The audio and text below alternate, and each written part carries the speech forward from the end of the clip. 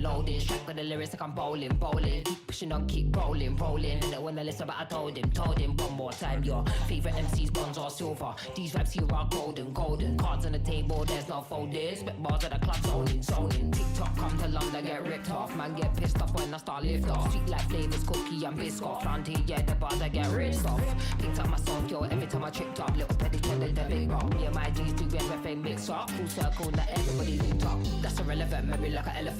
Keep it hard, but you know that it's elegant. Get mad, but always benevolent. Always moving up, just leveling. Constantly telling them rhyming, riddling. Cycle through these streets, I'm pedaling. Hibernating them bombs, she's back again. Oh, cause a little fire on the track again. Turn the music up, vibe like an icon. Yeah, if you want buff, we can go psycho. Head to head, bar to bar, turn a mic on. Turn the music up, vibe like an icon.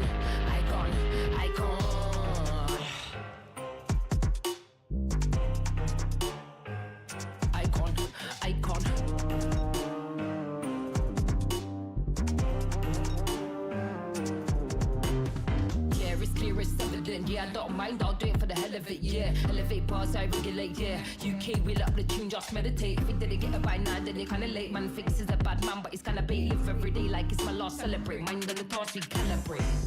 Loaded, strapped with the lyrics like I'm bowling. Keep pushing on, keep rolling. Didn't wanna listen, but I told him. One more time, your favorite MCs, bronze or silver. Too bad, these vibes here are golden. Cards on the table, there's no folding. Spit bars at the club, zoning. That's irrelevant, memory like an elephant. Keep it hard, but you know that it's elegant. Get mad, but always benevolent. Always moving up, just leveling. Constantly telling them rhyming, riddling. Cycle through these streets, I'm pedaling. Hibernating them bombs, she's back again. Oh, cause the little fire on the track again. Turn the music on, vibe like an icon. Yeah, if you want buff, we can go psycho. Head to head, bar to bar, turn the mic on. Turn the music up, vibe like an icon. Who's the icon? Who's the icon? Icon.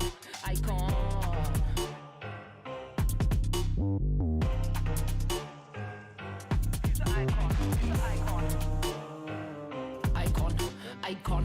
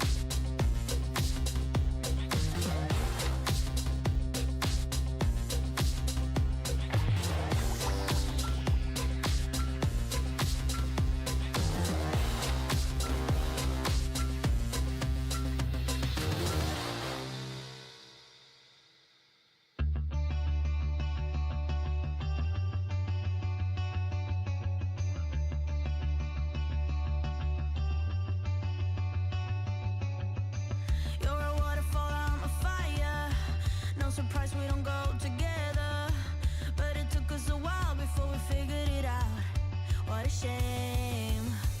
I'm not asking you for closure, I just want it to be over. We don't need to break up if we were never aligned. Is that okay? I shouldn't be yours if it means changing who I am to get us through. You shouldn't be mine because you're you. I've had enough, enough, yeah, I've had enough. Say you've had enough. We wanna love, love, but close is not enough. Say you've had enough. Yeah, I gave it time and you really tried, but you're sick and tired, baby, so am I. I've had enough, enough, yeah, I've had enough. Say you've had enough. When I met you in the summer, then you weren't such a bummer, and I wasn't as critical as I am now. Oh, I wish we could hit rewind and be younger, when we thought this love would last longer. Only a time machine could save us now. I've had enough, enough, yeah, I've had enough. Say you've had enough. We wanna love, love, but close is not enough. Say you've had enough. Yeah, I gave it time and you really tried, but you're sick and tired, baby, so am I. I've had enough, enough, yeah, I've had enough. Say you've had enough. I've had enough, enough. Say you've had enough. Yeah, yeah. I've had enough, enough. Say you've had enough. Yeah, yeah, yeah.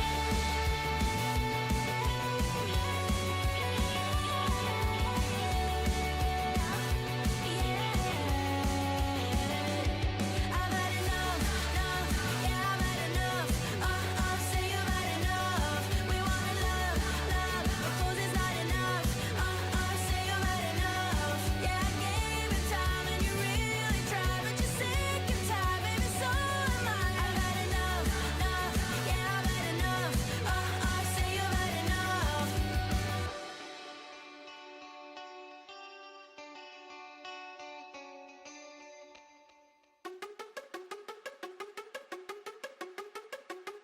Make a life for myself.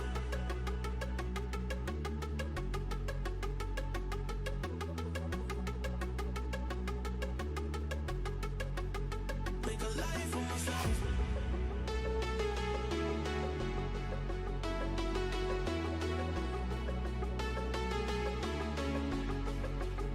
Make a life for myself.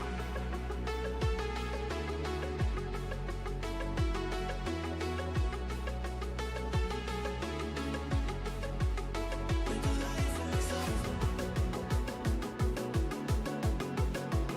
Make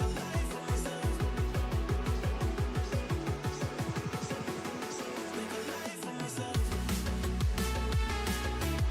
Make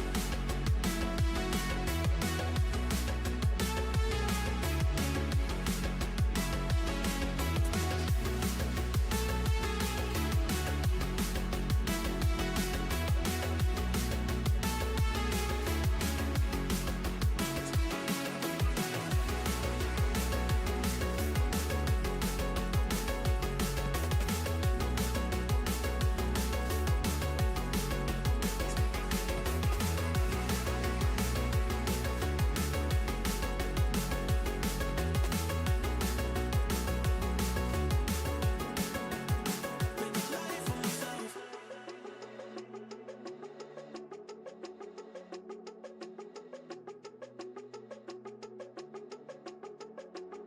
Make a life for myself.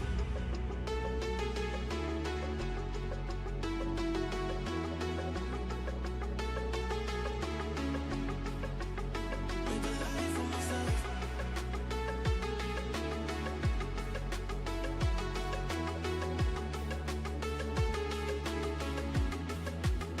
Make a life for myself. Make a life for myself. Make a life for myself.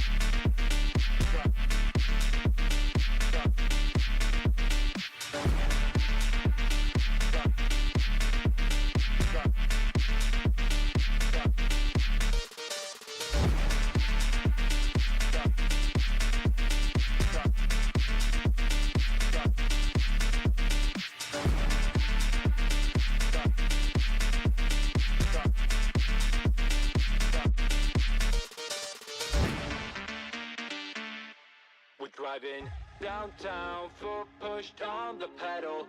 Move to songs we play together. Feel like we're on holiday. I got a feeling it's a good day. We're driving downtown, foot pushed on the pedal. Move to songs we play together. Feel like we're on holiday. I got a feeling it's a good day. Downtown, foot pushed on the pedal. Move to songs we play together.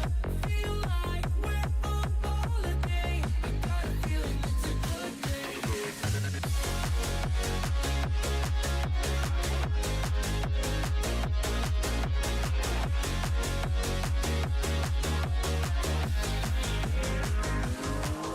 Let's go back to the days, down memory lane. Back to the times when our life was a breeze. Feel the freedom again, my mind was at ease. The sky was so blue when we rolled down the street. So, hey, I just wanna touch your vibe. I just wanna touch your vibe. Hey, I just want a good time, good time. Driving downtown, foot pushed on the pedal. Move to songs we play together. Feel like we're on holiday. I got a feeling it's a good day. We're driving downtown, foot pushed on the pedal. Move to songs we play together. Feel like we're on holiday. I got a feeling it's a good day.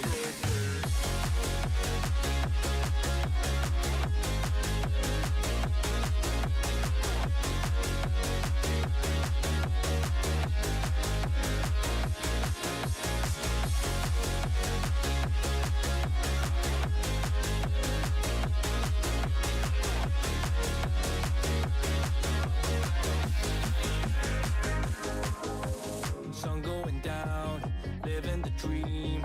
Everything's clear, but the lines are the freeway. Let's do it again, like back in the day. Nothing can stop us from living the feeling.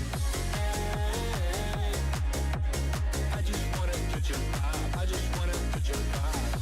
Hey, I just want a good time, good time. Driving downtown, foot pushed on the pedal. Move to songs we play together. Feel like we're on holiday. I got a feeling it's a good day. Downtown, foot pushed on the pedal. Move to songs we play together. Feel like we're on holiday. I got a feeling it's a good day, good day.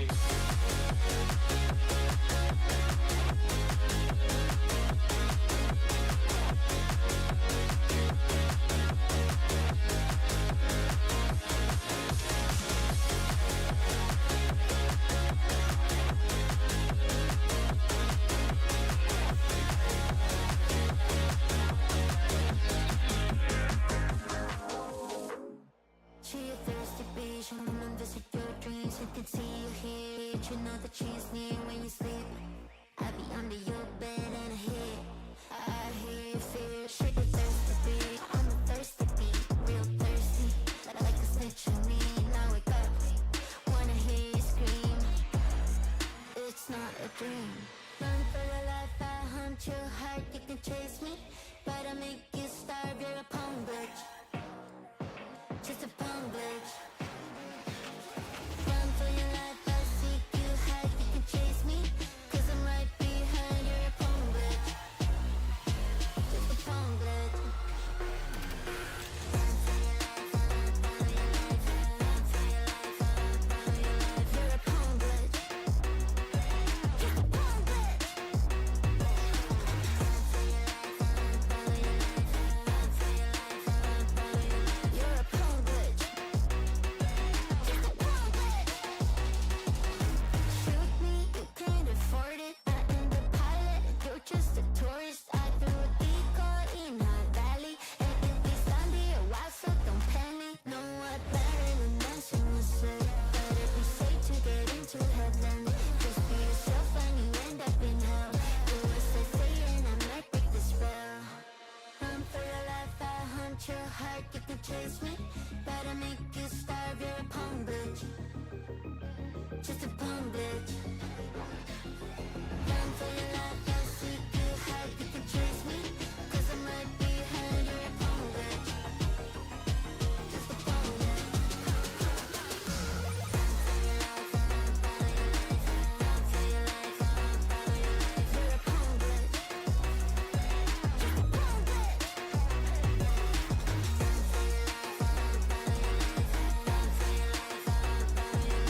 punk bitch. Just a punk bitch.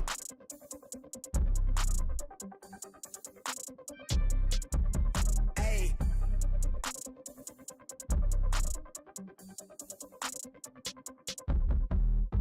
They been on it, drum on the rail. I wrap it, I bag it, I pack it for sale. Got feeling on speed out, hit me to chill. I give it a thrill, I put it on film.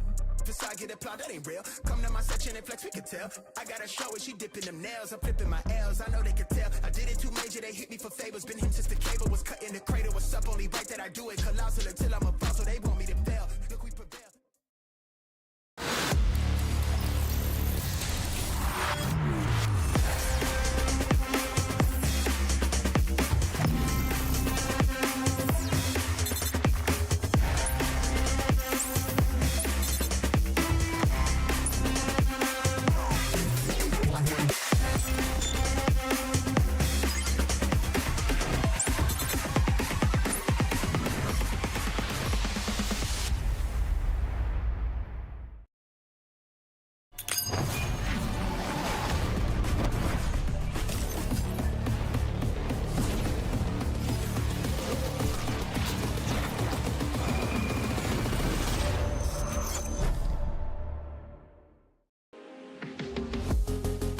Welcome back to Challengers Northeast. It's playoffs day 4, and today we get to start to send the first of those 4 teams to the next Challengers EMEA tournament. I'm Hazard JC, joined by Cairo once again. Mate, it's great to be back, and look, today we're in the upper bracket, so hopefully we can finish it on a positive note. Yeah, let's hope so. Yesterday, some of the teams left a lot to be desired in terms of the overall quality. But listen, there's still plenty of more teams to be seen. And you know what? This top 4, I'm hoping. Well, it's not definite top 4, but at the top 4 at the moment, I'm hoping it will surprise us with some good Valorant. Yeah, top 6, 2 of those teams won't be able to make the cut, and we'll see which ones head down to the lower bracket by the end of today. But for now, we're just going to focus on these upper matches and the teams which can qualify, of which there are some new faces and some teams which have gone over a bit of a facelift, I think it's fair to say. Improvements made since we saw them last stage. Yeah, I mean, that's the thing though. I spoke about it yesterday and I'll just touch on it here. Bitfix Gaming being here is a really nice surprise for me. They had a hard matchup against ESC. You've got to think they got dropped out yesterday, the likes of Link & Co. But yeah, Bitfix, it's nice to see them get the flowers after what was an impressive run and split one as well.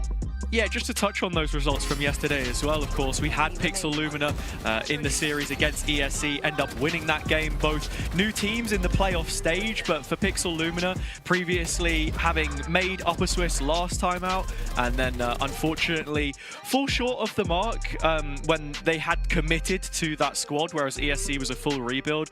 Nice to see them take further steps forward, and to then go back to the games that we have today in that upper bracket. I think one of those other new faces you could maybe say would be Sweet and Sour, just based on the fact that it's a complete rebuild of what we saw from them in 2024, those finals that they had against Apex, and a big opportunity for them here to push into that top 4, where in stage 1 they didn't make it to the EMEA event. Yeah, and I think as well, like Sweet and Sour now have kind of become a household name in terms of reaching these later stages of playoffs, right? Enterprise as well, they from East, they were another organisation that were able to do it. So this is quite a nice North versus East head-to-head, and obviously match number 2, Go Next versus Bitfix. I mean, Bitfix, new to this scene, is it a step too far? Go Next were here last season, made it all the way to the grand finals. Yeah, they did, and that's where you'd want to then take that next step, I think, and establish yourself as the authority within the region. Whereas right now, especially with Liquid Academy, not able to firstly make it to Ascension because they won't be there at the end of the gauntlet, and secondly, for this stage more specifically, they didn't qualify to playoffs, so there is a little bit of a void there, and that's what I was saying yesterday as well in terms of setting that bar of what those expectations are, team for team. I think that then works nicely into the conversation when you look at Enterprise as well, them being one of the EMEA teams that we do still have here. So that's it basically, right? Look, let's dive straight into these games and start off with Enterprise versus Sweet and Sour, because I think for a lot of people on paper, this is the big game today, the one to watch. Yeah, this definitely is. This is your Super Sunday matchup, right? And the thing for me as well, it's like both brackets or both games are North versus East, right? Enterprise, this team that went to Challengers and kind of look like the team that could go on and be the representative for Northeast in the future. But Sweet and Sour, you can't knock them in the quality that they have in their back pocket as well. Absolutely not, and you sort of said it's North versus East, it's more North versus CIS, it's Sweet and CIS at this point, or, you know, the less savoury version that probably rolls off the tongue a little bit better, but you get the idea, right? They have completely remodeled, in a sense. They are now built around, you know, players like Defo, Viti, who's now at the age that Defo would have been when he won his first Masters event. There's kind of like a bit of mentorship there, I think, in terms of like the generations of players that you have, because this is still a very young team. You look at even Viti coming in from the youngest team in Challengers to another young roster. You kind of have to, set those expectations for yourself, I think. And the fact that they have been able to keep majority core after initially dropping Ianto and then bringing him back, I think, does kind of work out well for them. And obviously the big talking point always has to be the fact that Tyce's returned. Yeah, I mean, that's the thing. I found it very interesting that Tyce did come back, right? We think back to that first iteration of Sweet and Sour that blew everybody away, and I feel as if he was a very loud personality within that team, kind of taking it himself, how would you put it, like putting himself in a position where he was the one like helping create the strats and kind of second calling or calling outright, and you know what, like I always wondered how this will work with Tyce and Defo together, you know, because that's two players that like are gonna have to require a lot of, I guess, utility. Yeah, absolutely, right. It's the system that they play, and we'll have to see how that works against a rejuvenated Enterprise, as you can see on your screens here.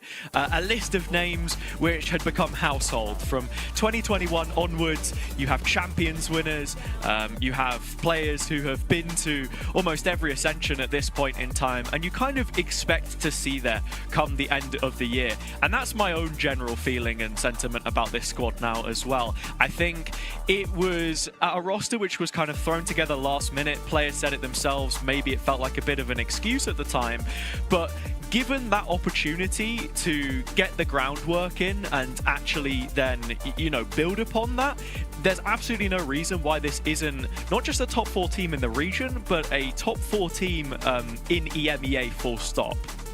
Yeah, I think as well, like a lot of people will probably overlook these guys as the team to be like pushing the latter stages of Ascension, right? But this team definitely looks like it has a lot of promise. Maybe, sure, they didn't it didn't do amazingly in EMEA Challengers Split 1, but Split 2, Split 3, as we move through the year, I think this roster will get stronger and stronger. Yeah, as I said, I feel like Stage 2, especially EMEA Stage 2, is like your barometer of where exactly you stand, because at that point, it like falls dead in the middle of the calendar in terms of your domestic and your inter-regional play. So we kind of want to wait until it gets to that point to really make a fair assessment of these guys. But I think it is, like fair to say that at this point, you do see the improvement. There are still things to focus on. I think sort of the attack sides, the calling. We'll get into those details as the game unfolds. But for now, I want to talk about 2 individuals on either side of the server, Cairo, and I think I want to hear what you have to say about both of these guys as well. And then we're talking duelists. We're keeping it simple. Yeah, Yash and Defo. I mean, I think like for me, it's like the old guard versus the new, I guess, at the end of the day. And Yash has always been this player that has found himself on really good rosters, right? You think towards last year when he spent his time against Defo in France as well. Yeah, there was that head-to-head, right, between Valiant and Job Life. They met each other in a second split final. Yash getting the better of Defo there, but it was sort of this big duel between the two. Defo, someone who plays away from the pack. You know, he's diving in, he's creating a lot of space. Whereas Yash, you're going to see him playing with the op a lot of the time. You know, he's playing with the rest of his team. Stylistically, they are very different, and they sort of represent two eras of Valorant as well. Defo being the initial era, sort of from like 2021, 2022 is when he really peaked, whereas Yash is only now starting to come into his own as a player to really be reckoned with, and one which maybe VCT teams would be looking at. The funny part though, they're both 23, they're both the same age, except they've had these completely different career trajectories. Now they meet in the same league, and we get that head-to-head once again. Yeah, exactly. I mean, we've already had that head-to-head in the Upper Swiss as well. You've got to remember they played each other in that 2-0 game to qualify straight into playoffs, and it was Enterprise who came out on top in a 2-0 game. Sure, the maps were close, but it shows you that Enterprise know exactly what they're dealing with here.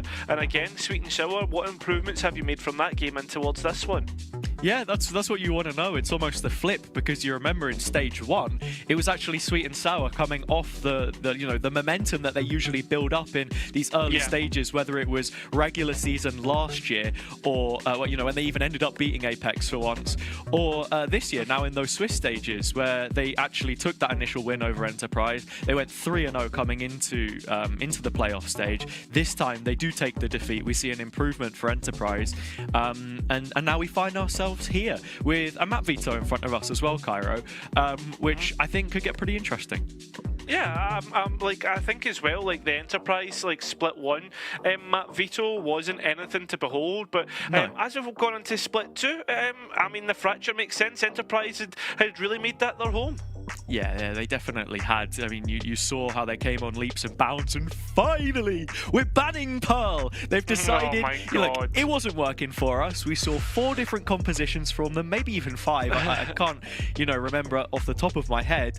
But that they've let that one go, right? And we head to Lotus first up. Now, I think this is going to be really interesting, because for Enterprise, this is like the 1 week map that they have in the pool at the moment. Whereas for Sweet and Sour, this is, true comfort.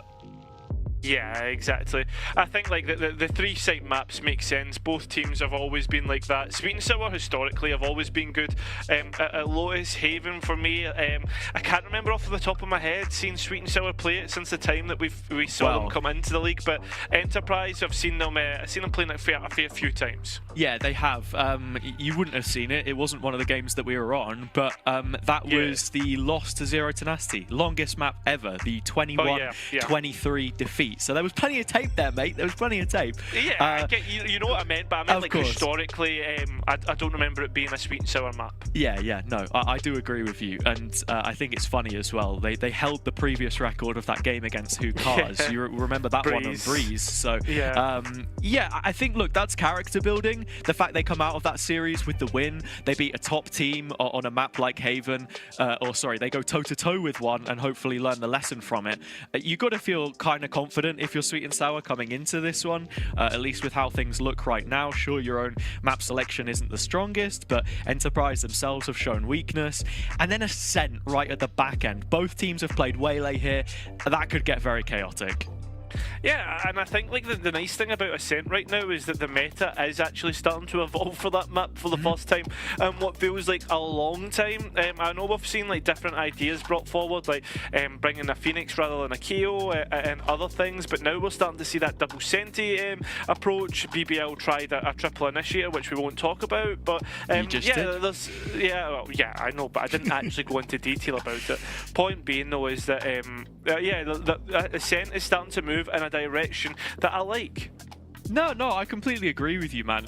People are gonna call me terrible names, terrible things for saying that I wanted Ascent in the pool, but honestly, I feel like sometimes you do just need that foundation, and Ascent, as default of a map as it is, can be, as tried and true as it is, a good test for a team of how they are fundamentally, and I think both teams, are going to get put through the ringer when we get there, in terms of what they want to bring to the table, right? And then, like, that stylistic clash with the Waylays, it could get very messy. I mean, I think this whole veto is going to be fundamentally intense, to be honest. Yeah. We thought you've got 2 3-site maps and Ascent in there. That's even if we get to Ascent, because Lotus, like, something that Sweet and Sour have always been very good at is measuring the regression, right? But not necessarily being able to fake out across the map.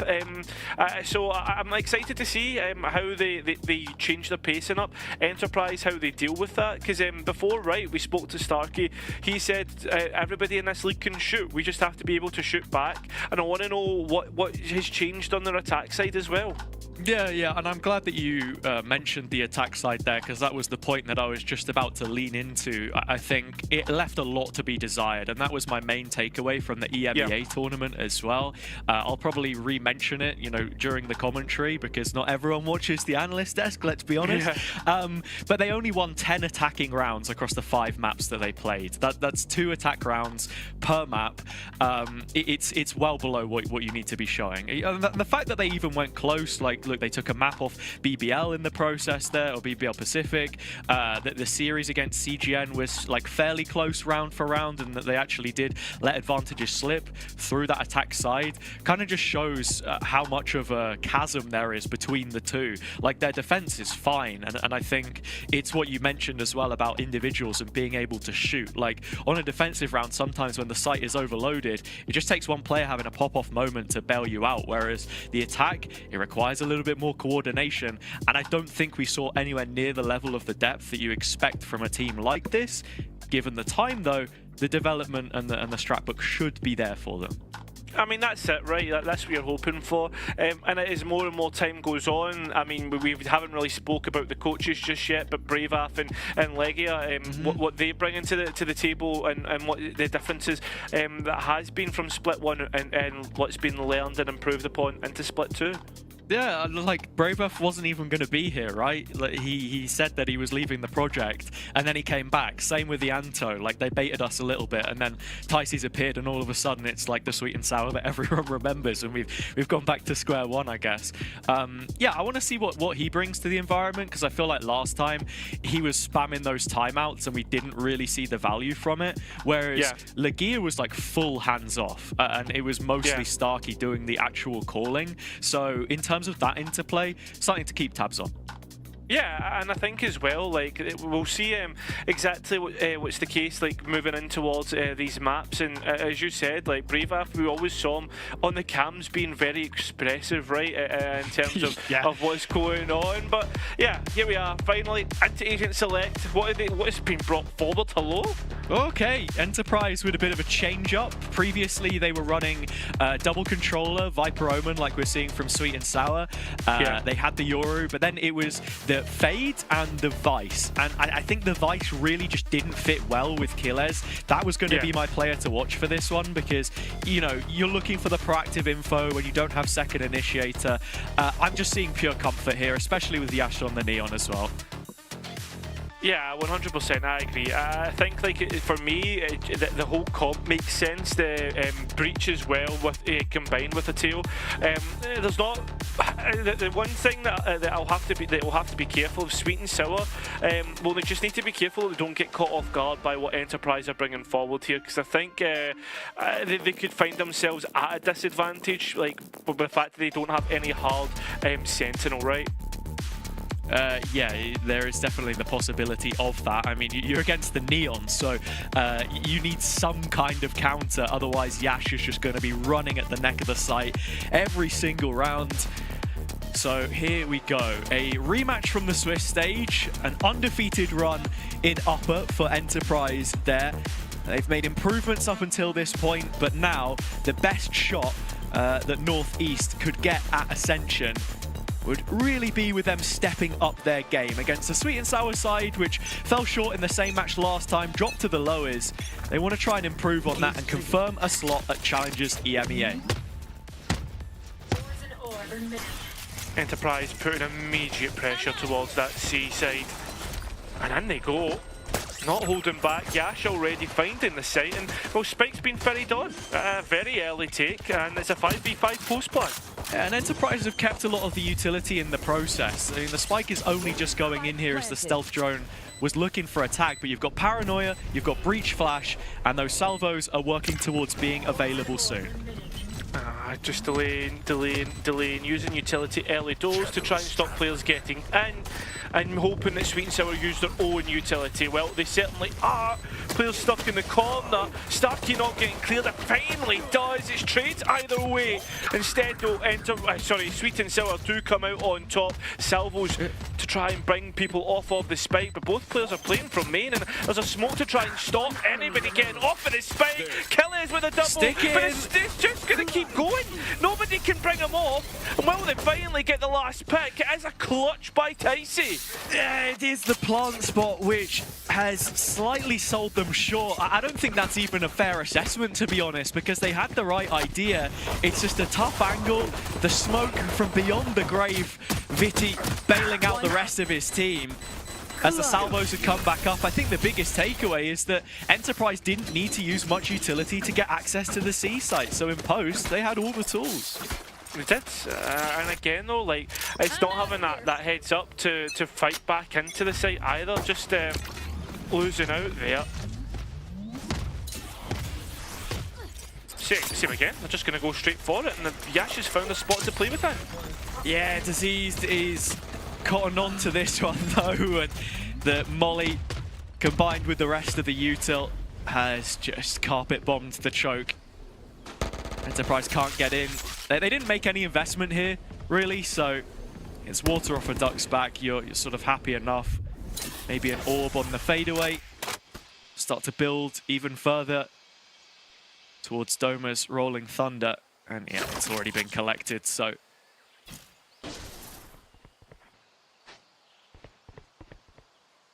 Looking to hang on, maybe waiting for the stun to come up, maybe grab a cheeky, easy pick here. Yeah, you got the salvos as well. That's what you're hoping for, although... nothing going to come through whatsoever. So much delay again that Sweet and Sour just have through this Viper Orb, and the fact that we're seeing Enterprise really struggle with that is interesting. I mean, the Neon isn't, but the rest of the team are. Yeah, and I think that's always sort of going to be the case. You have two initiators here that are going to be great for setting up Yash, but in this round in particular, the utility timing is not quite there, and I think you saw signs of that in the pistol as well, where Enterprise were quite preemptive with their reaction to the retake from Sweet and Sour. The conversation now into the bonus round is, can they continue to channel momentum against what has been a historically poor attack side? And maybe one of the changes for this comp. Oh no, it seems as Sweet and Sour just sending it out. Defo with a lovely shot, re-engaging through the Paranoia, but realistically, it's not really moved Sweet and Sour at all. They still hold on to this utility sent in, bodies collected, heads on a plate. So brilliant use of the stealth drone there as well. The suppression onto Viti means he can't TP out, committed to the position, and things are a little staggered from Sweet and Sour. Trying to fight towards the left-hand side of the map through B and C with some aggression on the bonus, but Enterprise begin their default there and end up finishing on the same site. So just as he's left, Bulldog in hand, you're trying to do as much damage as you possibly can on the way out, because this weapon isn't worth saving into the first gun round.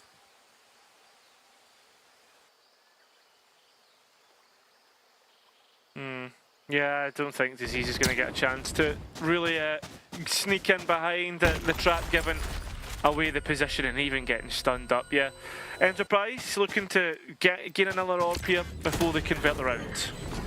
And they will do exactly that. It's Starkey on elimination and Enterprise with their first. Yeah, big stuff, all in. I think as well, like that seaside continuing to be an issue, and Enterprise just like again stacking up and ready to use this time round though. Sweet and Sour look to probably get something of a trap play ready for the C mount. And I think you have to be ready to fight this space if you're Sweet and Sour, because as I said, reason for the comp change, want more attacking rounds. Yash on this Neon, you can go for really pacey C-site takes, especially with that refreshable utility.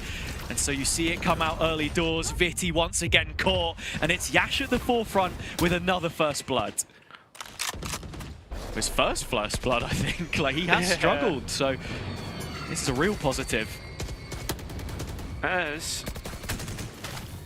And then the pause straight after. Enterprise looking to create a question mark, although a couple of shots, maybe just waiting for the smoke to go. It's the Rolling Thunder which goes in, and Yash barreling after it. Ticey taken down spawn side, and Yash looking to fill this vacuum.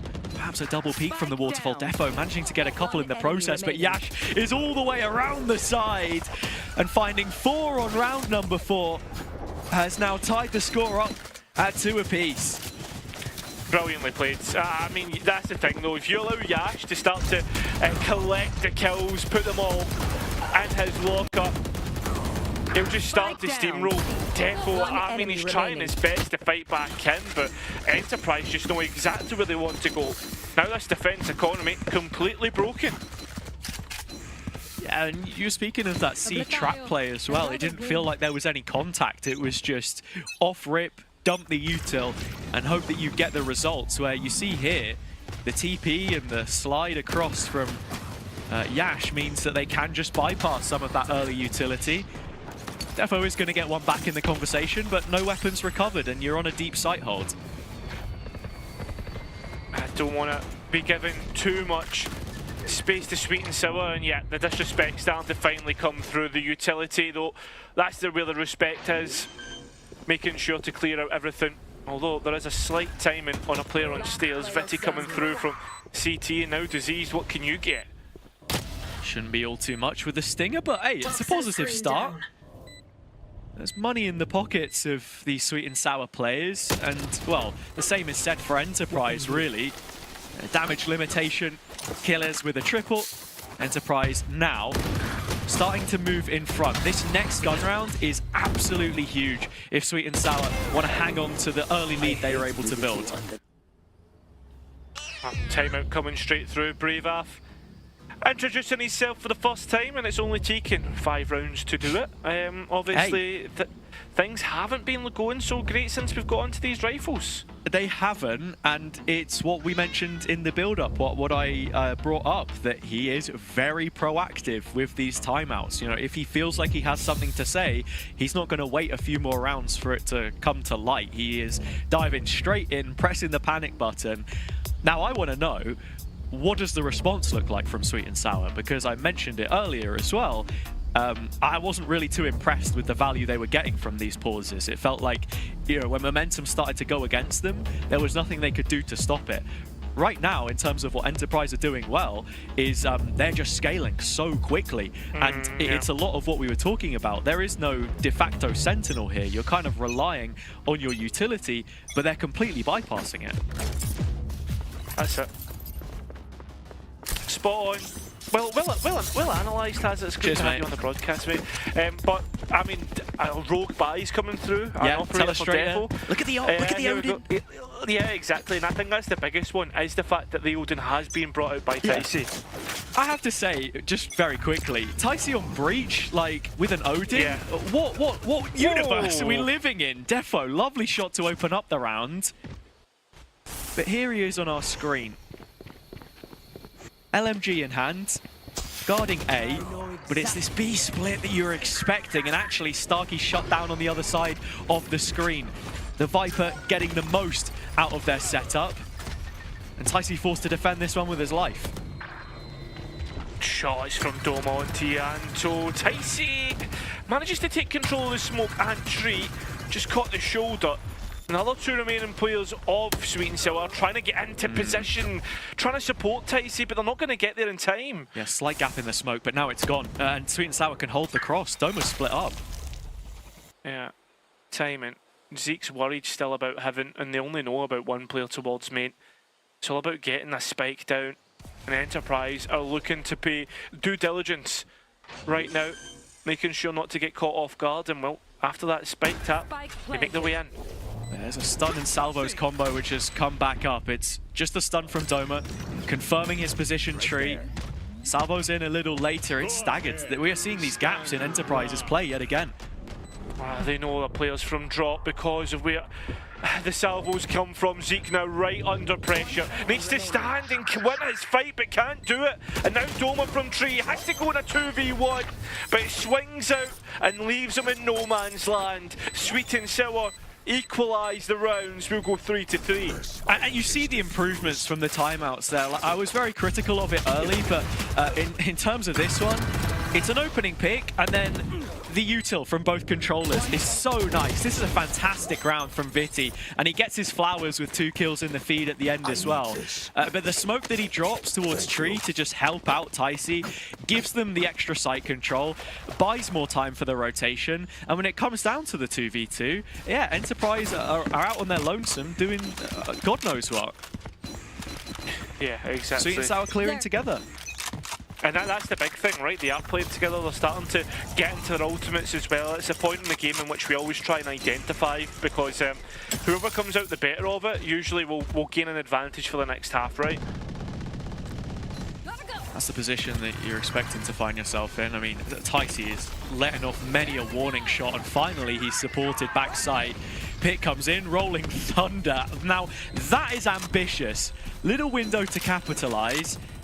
The one positive would be that in the meantime, Defo has nestled himself B main and does currently hold the cross from Killez.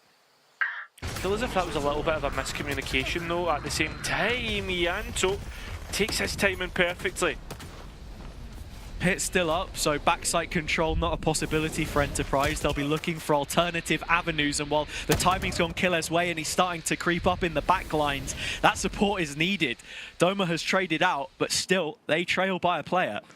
Yeah, a question mark space through stairs. You're starting to make Sweet and Sour sweat a little bit, force players into your line of sight, and now the last remaining player of Defo on the B side is under siege. He needs to be careful because you don't know where that Omen's TP'd from. Sweet and Sour are starting to get close, and well, of course, dimensional drift for Defo to get out is going to be big. Spike being attempted to be planted. Defo doesn't have the TP here either, so he fully commits to the link position, and Viti will pick up another double kill into the late stages of the round. Starkey the clutch king for Enterprise at times, but his work is cut out for him here. A smoke onto the spike yet again means that this one will be given up in its entirety. So Sweet and Sour restore the lead. Yeah, they do. And that was such a weird round. You could see the hesitation coming through from Enterprise, and both teams had good ideas. The only thing, the biggest criticism that I would have there is Ticey maybe a little bit too eager on ripping that rolling thunder, but at the same time, it bought the stall, and Sweet and Sour did win the round. There's more Viti in the late round. It was diseased a lot of the time as well in the first stage that we were seeing in those positions, and he was the one being called on for a clutch when, you know, anyone that watched 2024 North knew that Viti is literally one of the best clutch players in the league. So I think the fact that stylistically some of these defensive rounds at least have changed, definitely a positive in my eyes. Into the next gun round, big swing round, another A execute. The doors open up behind Zeke. Yeah, it's tough. I mean, the entry pick, Spike being found as well, so Sweet and Sour can start to move Defo across. The timing in towards stairs, Yash can't quite get what he's looking for.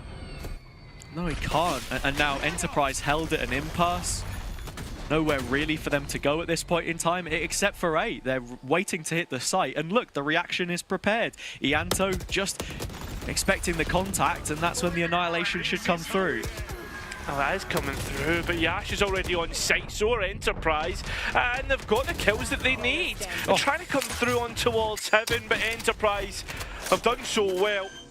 Now Defo has to clutch in a 3 versus 1. Spike planted. Op in hand.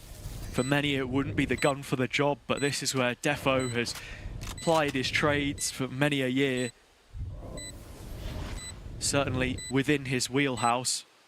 The trap has made things a lot more difficult. That's where the fake out will just let him step through.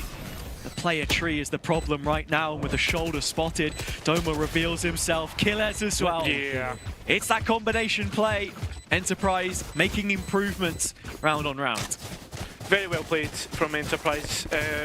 And I think as well, like Sweet and Sour had a really nice response, right? Like there's no doubt about it. I liked what they had planned. They just didn't account for the fact that this is funny. They didn't account for the fact that like Enterprise could have just run to the back of site, right?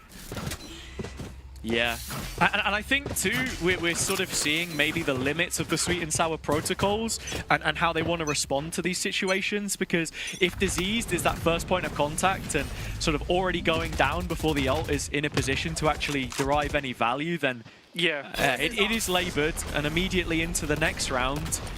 Sweet and Sour finally hitting the limits of their finance, and it's back to this C-site execute that Enterprise will go. Still a player towards site, right next to Yash is Veto. He's going to go on utility to try and delay the spike plant, and Sweet and Sour are trying to somewhat engage.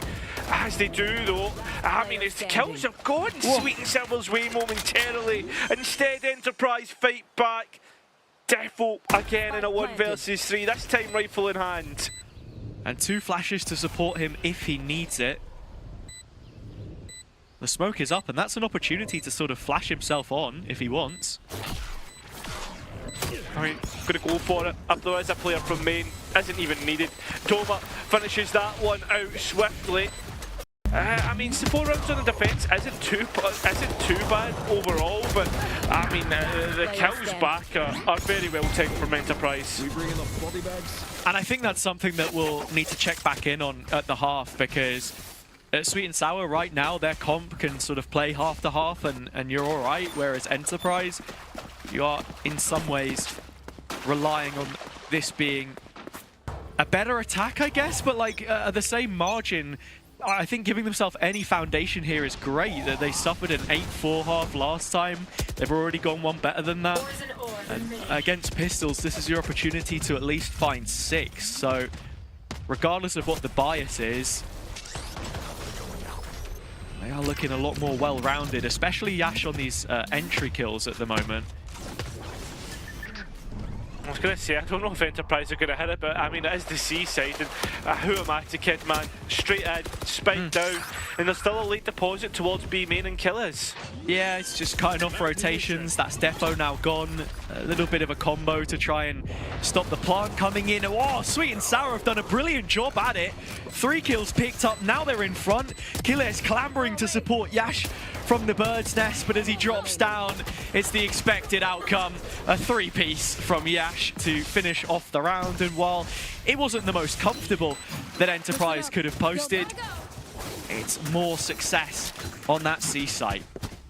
Yeah, I think that's it, right? There is just there just seems to be constant success for Enterprise on the C site, and Sweet and Sour haven't really given us much of a solution to it. Sure, they're trying to play retake, etc., but I mean, if it ain't broke, don't fix it. And Enterprise are now starting to really create conditioning towards this side of the map as well. And that's the threat, the fact that they could at any point just hit this site very quickly because of the agents that they have. It's whoa, oh my god, dude! It takes 2 to tango, but I mean, there's quite a few missed shots from side to side there. On A, Killers is down though, and yeah, this is where Sweet and Sour can afford a bigger rotation, and one which they will most likely need.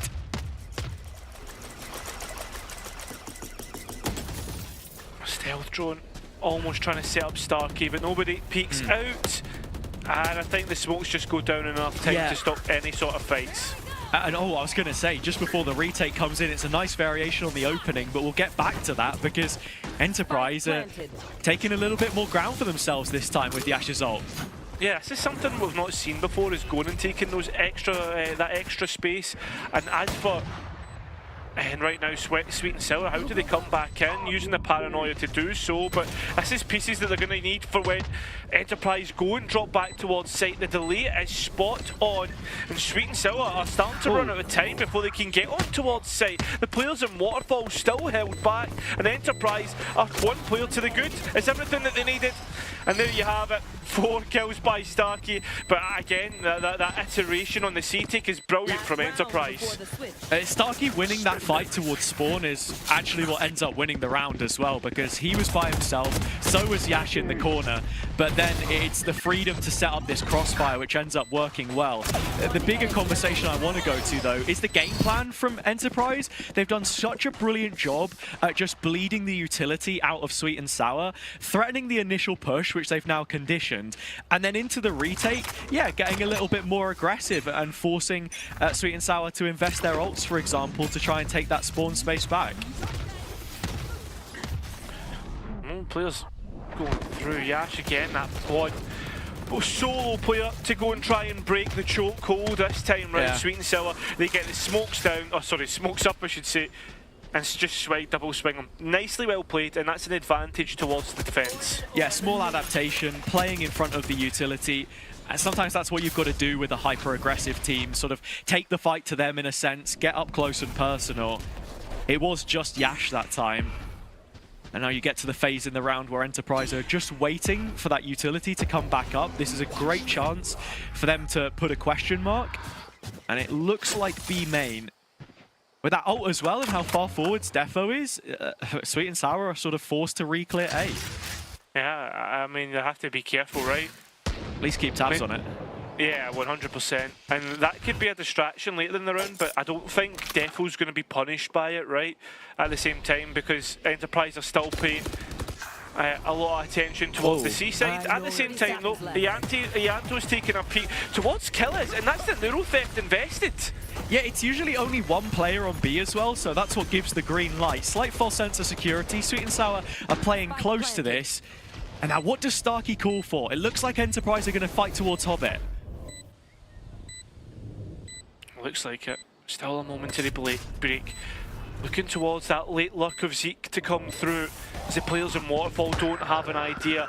Starting with the flashes, they come straight through. Is Zeke going to come in on time? That's the question. Killers is low, but that doesn't matter. He can hit the heads when he's needed. And now Zeke's salvos come in to buy time. Doma's rifle buying an advantage, and now Vitty has to try and win out a clutch, which he just can't quite do. Lotus was Sweet and Sour's pick, but this has been Enterprise's half. Switching sides. And Enterprise getting an 8-4 half in their favour this time. The same scoreline to which they fell against Bonk. A much improved attack half, a much needed one. We'll see if they can confirm that as we move into the second half. One enemy remaining.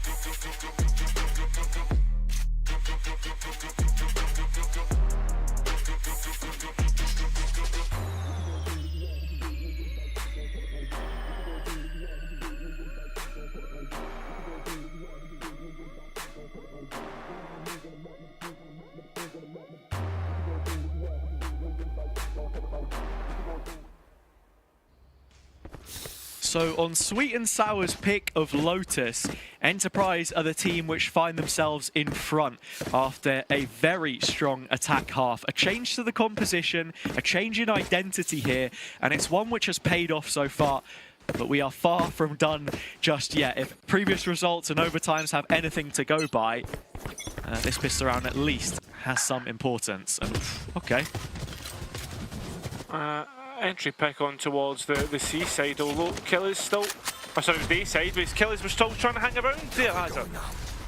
Yeah, it was. It is the C site now that Sweet and Sour will look to head towards. A lot of utility damage, but Viti hasn't seen the third player, but he's found two beforehand. Very quick trades, and Sweet and Sour, in the blink of an eye, will pick up the second pistol round of this game.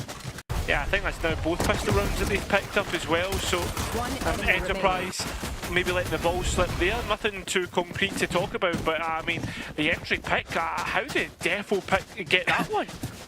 Yeah, I mean, he literally just sidestepped the salvos, one click of the mouse, and TP's out. And I think that's kind of, again, the punish which both teams are able to do, that they can sort of, with their movement utility, get past this initial dump. He's going to try it again here. Not sure about that one as much. Yeah, that's the thing, right? You've taken 50 damage.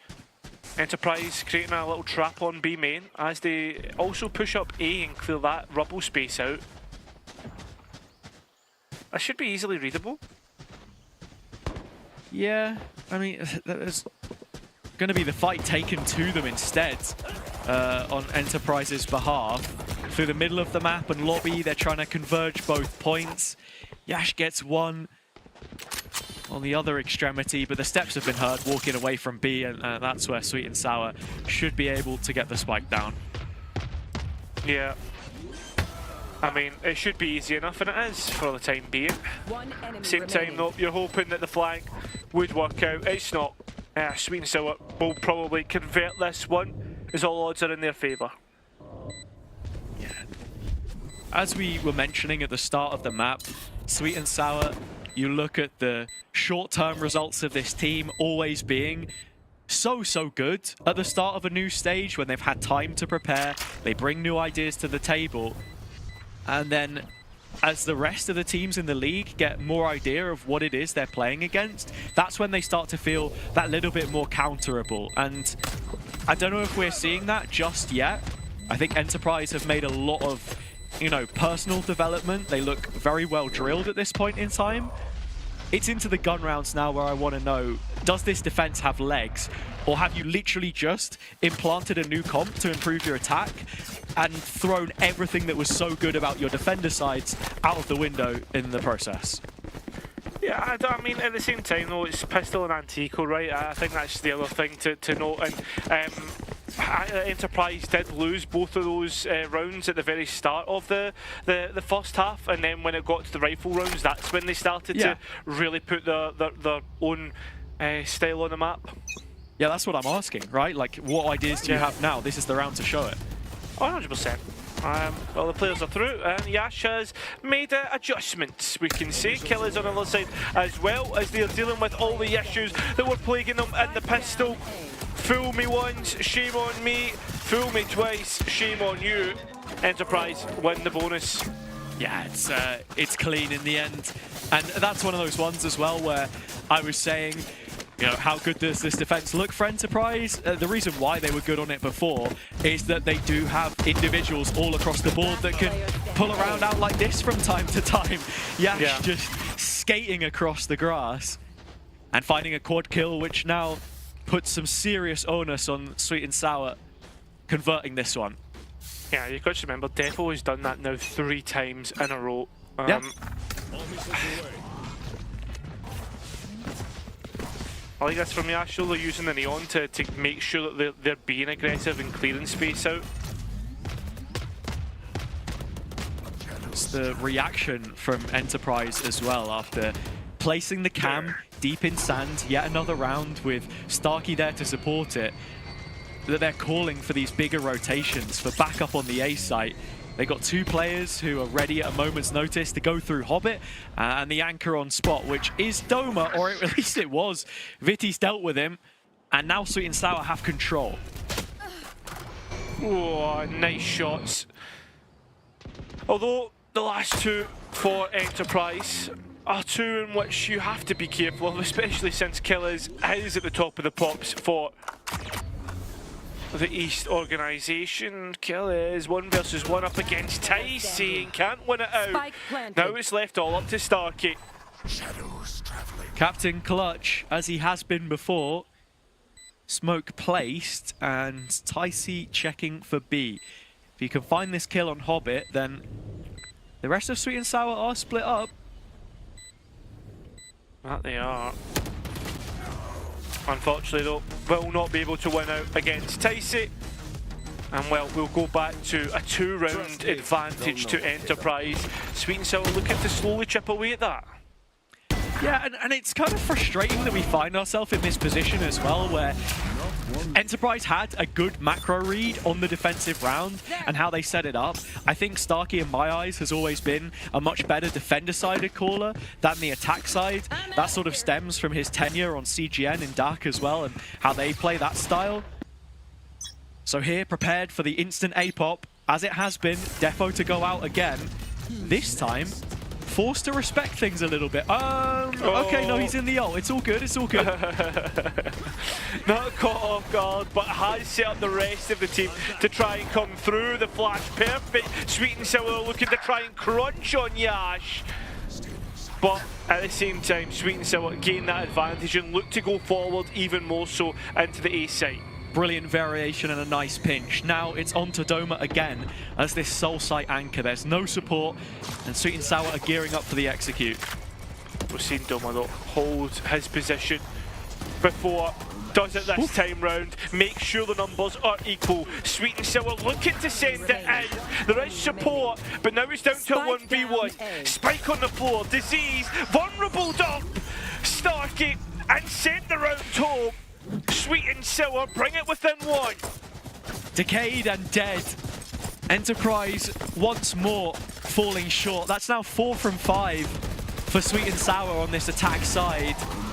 It's just a slight little adaptation on the play from Defo, using the Yoru ult to get in behind, and then while Enterprise, you know, felt prepared, at least from the barrier drop in terms of what the call was.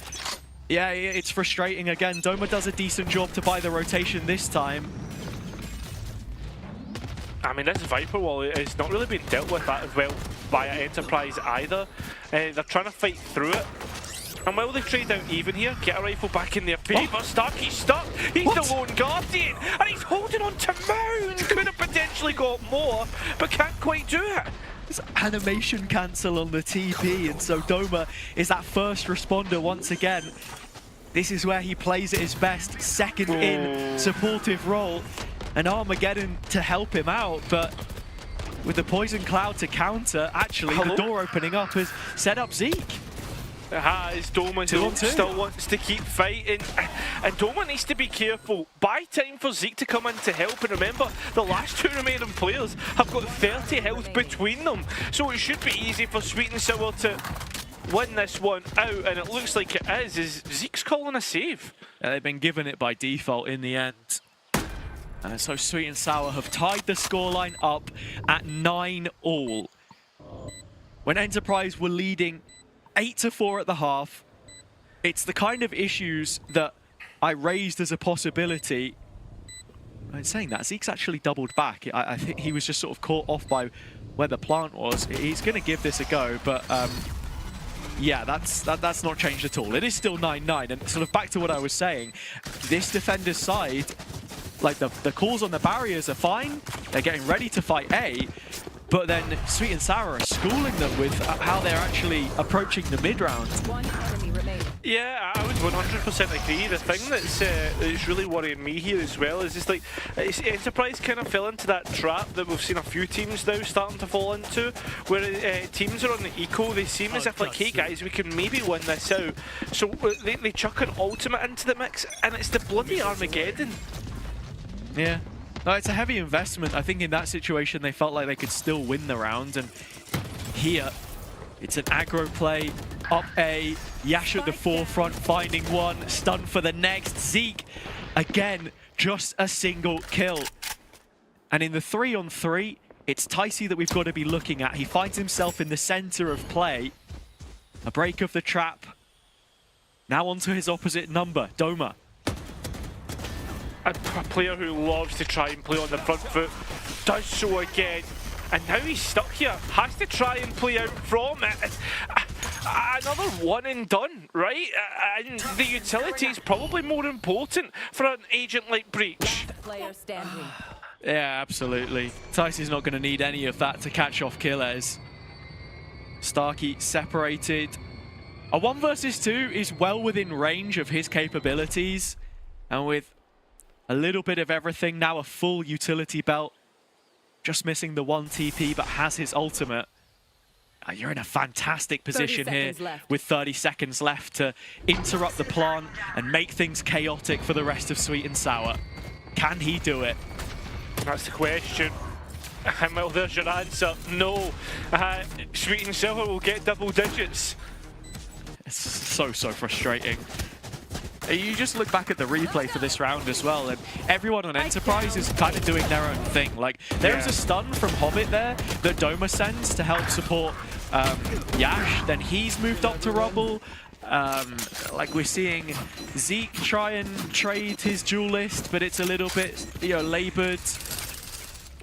I mean, look at that though, Hazza. Look at the round count right now. That's 6 rounds. And it's exactly what I was theorizing. So much focus put into the preparation of how they want to improve this attack. It does. But then the floor falls out beneath you, and all of a sudden, this defense is more than concerning. It is a half buy at best here. But what? And so Sweet and Sour are just going to find comfortability in the kills. I understand it's an eco round, right? And you've got to try your luck sometimes, but I feel as if, like, Doma at this point is just consistently trying his luck, and it almost feels as if, like, he's tilted a little bit in that sense that he's always taking fights that aren't favourable to him. Sweet and Sour, on the other hand, have worked brilliantly into another vacant site with Yanto back in a leading role. That mid-rounding has seen improvements, certainly. Defo picking up another of those kills, as this is a spawn-sided post plant. Spike open enough. No time left to get the defusal in, and so Sweet and Sour will simply clean house and get away with all of the kills and all of the ults now. Every single tool left to work with in the biggest gun round of this map. I think that's the big thing, right, as it is the ultimates have started to come online for Sweet and Sour. On top of that though, right, I feel as if, like, we're starting to get to that territory right now where Enterprise are just being a little bit silly with the fights that they're taking, and like that's me trying to, like, put it in a nice way, because I feel as if, like, I don't know, man, like, well, how can you defend some of the fights that we've seen in the past couple rounds? Yeah, I mean, they have gone from playing Omen, Viper, Vice to playing just Omen, just Cypher, sorry. And yeah, like, quite an aggressive Yash that we're seeing on a lot of these rounds as well on the Neon. So yeah, stylistically it is very different, and even then we didn't get to see too much of it. It was just 6 rounds that they played against Bonk on this half, but it's got well out of control. I'm happy at least that we see the op coming out for Yash. But I just kind of want to take a step back while we have a moment here as well, Cairo, and reintroduce that conversation of the calling for Sweet and Sour, because at times in the past it did feel like Tyce was at odds with the rest of the team on Duelist and how he wanted to sort of create plans and get aggressive. But the Breach here, it's actually fit quite nicely into what it is that they're doing. You know, paired up with the Anto, the two of them kind of doing their own thing. And I think as well, like, we think back to last year in the battle between Tyson and Ianto, and both their teams, Requiem and Sweet and Sour, for that second place spot, right? And I kind of like the idea that we're marrying these two together and seeing what product is created at the end. Like, Tyson was very good at setting Sweet and Sour up for the early round, right? At the mid rounding was maybe where they struggled, and I feel as if that's where Ianto thrives. I always think back to that Breeze game where he, like, put on a masterclass for Requiem to qualify into Polaris. Yeah, and I think as well it does feel a little bit more balanced with some of these other players on the team, and like what you would usually consider that CIS DNA in terms of how you play Valorant, which are more slower, you know, defaulty rounds.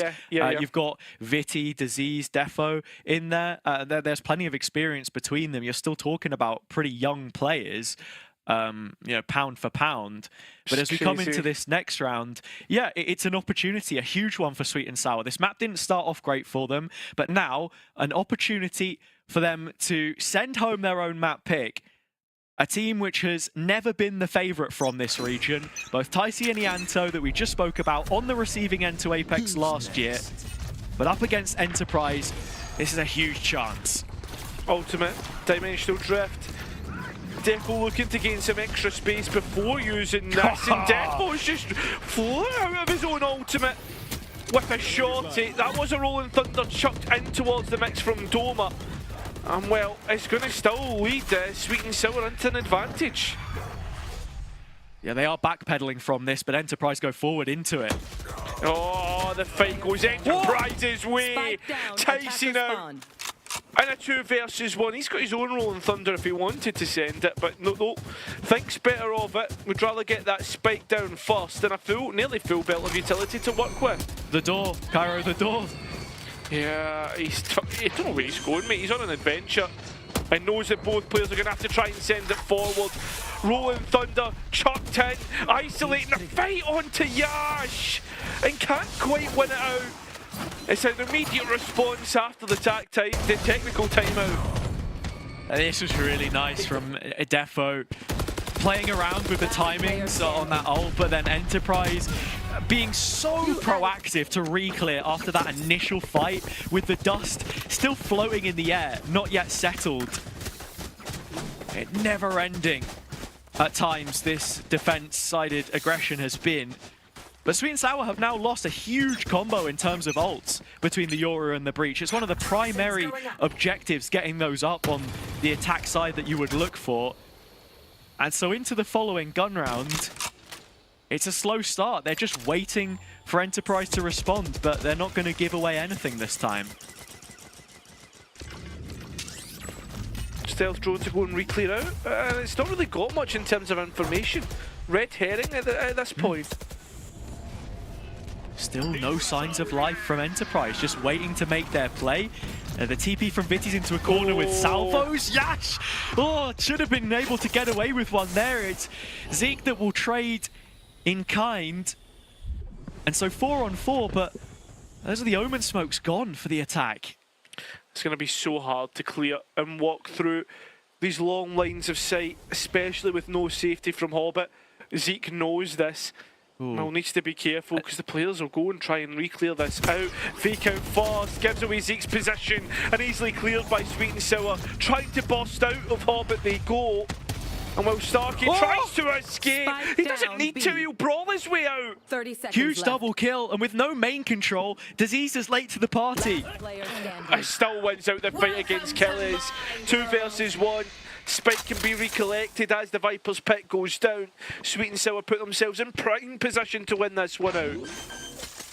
It's another 2 versus 1. We are yet to see a player win this, but Doma may have the best opportunity. That plant is late.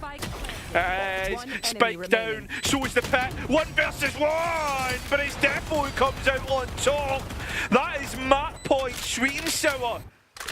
Yet to see a clutch at a big time from either team, and that statistic shall continue. It's Sweet and Sour that find themselves in front on their own map pick. This transfer from Starkey was ridiculous, and you have to say that the call to go B there is a little bit of a sort of crazy one, but I think it's kind of based on the expectation that Enterprise have been stacking A lot more heavily, and it's where the gap would have lied. Now back to C again. Oh, Starkey's got no way out. Instead, he actually sends it forward. Into the fire. An early pick to Vitty. With his ult as well, you're kind of happy to make him that defensive deposit because he can quickly rotate. Your anchor is on the other side of the map. The rotations are late. Doma's so committed to this corner, but still, he gets 2 kills. And that's the lifeline for Enterprise as Seek is still arriving. Yeah, but they keep getting given lifelines, has up, and every single time Sweet and Sour fight their way back into the round, and it almost feels like every single time it could be gifted by Enterprise. one player by one. In goes the stun. Yash following it up. The Bucky shot doesn't land. It's damage onto Viti, but the Stinger's got to do so much more. Over the top, Killers will go. The Omen's forced to stick it. Killers to clutch that 1 versus 2. We were waiting for so long to see a winning moment, but Sweet and Sour have been denied it right at the death. I feel as if though at the same time it is still scrappy, it's still muddy. Like it's not as if we're seeing clear-cut plans. Like both of the teams are just like scrapping it out, seeing who comes out on top. That goes there. Definitely. I mean, look at the round count. I think that says a lot. Sweet and Sour always a team that roll heavy with the momentum. Paranoia off rip. It is a play out from Sand and an overdrive in the backlines from Enterprise. How does Sweet and Sour react? They're already taking this space with their own ultimate. They are, and now, I mean, Sweet and Sour are forced into a position that they need to either fight into the Cypher setup or fight behind, and well, they've chosen the first of those. Spike goes down and dealt with all the Cypher utility. The post plant actually looks really healthy here for Sweet and Sour. They have good tree control. You've got Pit as well. Starkey gets in the back line, but this is all a concession which Sweet and Sour are happy to make. Yeah, there's still ultimates to buy time, and that's exactly what we're seeing from Sweet and Sour. No more ultimates in this round to really be used except from a neuro theft, and Killers is so far away. Yash takes control of the spike, and well, it looks like Enterprise are ready to take control of the round unless Sweet and Sour can fight their way back in. Salvos to buy time, Rolling Thunder to buy delay. Enterprise onto the spike, and I think they've got this one. We'll be going to overtime. Yeah, look, I said it at the half. The possibility of overtime was always looming, but I did not believe that we would find ourselves here after that flurry of attack-sided rounds that Sweet and Sour were able to collect. The reaction was expected. Enterprise tried to force the A play into the Cypher setup. The fact that the Yoru ult had already been used ahead of time by Defo did certainly alleviate the issues in that situation. It's just the game plan from Enterprise, sorry, and sort of the confidence to have them constricted, and actually even the discipline from Killers in spawn not to over-aggress there, as he's now on 21 kills. Another C play is coming up, and it is only Diseased here to stop it. I think he's going to respect this one. You can see already looking to head towards backside, but no sticks around. Ticey coming in to support. Killers has actually been left over on A as well, and actually he does manage to collect Defo. So with that in mind, into the C site they go. Yash! Swift double kill, stealing away what could be the round here for Enterprise as they move into post. It's a position of control. Viti not given the chance to shine in clutch situations last stage, but now put in that scenario, it is ultimately pitted against him, as Enterprise will get the first of the overtime rounds. I mean, both teams haven't really struggled with their attack, right? That's the one thing that we'll have to say. Bravaf now looking to introduce himself, talk about what maybe they can do differently on the attack, maybe noticing some weaknesses that Enterprise had. At the same time though, you've got to look at Enterprise and how they leveled up coming into the last like kind of couple rounds of the half, and how their defense got better. That's where they won all the rounds in the last 4. Yeah, that is definitely true. I think official experience is one thing as much as you scrim a map. Enterprise, once more to bring up the conversation of comps, it's not the be all and end all, but when you talk of reps, they do have reps with this comp. Like, you've seen them play the Neon and this sort of set of agents many times in the past. That was what was working for them in stage 1, so it feels like they've kind of gone back to it with a fresh perspective. And for Sweet and Sour, the latter end of the second half is where things slowly came apart for them. And in terms of what went wrong, I think it was just sort of waiting for Enterprise to do something and then responding, rather than taking the fight to them. Time to jump. I mean, Enterprise are going to take the fight to Sweet and Sour. It's a similar round to how we finished out the last one, right? And that first, the last regulation round, in the sense that Enterprise were hot on the heels of Sweet and Sour. Yeah, this has been a very aggro defender's side. And with the paranoia prepared here from Starkey, Defo just seeing what he's able to bait out. He does get what he was looking for. And so the Omen without the near sight. Dash holding on to precious space though. And as much as you want to say there are parallels to the last attack round that we saw, Killez is much more hands-off with his setup, and this rotation's going to take a bit longer to come in. A stall is good though.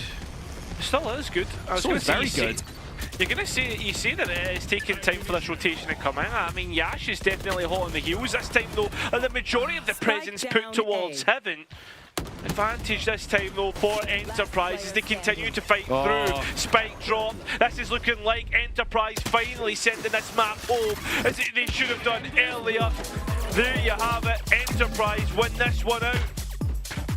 14-12 on Sweet and Sour's pick of Lotus. We see Enterprise take this map for the first time in their campaign of Stage 2. It's one which had been in the workshop for a little while. They go back to a system that was working well for them. You see the improvement on the attack, and while the defense did leave much to be desired, they were able to make those slight adjustments towards the end and really force the reactions that they wanted out of Sweet and Sour. I said it before, they're a momentum-based team. And when you find out how they play and when you can pull those strings, then I think they are a little bit more counterable. And you saw that in the last couple of rounds. As you mentioned, it was rinse and repeat. And finally, something that was worth playing.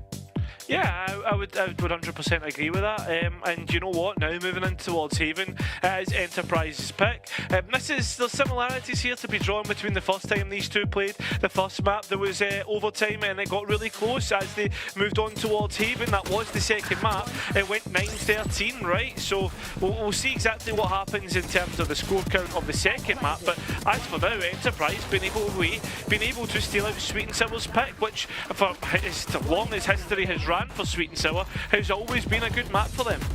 Yeah, it definitely feels like both teams right now are on an upward trajectory, finding themselves, Sweet and Sour at least, in the same game which they dropped into the lower bracket from last time and failed to qualify to challenge as EMEA.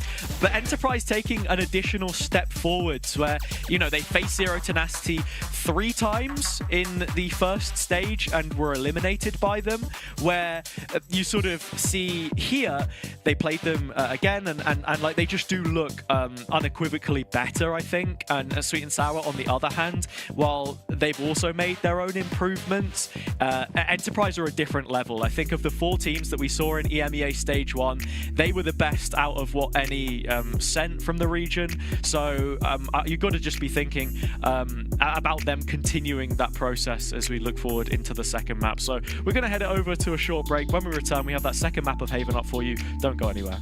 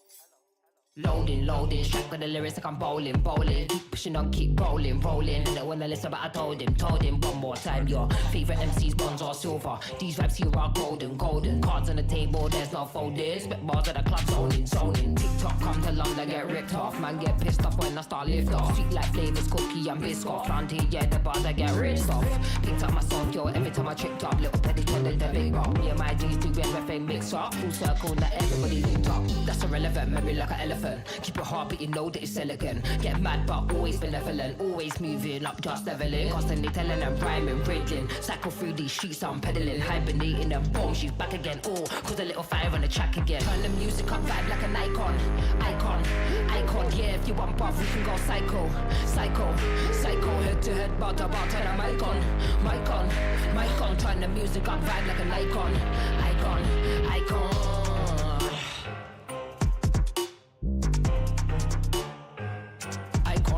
Icon.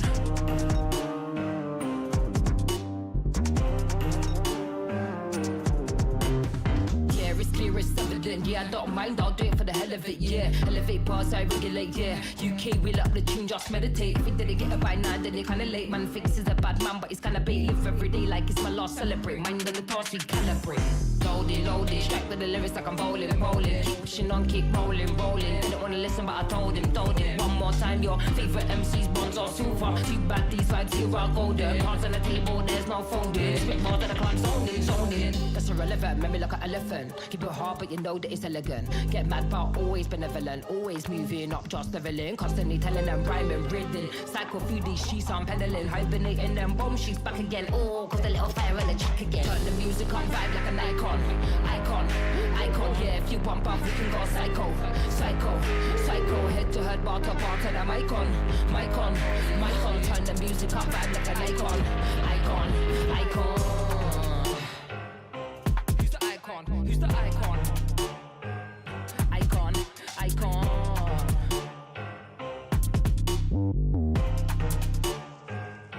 Who's the icon? Who's the icon? Icon, icon.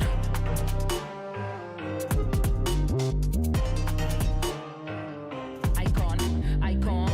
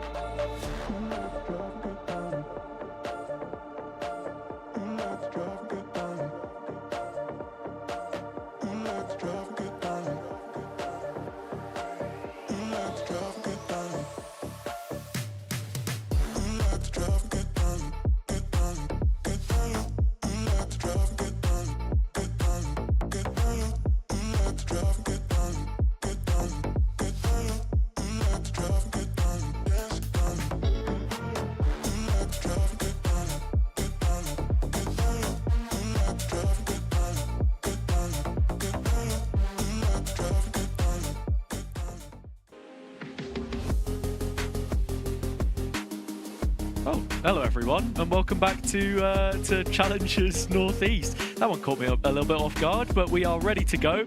We've got the second map in this series coming up. It is Haven, because Enterprise have managed to win Lotus for the first time in 4 months, which I think says a lot about the direction this team is heading in. And against Sweet and Sour, they find themselves on the receiving end once again when they get to this upper bracket match. Yeah, I think the only thing is though, like, while Enterprise did win out the match, the scoreline should have been a lot more convincing moving on towards that defence, right? And I think that's where I was probably a little bit disappointed with it. And I think like Sweet and Sour probably disappointed, right? Because they had a great attacking half.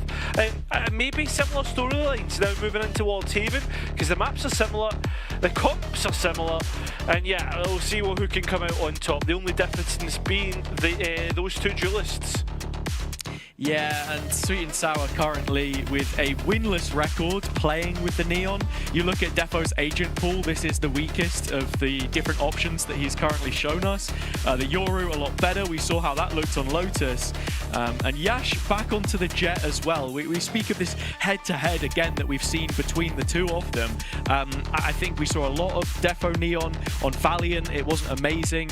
We saw a lot of Yash Jet on Job Life, and that, I think, for him was really a strong suit. So let's just see how that one goes. Yeah, exactly. And I like the Enterprise have stuck with the tried and tested method. We've seen a few teams trying to go down the Thematic route with how they want to play this map. And I'm a sucker for the old Taza, you know. Yeah, that's an interesting way of putting it, right? Interesting. How? The finer things in life. A little bit of maturity. No, I get it. Yeah, no, I do. I'm refraining from commenting on the matter any further, because with our second map is coming up for you. We've got Haven. It's Enterprise's choice.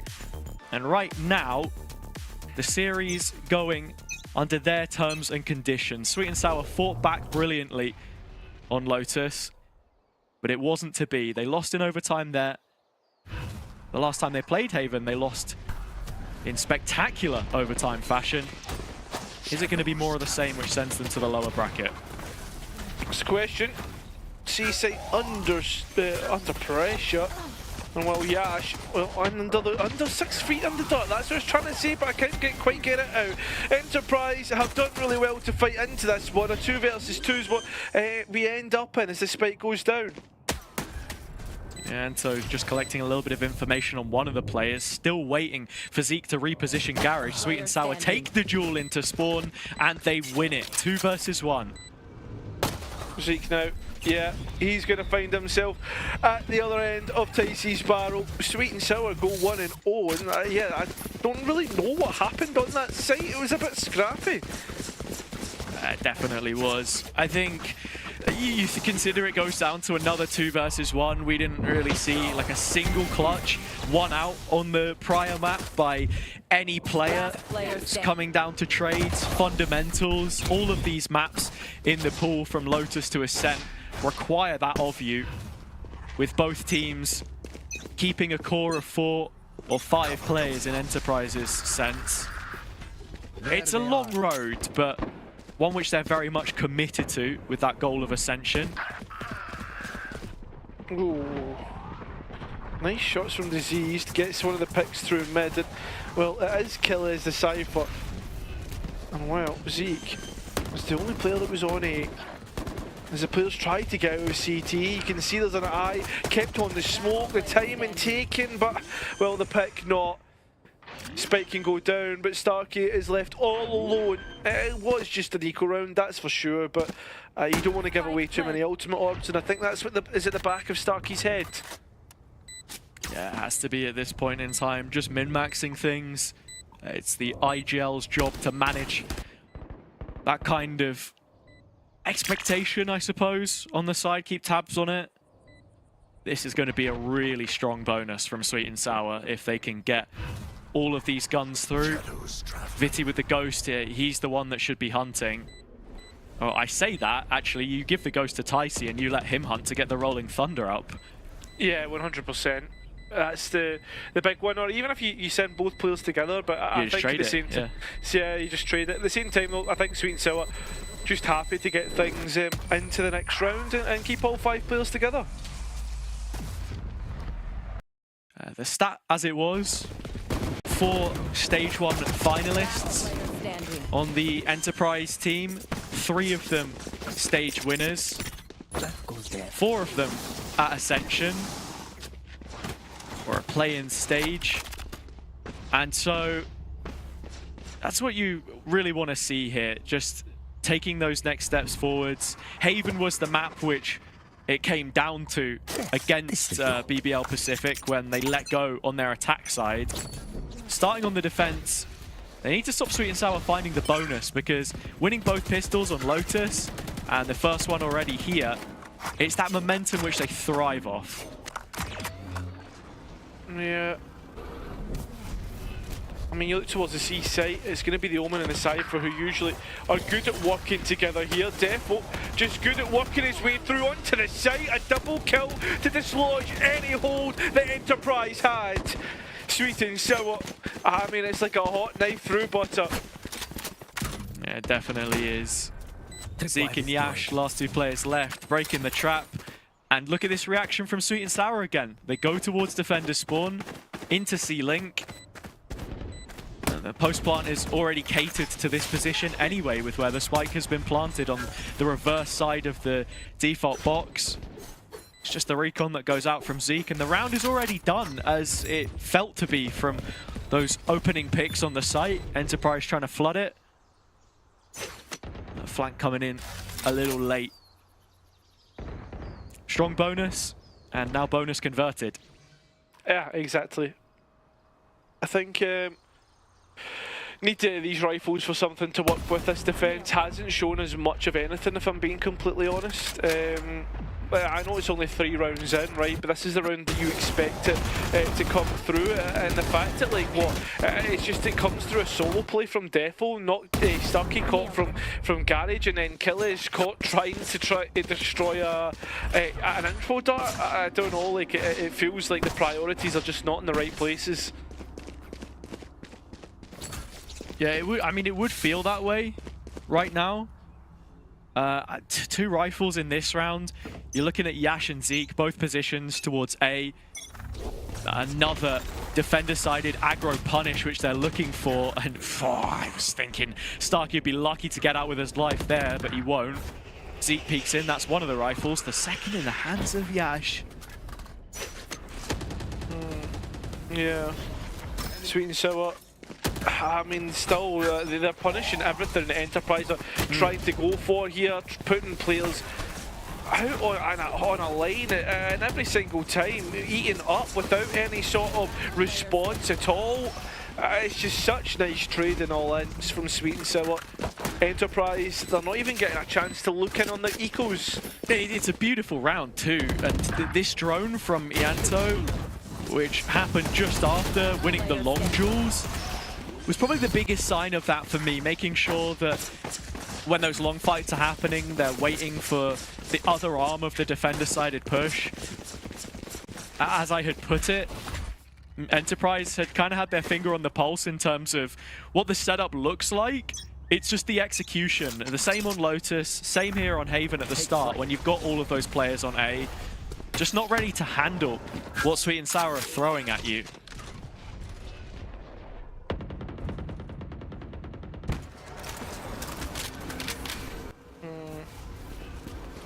Enterprise, they're caught within making a decision here, right? You're seeing Zeke want to go short, 2 players still towards CT, and now they finally all leave the site, but it feels as if, yeah, like the decision making isn't fully clear cut. Oh, and Defo getting that one on Yash as well is just going to sting even further. Coming into this retake, Starkey's still concerned with the possibility of mid means it's further time that is wasted by Enterprise before they set up to head into this one. Yeah, I mean, Yash goes into the smoke without any utility, without any sort of clearing. It feels a little bit frustrating from Enterprise. It feels as if the decisions that they're making aren't like being well communicated, and they're not setting each other up properly. And now Sweet and Sour, they've got so much money, they can start to go and hunt, and that's exactly what they're doing right now. trying to make sure that Enterprise don't have as many rifles moving into the next round. Yeah, they're going to give it a look in. There's a chance that Defo can get in position here. Just spamming away backside seat. He won't come on to where Killez is. Yash there trying to immediately clear smoke. Gets punished. Something huge about the way that this Neon comp plays for Sweet and Sour, as you can see, the timeout is called by Enterprise this time. Their first timeout in this series, I believe. Correct me if I'm wrong. Yeah, it is we saw it a lot on Job Life when it was actually Yash playing it instead of Defo here. They ran, you know, a pretty similar, if not the exact same comp, maybe like the Astra instead of the Omen. When you take the site control, it's in layers. You're not going to just dump all of your utility. You need to be cognizant of the fact that when that retake comes in, you need something to stop it with. And in that situation, Starkey looking mid, Yash jumping in solo and sort of not allowing the rest of his team to set him up means that Sweet and Sour, you know, Ianto gets his recon back, Ticey gets his fault line back. Like, you have all of these refreshable tools to see that off, which you didn't at that point in time in the round. Yeah, 100%. And that's now starting to move in towards this next round. What has changed for Enterprise? A few tools in which to work with. 3 purchases, well, I'd say 2 from the last round anyway. 3 rifles. Deploying drone. Majority weapons, you look at where they are, it's a double up in garage. And Doma now walking sewers with the support of Zeke on lobby side. You need to be a little careful here, and as soon as he hears that drone in flight, he is dropping all the way back to his teammate, calling for support and looking to re-engage. I mean, I don't think that info dart got much of a much in terms of pings, but they heard plenty of rifles off at the same time. So that should start to pull one player over, and it has. Yash starting to make his way there. But the spike is far from committed right now. It's still posturing towards the seaside as Diseased breaking that cam causes, you know, a complete tidal wave of players to make a rotation. Killez needed that fight to go his way, and with Starkey spotted in backside, this should be Sweet and Sour capitalizing on the information. They do. 30 seconds, Rolling Thunder to respond, and a backfill of the space in the 4-on-3. Yeah, but as at the same time, look at the time. The time is starting to get too low. And Spike's on the ground. Yash gets a brilliant double, but still a 2 versus 2 in which this could very much mean that Enterprise win the first round. A Sheriff up against Diseased rifles. Spike needs to go down soon, and if they don't commit to it, it is going to be an Enterprise round, which it is the first of their defense. The wind's shifting our favor. Such an important one as well. Coming off the back of the timeout, couple of saved guns, a Guardian brought into the mix as well. The read here, responsive. The defense, that shot from Doma onto Defo mid-slide is just ridiculous. I think he might have been heading straight into his direction, so a little easier to hit, but yeah, still really, really nice. And sometimes all it takes is a moment like that. Sweet and Sour not really creating enough pressure to sell the fake. So back to A they go. This looks a lot more direct. Still though, the high-low setup still works out for Enterprise. And look at this, once again, Doma trying to be aggressive by himself. I can't quite find the fight he's looking for. Yeah, we've got Doma up in heaven. Nice and early here. Killez is coming in on the flank. That's a huge 1v1 in the corner on Ianto. He has the ult as well. If you remove him here, it counts for so much. Again, it's a laboured Phantom spray. But Ianto has wrangled the bull. And so Sweet and Sour now with added control. And Yash retaking with this op again is just so strugglesome. Defo walking away with 3, and Sweet and Sour right back on the board. Please stay alive. Go, go, go!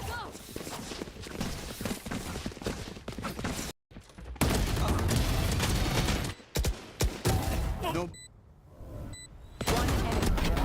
It is quite passive, I think. Like the util comes out and then they just leave it, sort of expecting that Sweet and Sour would themselves respect the space, but you're not really smoking off like tree or anything, so it doesn't do all too much.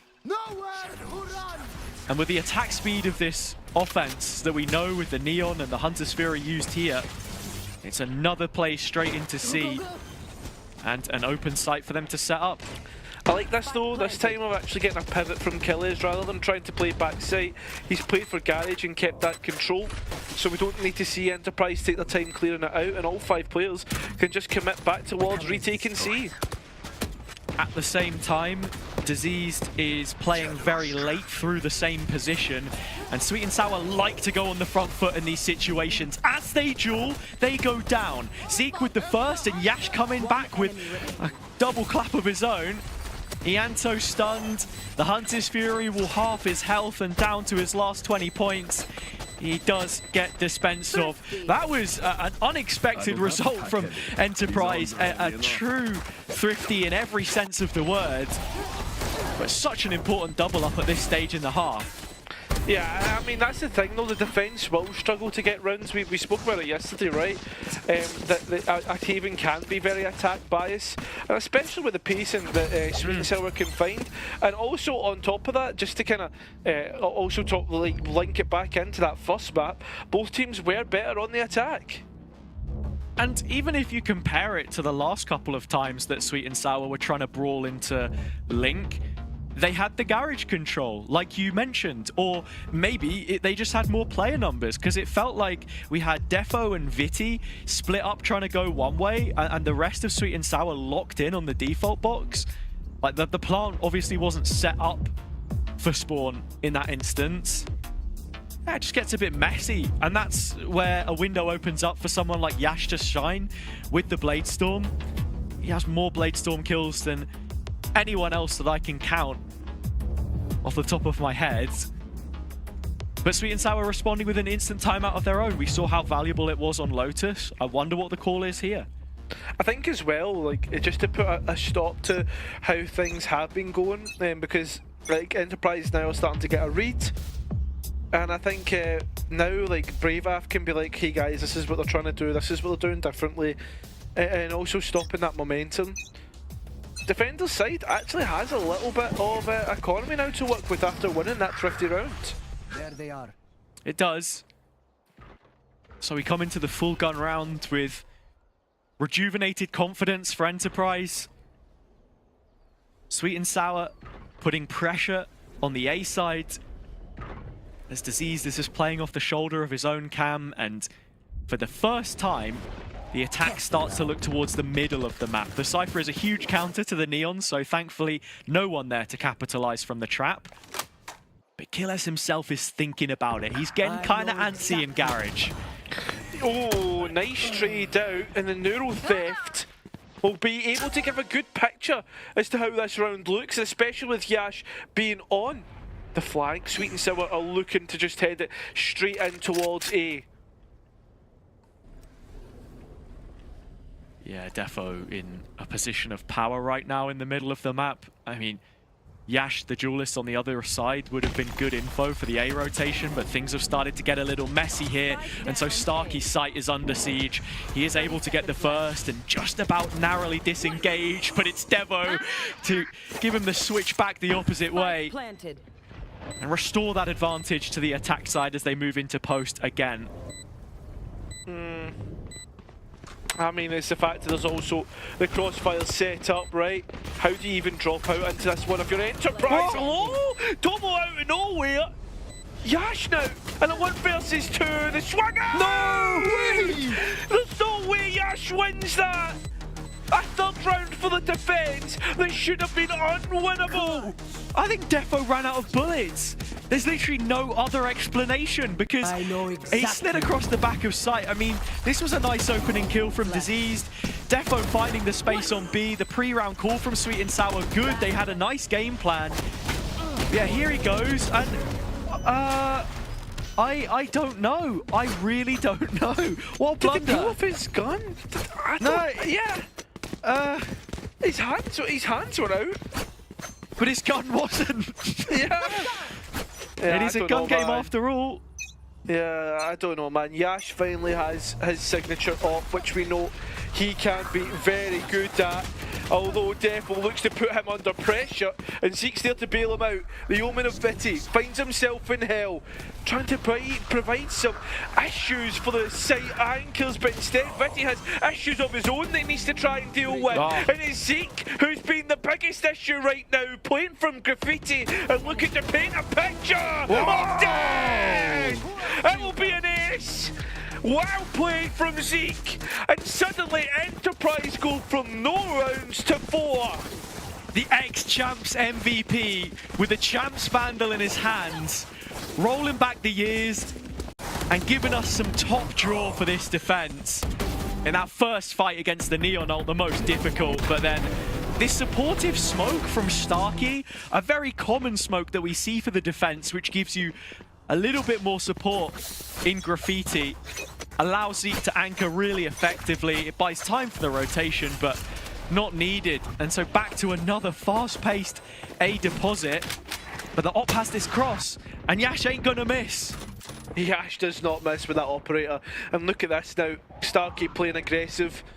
Doesn't have an ultimate to get out here either. Has to just play up close and personal. And now this is getting a bit too scrappy for my liking. Paranoia is so good, and Killers comes in at the right time. Enterprise are just going through the motions now as Killers claims his third. And it's a round like this as well where Sweet and Sour, sure that they would have spoken over what it was they wanted in that 60 seconds, but it feels like now things are getting out of control after the fact, and I think that only makes it more concerning because you look at some of the timings that are being taken, they're moving so quickly through the map. As soon as those steps are heard in Garage, Killers knows exactly what to do. This goes here. I think as well for me has the other aspect to it that I really like from Enterprise here is the fact that like they've built upon the momentum they initially had. Like that second time out has helped Enterprise, it seems, more so than it's helped Sweet and Sour. And it's been shown through Yash's up. A quick double kill, nearly a third. And well, they still look to try and send it in Sweet and Sour. Yeah, Doma not quite going to get the Goomba stomp. Instead, it's Sweet and Sour that roll through the A site. As it collapses, we go 2-on-2. Starkey revealing his position, but Killer still coming in from the flank and sidestepping the cam. They do not know. Spawn side position, but the spike plant isn't there for them. As in, and this neural threat's going to be massive. Starkey now knows. Lovely shot. Last player low. And well, they'll go 6 feet lower as we go 6-6 on the half. A brilliant comeback from Enterprise. And now this I have to be proud of. Yeah, it's a half which has very quickly changed. Zeke getting his ace, all of the rest of Enterprise involved. A decent read on a lot of rounds, but the execution wasn't there, and after the timeout, they looked the better team. A lot of work to be done for Sweet and Sour, or they'll face the lower bracket. One enemy remaining. Spike down.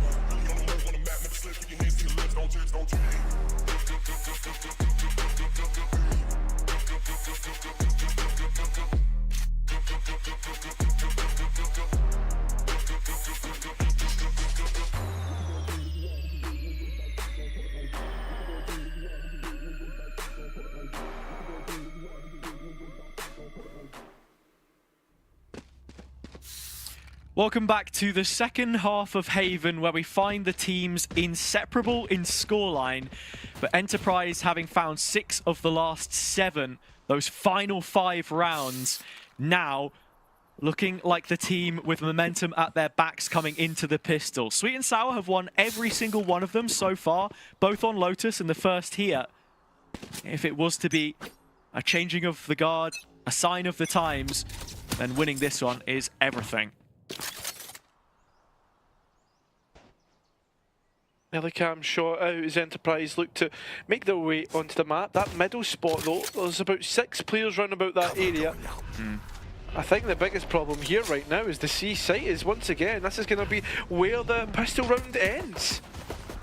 Sweet and Sour can rotate pretty quickly from this 1-3-1, but it's Yash to get the opener, and now the spike is dropped in Garage. It's just under window, the smoke up a little longer, allows the rest of Enterprise to find a way back in, and now left onto Ianto. Reprising his role in the roster, he is required to deliver the goods now. I don't think he'll be able to get this one, not with all 3 players ready and now know exactly where he is. The utility of the Eldrone, he'll want to just keep this heads-up gunfights. The only healthy player is Zeke though, and he was the first target that Ianto got a look at. That goes the way of the Polish second caller. A captain in many senses, as Enterprise have picked up their first pistol round of this series, but the most important one yet. Exactly, and I think I'm glad that you nailed it right on the head, right? This is the most important one, because this could potentially be the last half. Create a little bit of a gap, give yourself an economic advantage, which we know the attack side can do pretty easily. And for Sweet and Sour, how they set up themselves on this defense round, Eco, 3 players towards C. It's trying to dissuade players from going A. Yeah, it was actually a really nice little smoke play in the corner, trying to dodge the recon, which goes back sight if Enterprise were quickly sending it C. You've only got Defo with a Sheriff. I think it's funny we see the Sentinels classic there on Ticey. I think it was Sentinels that actually showed that little bit of micro. But I'm sure we've got, you know, a Twitch analyst in the chat that can tell me where that first originated from. It's a boaster smoke, right? Like, it is really an EMEA thing. Let's try and take some credit for our own here. Yeah, that's true. At the same time, Enterprise though starting to look outside of this A site as Ianto is the first one to get the pick and kill. Is well, he lands up straight back. Still 4 versus 4. And, I mean, you look towards Defo at the other side of the map in Garage. Yeah, advanced position, gonna hear the steps. I mean, the cam doesn't quite catch him here. It is a game of timing, and one-way Defo makes heads roll. 2 quick kills. Ticey has to make a decision here. Does he want to try and interrupt the plant, or does he wait for the rest of his team? It is a 3-on-2 after all, and so disciplined as he is, the cam has caught a tag, and now Sweet and Sour prepare from Garage. A 2 versus 3 to fight into here. I mean, there is a smoke to the stunt spot on. Now kill is played in, and well, he's got the first, and into a 2 versus 1 with Viti already low. Ticey's the one on the spike, and yeah, I might be a little bit too late. The spam is not good. The round even worse, and it's a thrifty for Sweet and Sour. And it leaves such a sour taste in the mouth of any Enterprise fan right now.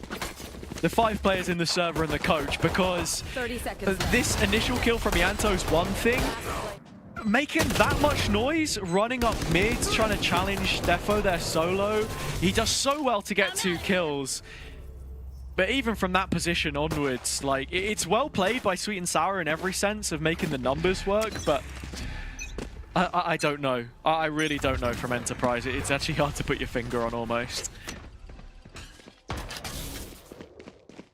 Yeah, I don't know either, mate. It's one of those ones, you know. Capitulating.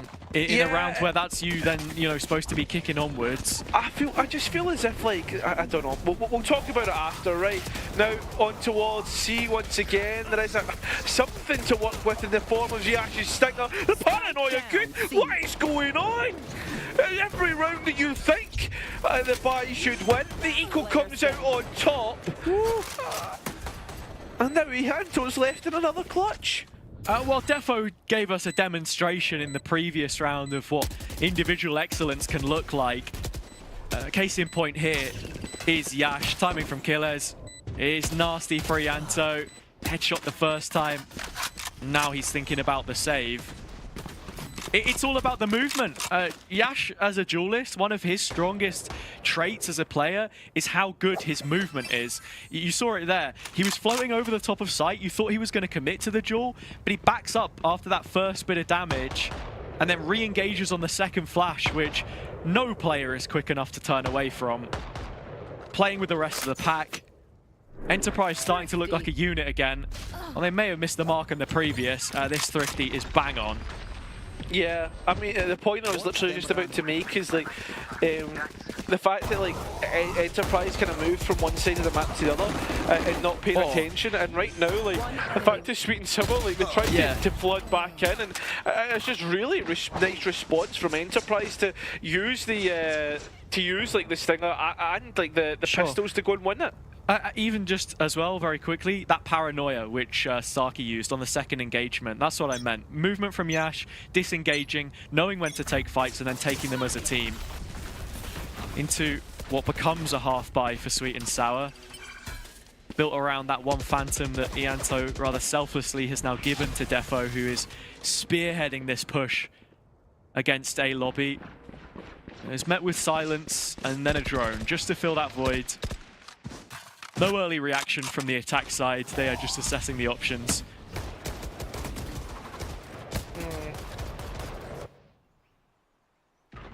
Oh, Diseased. He's walked so far, and unfortunately his Sheriff is not going to hit like Defo's. And well, that's going to be the C site open, and you can see Sweet and Sour has it. They want to try and flood back in. Yash looking to cut things off as well from C-Link, needing to take the timing maybe. Nope, it's a Killers double, and Doma just doubling down as they're able to fill the gaps flawlessly. Number 9 for Enterprise, building on their lead. Yeah, they are just starting to kind of go from strength to strength now, if we're being completely honest. And yeah, now that gap starts to build. You're looking, it's a little bit worried though if you're a Sweet and Sour fan, because look at that economy. If they lose this round, Taza, that's double digits. Enterprise can then move on to 11 against an eco. There was only a couple of seconds in it for Disease to slot into that C-long corner, and now it might just be falling on his shoulders again as this Enterprise setup starts with a direct play, an incision to the C site. One trap still left standing, but nobody there to put bodies in a danger area for the defense. It's a full concession of the space, but not without Ticey taking one on the way back out. I mean, not only that, Sweet and Sour have control of Garage as well, and while that spike's going down, it's a complete pivot through the Omen ultimate of Starkey.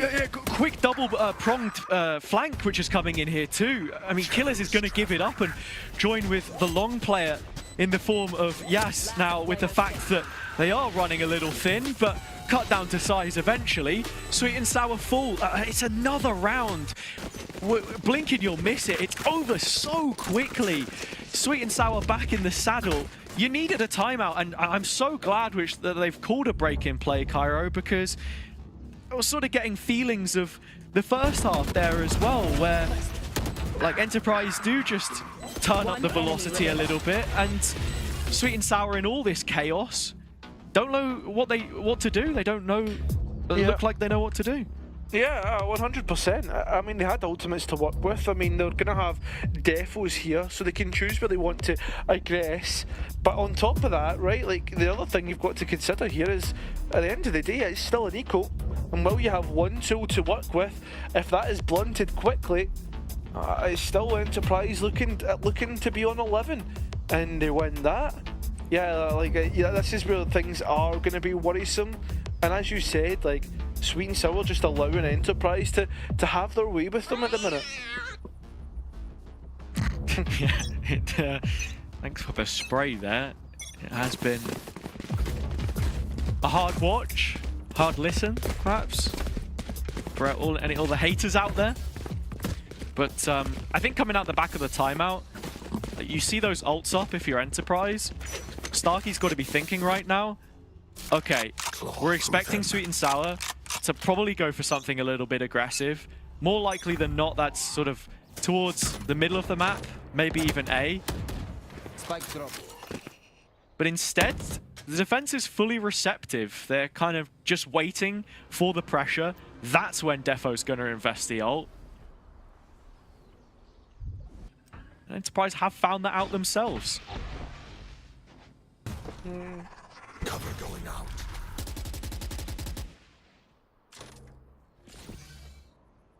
Very slow default so far. Enterprise, though, have started to make their way towards A.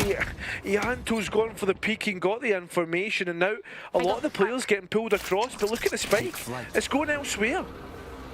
Job done as far as the solo Sova player is concerned. He'd already spotted Yash. He's now seen Zeke.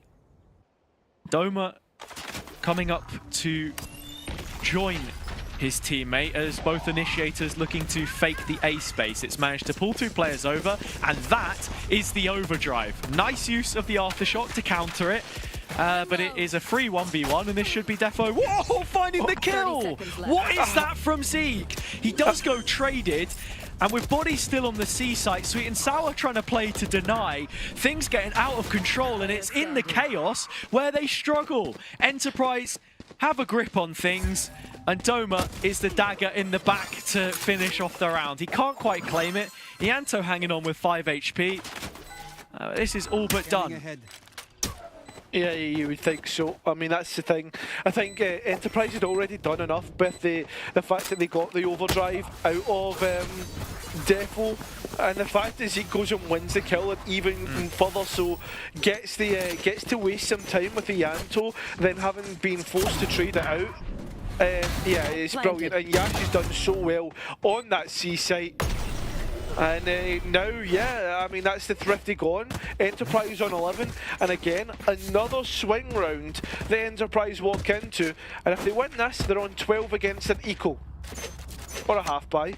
Yeah, look, it's a very well-managed attack round from Enterprise. What those expectations were, you either run straight into the ult with an aggro defensive play, or it comes up later in the round, but you bait it out successfully. Here, Defo has gone for the walk down in the midst of things. The smoke goes up in the window, and he drops to a more passive line. But support is arriving on A, as is the spike for the attack side, and Ianto has taken a swing at it and missed.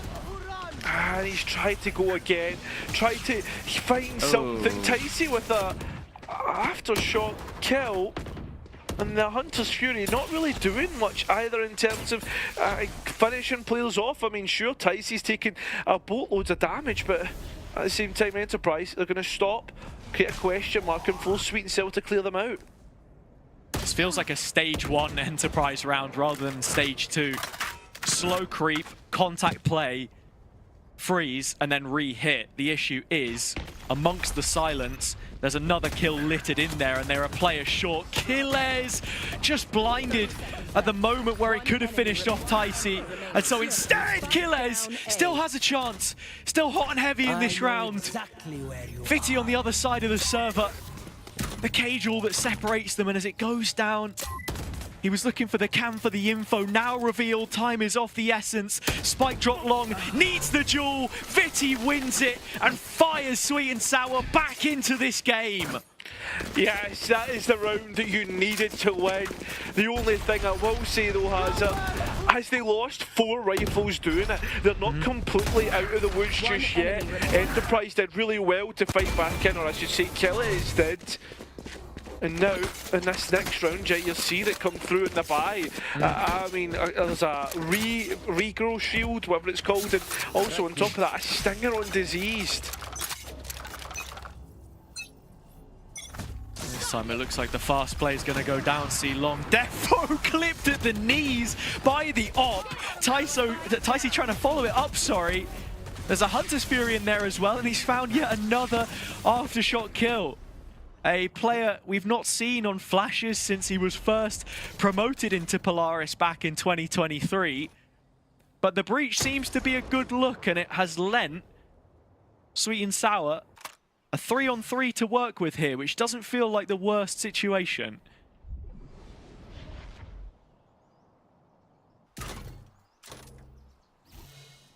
That's the thing, Enterprise are looking for something, a reaction. And Sweet and Sour, their reaction is towards the A side. They've committed, and Viti at least has the ultimate to get out of this position. Yeah. That's if he can get out of the first fight that's going to come through on him. I mean, he has such strong utility here to defend his position on the site. He is playing from plat. It's a committed position at that. But he should be able to respond to this. Can he? He's the first player in, and it is Killez that will confirm this rotation is a long way away. I mean, he saw the head as well. Planted. Just unfortunate, didn't get to swing back through. There is a full belt on Ianto to come back in on this site. And look at Diseased coming through mid.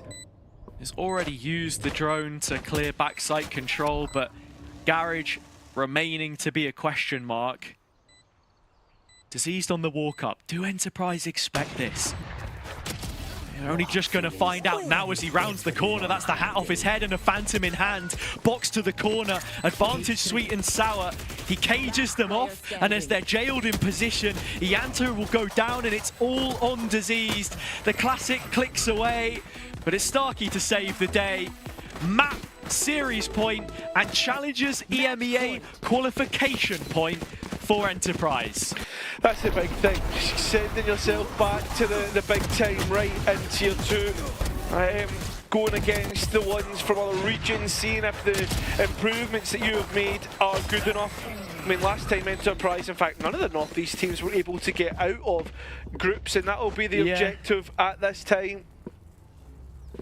That's the thing. Enterprise taking a map off BBL Pacific, the only team in the tournament to do it. An otherwise flawless record for the team, which you're expecting to find at the finish line. This round, a mixed buy from Sweet and Sour. And so the prime opportunity for Enterprise to make good of an attacking round, of which they had struggled on so many last stage. But if there was any test to show that they have improved, it would be to win another one of them here.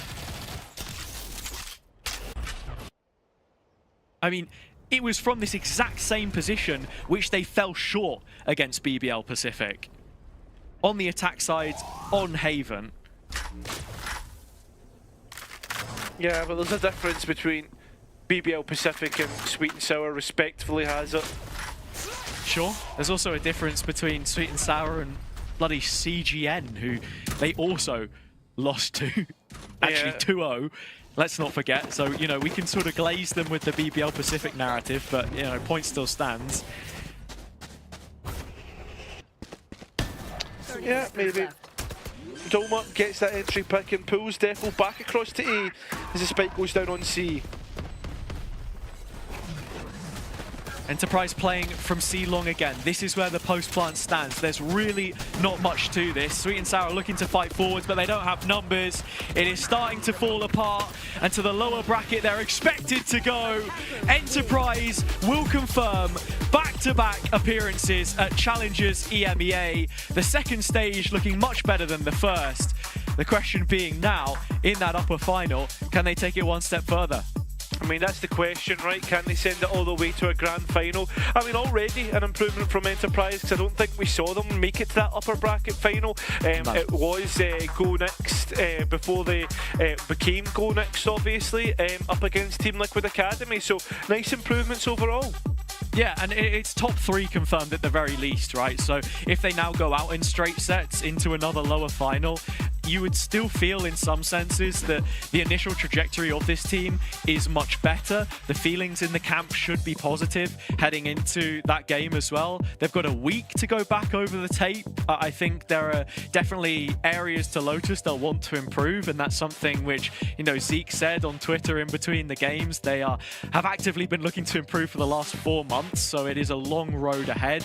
And that's the story with this Enterprise team. It was never going to happen in that first stage. It was always going to be later down the line. How much better does it get? And I think we're starting to see that. I really do. Yeah, I agree. It's a project that I'm now starting to be a little bit more optimistic about. I think towards the start of the first split, there was always the question of like, yeah, we can see where this project can go, but I don't think we're fully there just yet. And yeah, I think we're definitely like a good bit of progress through that development. I think maybe there's still mistakes in there that can be manipulated, and sure, we've still got another split to go, but yeah, I like the direction that this team's heading in. Yeah, me too. Absolutely. I think you look at the current landscape for Northeast, and something that we said coming out of yesterday is we want to see that bar set and maybe even that bar raised in terms of what the quality looks like. In terms of talent and depth, the north side of the region at the moment is definitely weaker, and in the absence of an Apex, I think Sweet and Sour really should have been kicking on this year in 2025, whether it is a new roster or not. And you know, we haven't quite seen that from them yet. With both of these teams presented the opportunity to fit the mold of a top contender, Enterprise are the ones doing that. And when I mentioned the sort of the difference between North and East, you've also got Go Next. And like, we're going to be seeing that game in just a bit as well, on the Polish contingency of things. But for now, we have an interview ready with one of the players. I'm not too sure who it is. We're going to find out in just a moment. It is actually the coach, Lagia. So how are you doing, man? I'm doing great, thanks. How about you? Yeah, not bad. You've got to be feeling positive yourself, of course, coming out of what was a 2-0. And to go back to the first map, your first win on Lotus in 4 months, Zeke said. So it's been a lot of work put into getting to that point. Yeah, how are you feeling about that map right now? It was an overtime win after all. I mean, we've tried several comps, we tried many different things. Never really clicked, but lately, the last few days we had a little talk with the team and took a different approach on the map, especially on the T side, a little bit more aggressive rather than like playing the control and like trying to get all the map control from the opponents. But yeah, I think we played today a little bit more aggressive, but we will also still need to evaluate what we're going to do with this map and how we're going to approach it. But yeah, indefinitely our goal is to play all maps, so we don't have to have a perma ban, which makes my life as a coach easier also in the veto. So yeah, we will see. We feel now a little bit more confident also in the last few days in practice. It felt much better than before. Maybe we also put a little bit more too much focus on how the meta is being played and try to copy that kind of way, which I don't think is the smartest way to approach it, because most of the teams know how to play against it, how to counter it.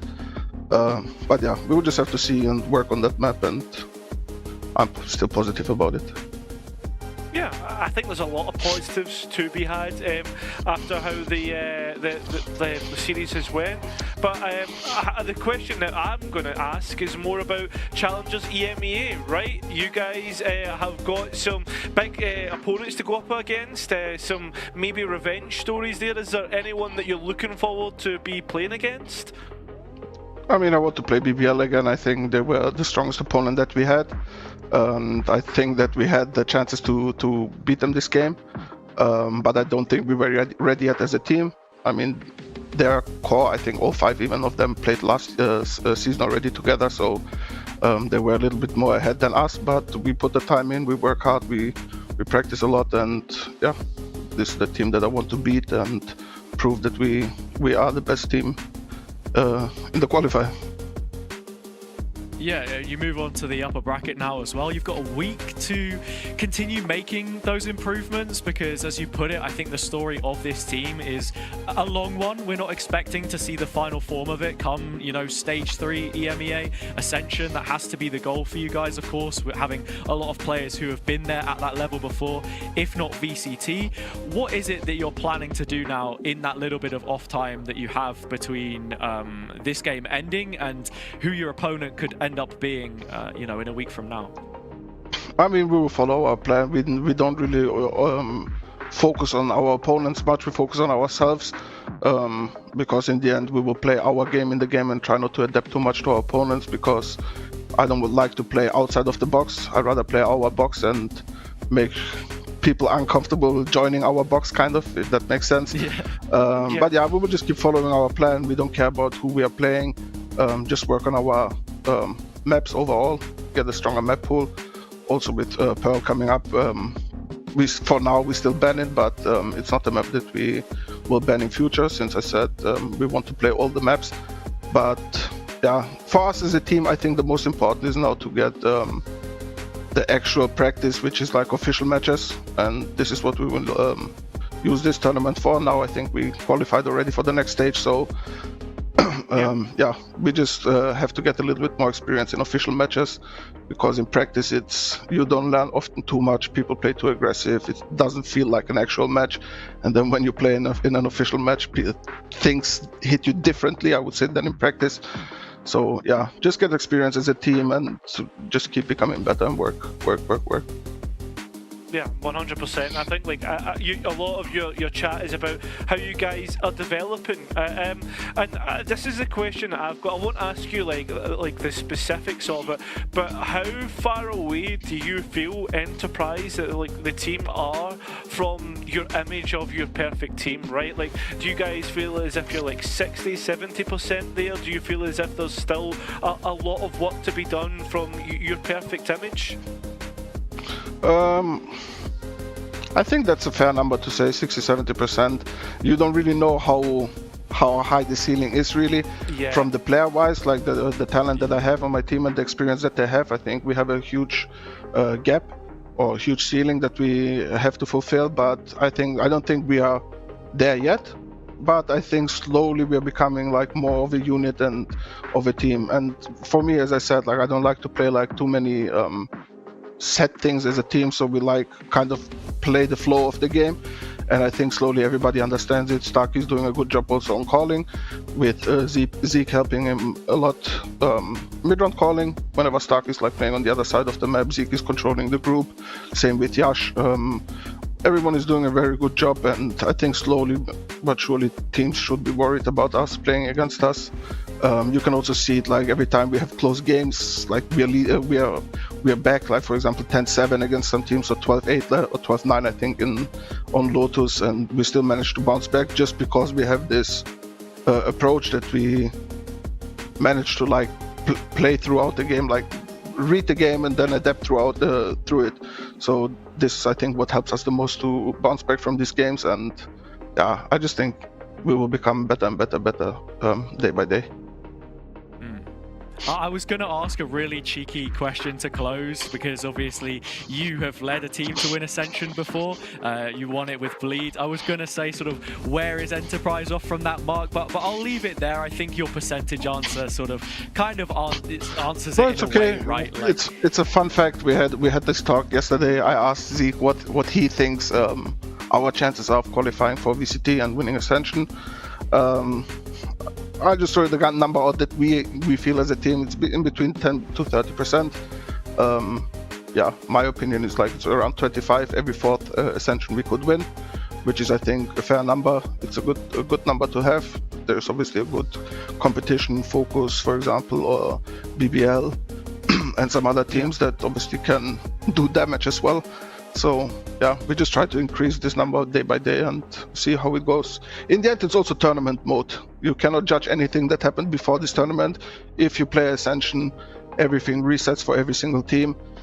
Teams will be much more prepared. Things will be on point. Teams will individually be on point, especially. And yeah, and good luck if you've managed, if you face me on a tournament where I can prepare for you and Yeah.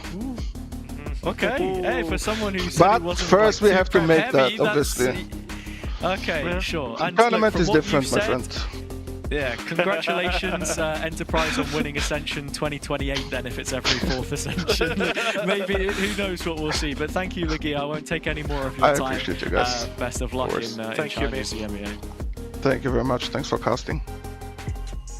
Hey, look, man, it's our job at the end of the day. And look, in Lagia's words, his best rendition of Rihanna, work, work, work. That's what they've been putting in. And you see the results of it. I think that was a really insightful interview as well by Lagia. Actually. A lot of like insight into how Enterprise work as a roster with the Collins structure as well, and on top of that, like how they feel as a team moving in towards Challengers EMEA. And as it's already been said, this is split 2, right? We still have another, well, third and a little bit more to play out in this season. And I like the fact that Enterprise, like, maybe not optimistic about winning Ascension just yet, but optimistic about their development and where they're moving as a team.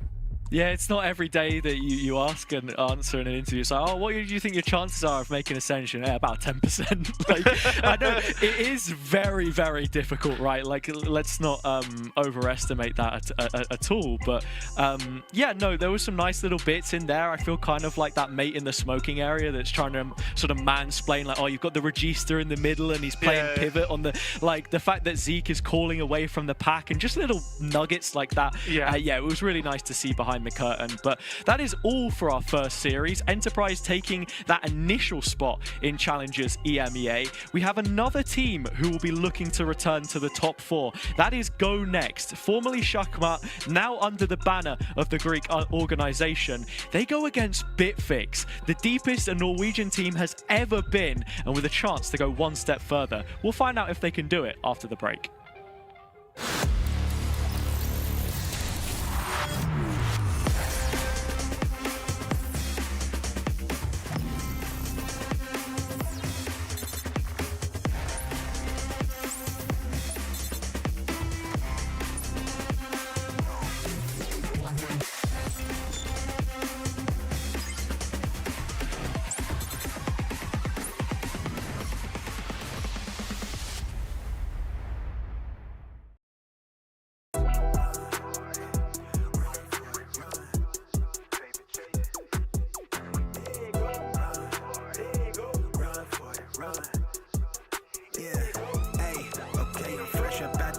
Time I did, I pay my dues affiliated to this paper. I need freedom from my family line. Draw my life design up like fine art. I'm jumping off just an unfamiliar coordinates. Hopped off the porch like I could touch the sky. Red is not one trillion. The ism talk the water out your faucet. Look at me flossing. I'm so wavy, I could change the tide.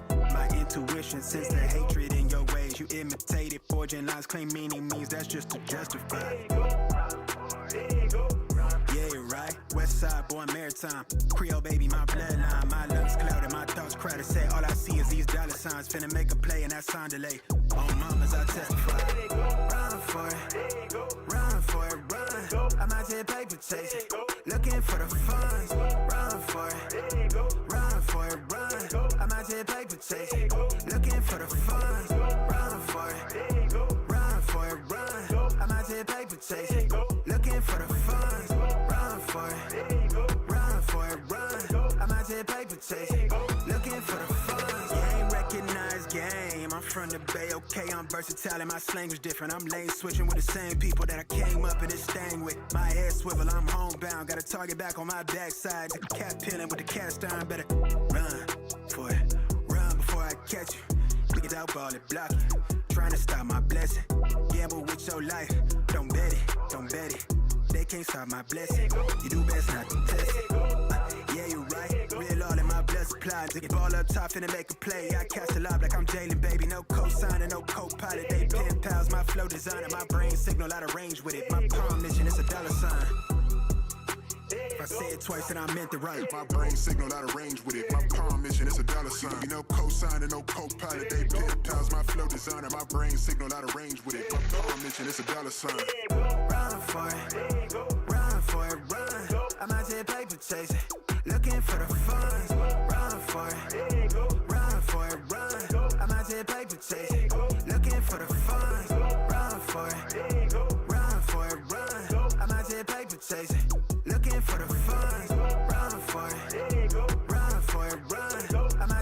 chase. Looking for the funds.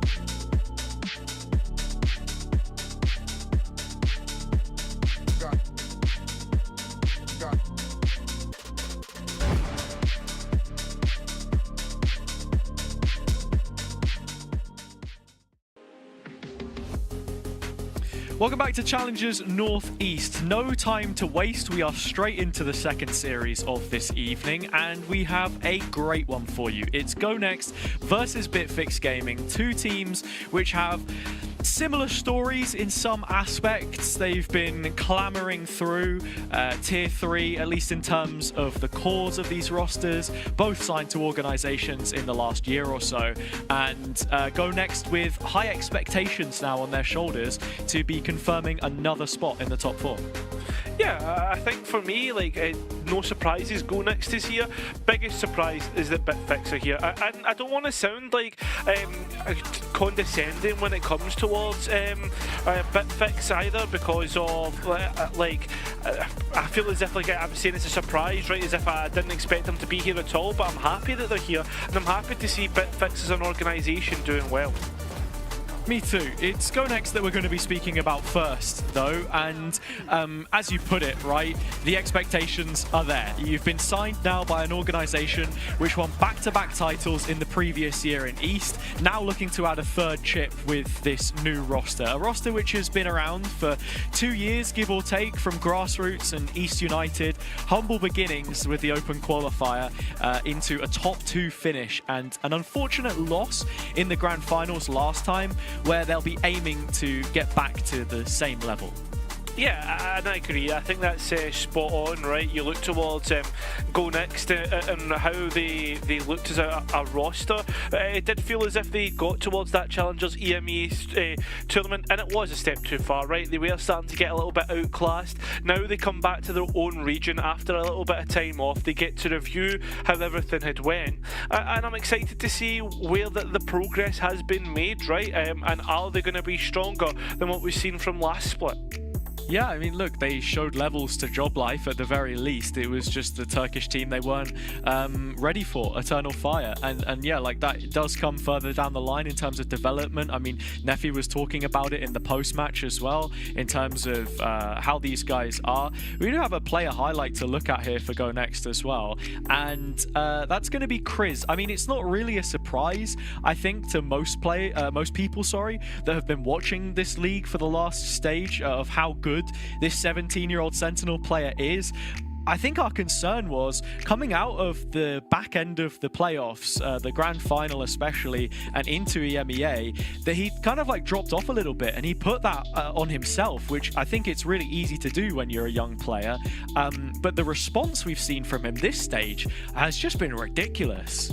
Yeah, and I like that, right? I like the fact that he actually has kind of used that as a way to develop himself. I think like when it comes to like dealing with adversity, right, and how and coming back from it depends on player to player. Some people need an arm around the shoulder. Sometimes people need the gym, right? And it seems for Kriz, he just needs to get more reps in. He needed to just reset, and he looks as if he actually has. Yeah, absolutely. And one team which are here without a reset, but just hard work and the same core of 3 players doing that for quite some time now is Bitfix Gaming. Cairo, this is the furthest that a Norwegian core has ever been in Northern Europe. Look, we've had organizations, Metasport, Apex and the like try their hand at it, but now we've got the players in the server to back that up as well, which feels so vindicating as well, especially for, you know, Martux and Syntix, who were dropped by that same Metasport org back in 2023 when they got their promotion. Yeah, and I think as well, right, like I will say, I was definitely one of the voices that was saying, like, I think the Syntix and Martux should have been the change to be made on that Metasport team, but I'm very glad now to see the bounce back that they've made, right, and it's totally all been on them, like being able to go away and develop themselves, and maybe it was just a form thing, right, maybe they were just going through a bad time. Right now though, they seem as if they really bounced back. Yeah, they have, and the player on your screen, I think, is part of that as well. Rassis, someone who has always been, you know, quite outspoken within the community, and in fairness received quite a bit of backlash about the fact that he was like struggling to get trials with teams, maybe not gelling as well as he would have liked, but now found his feet with this project, which, as we say before, seems to be long term. They've taken the risk, they've picked him up, and it has massively paid off. I mean, when you look at his ACS stat, it is the highest when you combine both lower and upper Swiss. He's ever so slightly behind Chris just in terms of upper Swiss in general, but now coming into the playoffs, we want to see if he can continue that level of form off the back of a win in the previous game. Yeah, I mean, this is the other thing though, like when we look at the level of opponent as well that we've been seeing from Bitfix Gaming, they have kind of only really played against Zero Tenacity. They did play against Pixel Lumina, but they also, you know, like they got dropped down to the lower bracket LA Doors as well. So yeah, I'm looking at this like kind of set of results that we've seen Bitfix play, and I think that Go Next have certainly had the harder of those games. And I automatically do favour Go Next coming into this one, just because as well, on top of that, you've got to think Go Next had that Challengers EMEA experience. Yeah, I mean, I think one point that I do just want to bounce off what you've said there is the kind of strength of this side of the bracket versus the top side, where you see that we had the majority of those teams that went to the Challengers EMEA tournament, at least like half of the previous playoff teams, sorry, that we had coming back. Whereas here, it's the easiest side of the bracket. Go Next are the only team which made playoffs last time out on this half, so they didn't have to necessarily have like the more difficult games to get here, but like at the same time, Upper Swiss looked really good for them. They didn't lose a single series there. They come into this one against Bitfix, and this is where you want to see them then take that next step and just show a little bit of dominance against the roster, which, like you mentioned, did have that win against Zero Tenacity, but we all saw Zero Tenacity yesterday. Yeah, they're not at the races this stage, at least not yet. So yeah, huge opportunity really for both teams to prove where they're at. Yeah, exactly, and I think as well, like the one game that I think they have went up against a good opponent is Sweet and Sour, and they weren't able to win that. It was a best of one. We will put that out there. But yeah, at the same time, listen, this is all if buts and maybes, and realistically, previous matches do not matter if you can go and win this one out. Looking at the veto, Split, Ascent, and Lotus as the 3 maps. Yeah, split a map for Go Next, which they have shown some serious affinity to. I mean, it was from sort of like the latter end of the playoff stage into Challengers EMEA, where they really took it in their stride and it became a stronghold for them. So yeah, I'm glad to see that it's something which they've been actively working on, that they've kept in here, and that they can give us results on. For Bitfix, and in terms of their pool and what we kind of lay expectations-wise for them here, I mean, Split, sorry, they played it once against ESC, wasn't the best. This could be an early loss, and then it's kind of like, how do you bounce back? What would you give for yourself, I guess? Yeah, exactly. That second map as well is going to be super interesting. But as we said that, back to Ascent we go. No changes in the comps either. No changes at all, right? Bitfix sticking to their guns. It's a crazy double sentinel comp, let's be real. Like, it's so often nowadays that you'll see double senti played with both Cypher and Deadlock, and then your initiators, the Teho. You have a brilliant, you know, really oppressive, refreshable utility combo every sort of 40 seconds between the Gravnet and the salvos. Whereas here, you're relying on something a little more old-fashioned, like the nade from Razis. That's the only utility damage that you've really got. And then Syntix is on the Vice, which, you know, as an initiator player previously, kind of tailors, I think, a little bit better to his skill set. Yeah, I think though, like the deadlock for me, is going to be almost, I don't want to say it's going to be an exact counter for how Go Next are going to want to play, but I feel as if, like, when you look at that composition Go Next are playing, like it can be a lot more explosive, and if you're running into sound sensors and you're getting concussed, like we'll need to see what Bitfix's capitalization on that utility is like. Absolutely.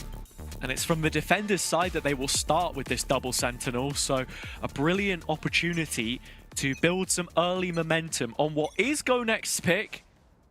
I'll feel the more confident of the two teams here, yet to register a loss so far in the competition this stage. A map dropped here and there across the way, but into the pistol round, it is a direct siege of the A site. That it is. Players towards the back side. Chester has already got two of their own, and while the two side anchors were able to stand ever so long, now you've just got to see Quicks try and hold on for as long as possible to play in the melee. Chester already low himself. He needs to come up with the goods, and unfortunately he can't. Quicks instead does it, and that's 4 kills for him. Breaches against us. I really needed Jim, buddy. It's a strong start. Bitfix really sort of needed this one, I think. Like, you don't want to put too much on it, but at the same time, like, this is the only map in the current pool that has a bias towards the defender side in terms of, like, your pistols, and you are playing double senti. As I said, you've got a lot of defensive utility. Go Next just jumping straight at it. Still able to get between the lines.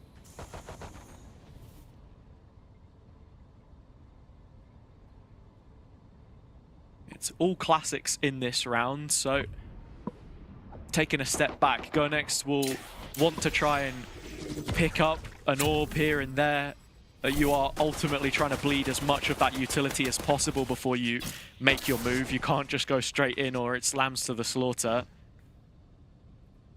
100%. We saw Demic actually just get all the way up towards ramp as well and find a little bit of, like, space to work with that probably is mentally noted for Go Next in the next round. And I love how, like, this Viper Orb is being used to... Oh, nice timing. I was just about to say, I love how the Viper Orb is being cycled as well to force utility out from Bitfix. Yeah, but then Chris just takes the timing completely dry, mental clock, and now Outlaw in hand. You would be stupid to peek into this. 30 seconds left. Martux has peeked into the Outlaw, so it's a 5 versus 3. And while there are no upgrades for Go Next, and a set of Razor Vines in the corner here, which could be a serious issue. Oh, time is really of the essence now, and there are bodies to stop this. There is bodies, and I mean, so is there bodies for Go Next. This could be doable, and as you said, time and solo, spike on the ground, Scorch Death policy. I mean, Go Next have done really well to do damage to that buy from Bitfix.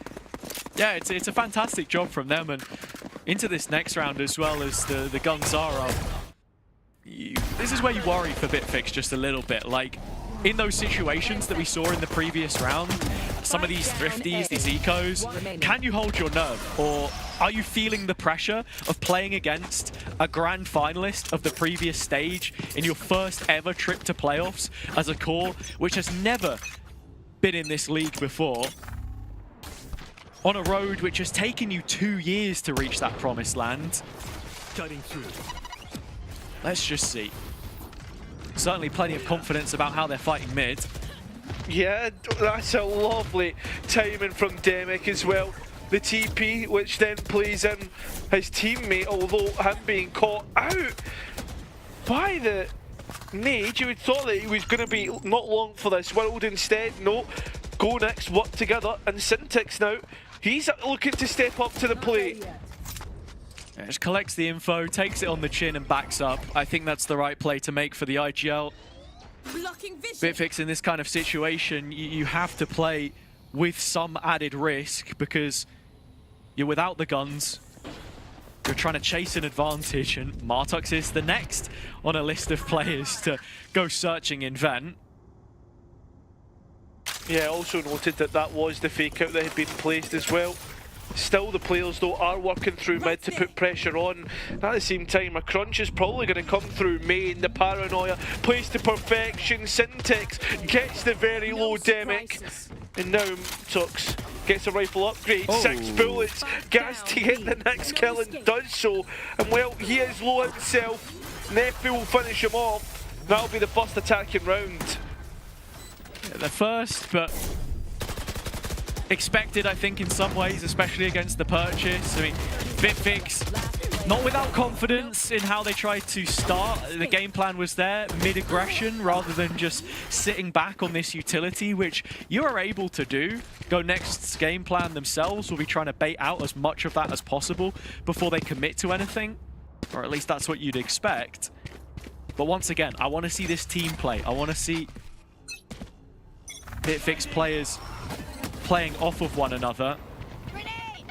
This is a nice grab net, and the nade should have Nefe dead. Should be. Manages to get out.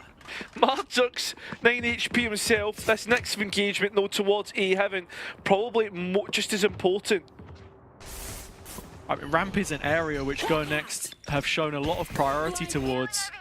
Whenever they've played split, they've tried to get Demic here, up behind the Viper wall, using his TP a lot of the time. There's potential for a pinch in towards Vent, or even a play out through the screen, but with both players blind, they trade positions. The grab net goes behind Chris, but he capitalizes from the elevation, tears it off himself, and now the B play is set up in Garage. Yeah, I mean, with the presence being put towards A, players being brought across, Razzies goes looking himself and B main and opens up the site. Now you're seeing that the Viper of Krez being used as a late joker. Spike planted. And he is going to be well in position to stop Syntax from saving this Phantom. If he looks to try and make an attempt at things, which he is, it's Kozok to greet him on the other side. So with 4 rounds played, Pistol, Anti-Eco, both converted by Bitfix. But when the guns come up for Go Next, there's only going to be one result. I mean, for me though, Bitfix are kind of like a moth in that round. They're just kind of responding to whatever fire is being lit next and going to it, and almost just getting caught off guard. It's really nice faking and macro from Go Next, right? But the point for me is that Razzies just kind of goes on a little bit of a wonder that last round, and that's how that B site gets opened. Yeah, and that's where sort of laying him up in the player highlight as well, you want to see, can he stand the test of a true playoff contender? And in this round, Bitfix are folded in half. It is flawless, the mid-duel. As the rifles go off, it's 3 ults that get built up in the process for the attack, but hey, Bitfix have 3 of their own. Yeah, I mean, this is just well fought, all in. You sweep it under the rug immediately, right? You've got to come back into this next one, and I'm wondering what more ideas do Bitfix have for us? Like we saw the net and the nade combo, but it had only happened once, and now it's a double sentinel stack on A, and again, Garage is where the defenders will look to put the pressure early. It seems as if with the dog being initiated, Go Next are ready to just back away. Maybe some sort of anti with the fact that the sky is always the initiation tool. It was a nice fake TP from Chester just to start, and Bitfix continuing to try and fight this. They'll hold on to the space. It's precious real estate for the defenders right now, because if that play does come through from tower, there's a lot more strength in the site hold, but the spike is still dropped in market. And GoNext are starting to make inroads towards A instead. They are yet to spot these sentinels though, and I think that is the biggest thing on your checklist that you're looking out for as you're defaulting. That's a good thing about bringing the Yoru, right, is the fact that that fake out is the direct counter to the Vise wall. And the sonic sensors. And the sonic sensors, yeah, I forgot about that. Instead, though, Dimensional Drift going to be used instead. Looking to find what they're looking for in terms of the agents placed. There's a stun. Oh, this is nice. Beautiful Lovely setup. And Demic gets the entry onto the A site. And that's the value from the initiation power on this side as well. And we'll get back to that in just a moment, because Quicks is trying to hold a little moment here for the Sky play themselves. Oh. Rolling Thunder into heaven. Lamelli trying to surf off the back of the bounding steps sent his way, but it's Demic instead with a triple kill as GoNext take control. Yeah, really well played. Really well played from GoNext. And I hate to be that guy, but it does, at the minute, feel ever so slightly like an outclass in terms of how to play the map.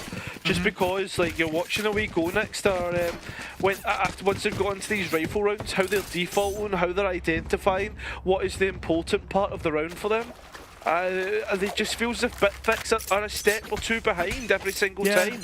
Yeah, and that does come to the sort of game plan as well. And in terms of what your combos are, what are the strengths that you're trying to play here in terms of what the map requires from you as well. And I think GoNext understand that in the way that they're entering with Demic. He's always been such a vocal duelist player, asking for the setup. And on the Yoru, it's almost intuitive with the ult at times. So up against the Sheriffs here, this is a shoo-in for round number 5. But Bitfix are holding a much more aggressive stance on how they want to hold A here. I like that though, because like as we already spoke about a few times, like that victory, like you know, the success that the GoNext keeps getting from the top of ramp every single time. Yeah, it's something to think about. And from GoNext's perspective, when you have a comp like this, which is so strong in terms of the tools for taking mid control, you're almost forced to interact with it every single time. And they have done here, but Bitfix now starting to call those rotations. They got flanks coming in, and with 30 seconds left, GoNext are still yet to hit the site. What is going on, man? Martux at least comes in at the right time, so does Syntax. And right now, there's still 2 players from GoNext that need to try and rescue this round. 15 seconds remain, and Cossack might have won it. Still though, there's a chance. Quicks moving in from main, and nobody's looking, nobody's taking account, and the timing is perfect. Now just 1 player remaining. Quicks out of nowhere with just a Sheriff gets Bitfix their first round in what has been 5. And like I said, a shoo-in for GoNext, but it's the Sheriff in the shadows which snatches it all away. Brilliant from Bitfix to call this read. As much as we've been critical of them, it's the standard that you hold now at Challengers play. And yeah, the rotation that they make, the more aggressive play on A to foster that, I think was really nice. You have the info gathering tools of Quicks, and you've got him in a position where, you know, he has to be leaning towards one main or the other with that guiding light if you're not putting him mid as like the solo player. So yeah, brilliant response. 100%. Now trying to fight for the A side much more heavier. GoNext being a lot more direct. You look at the setup here though, with the Vise and Astra utility combinations. It's a stacked setup which GoNext could very quickly find themselves walking into. Salvos just forced the drop back. Demek has noted the wall and they'll go over it together. 3 players strong into the mouth of Quicks and he just devours all 3 in an instant. Go Next are reduced to dust. And now at a snail's pace, they'll try and make their way back in, but Razis has already arrived, and so Kozok, the last player, put to the dirt, and the scoreline is tied. 4 apiece, exactly, 100%. At the same time though, like, it feels now that like the past couple rounds have been won through Quicks' individuals, right? But on top of that, I guess that last round was a bit better because the utility was there to set up, and Go Next undone by, I guess, little to no utility, little to nothing. That Bitfix have been forced to do doesn't feel strenuous in that aspect. Yeah, I think a lot of these early rounds for Go Next are just figuring out what kind of setups could we be against. I mean, there is limited tape on how this defense functions. Already going 4-4 isn't the worst case. Now with Vilcek involved from the coach slot for the first time, he'll be looking to change things. We're speaking about someone as well who, you know, has not quite had his time in the sun just yet, and presented with the second stage with no Liquid, with no Metasport. Go Next, this is a huge opportunity that they need to try and take against the Bitfix, which so far are passing the eye test on a few of these rounds. I think for me, that's the question of this playoffs. Who is going to take the top spot, right? And obviously favoritism straight away goes to Go Next, and well, obviously Enterprise after qualifying for that last for that upper bracket final from the last game. It's all about Go Next and well, convincing us with a really good performance. Into the gun round. They do head ramp again, and obviously the counter in the previous was to walk 2 players over the wall. The Toxic Screen here is in a great position to get in behind, so it's just a fake out that's going to be used. And Chris caught with utility, punished by Quicks as he adds yet another kill. And well, with Razis on the line, that was an opportunity to go 2 men to the good, but Bitfix fumble it just a little bit. And the Spike is inclined for this A piece, or B piece. Oh, the swing's good from Chester this time though. And again, the nade from Martix every single time. I've seen him get value. And on top of that, his rifle will help out. A huge interaction happening right now on A. Demek has already walked towards defender spawn, so Martux could get caught in rotation, but they didn't know about Syntax, as he had walked up main himself, re-cleared Heaven through ramp, and now that rotation's been afforded with 19 seconds, and there's nowhere to go but the site if you'll Go Next. Yeah, the Martix though, you can see the players are thinking about trying to go for a peek. The spam's perfect, and now it's up to the classics. This is not the position you want to be in as the dog comes through, stuns up Chester. Oh, out of nowhere, the rifles come up, and now Neffy played in. The stun looks good, but instead Martix hiding behind the screens and going for the peek. He'll win out, and Bitfix will have an advantage. That was a crazy, crazy round. So much on the micro details, a quality which we have consistently attributed to Go Next with the 2 years that they've spent together. Great at playing off one another. I mean, the read from Chester to spam out initially, the fact that Martux gets across here when Neffy was going for the deep clear, when he had the aftershock to stop the spike tap as well. But even then, it comes back to like Syntax with the re-clear on A in the mid round. You have to be so confident to make that play. And so Bitfix are showing us signs that they're ready for this level. So they'll find themselves in front coming into the next rifle round. I mean, that's the question. We're talking about Go Next being the favourites to go and take that top spot. I mean, could it be Bitfix? This would be something out of left field. now Rasis is set up on A as well. He does reveal the position of the operator. It's a warning shot. How will GoNext choose to respond to this? They have so much on this area of the map to deal with it. You've got the stun up. Kozok has the Armageddon as well. Offensive tools to remove it from the line. So actually, it's just walked all the way through mid and now towards B. We're very light on the A setup now for Bitfix. That we are, and now more tail utility being sent forward. In fact, even the ultimate, they're wanting to make sure of this GoNext. Instead, though, they need to be careful of Syntax once again. Gets the first and the second. Woo! Goes one better. Demic, though, at least keeping things competitive, but that spike is cold. And there needs to be something done about it. Syntax still at the back of state, still holding on. As Bitfix Gaming look to take an advantage with one more round win. This is brilliant from Syntax. He buys so much time for the rest of his team from backside. And all of that comes through the call that he makes for the reposition map, the support of the smoke from Lamelli on the cross, and for as much as I was saying that GoNext are a team which can make these plays on the fly, you have to be, you know, giving that Bitfix, giving them that credit where it's due as well. You look at Lamelli coming into this off the back of those outcasts from the original Metasport roster.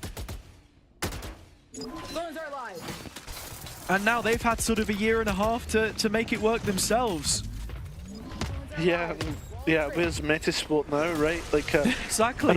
An organisation that's had many a problem, and well, GoNext, a team that's had many a problem trying to get this post plant down on a Annihilation, missing out. And well, that Viper's Pit has got so much real estate for GoNext. GoNext control right now is deep in main. Bitfix are looking to try and scour this out. Yeah, they are. At the same time, you've got to be looking at Nefe playing very, very deep for that utility to come in on time. You can see Bitfix still worried about the fact that maybe that breach is still hanging there, and with that wall put down, that could be a real problem for getting Nefe back into position.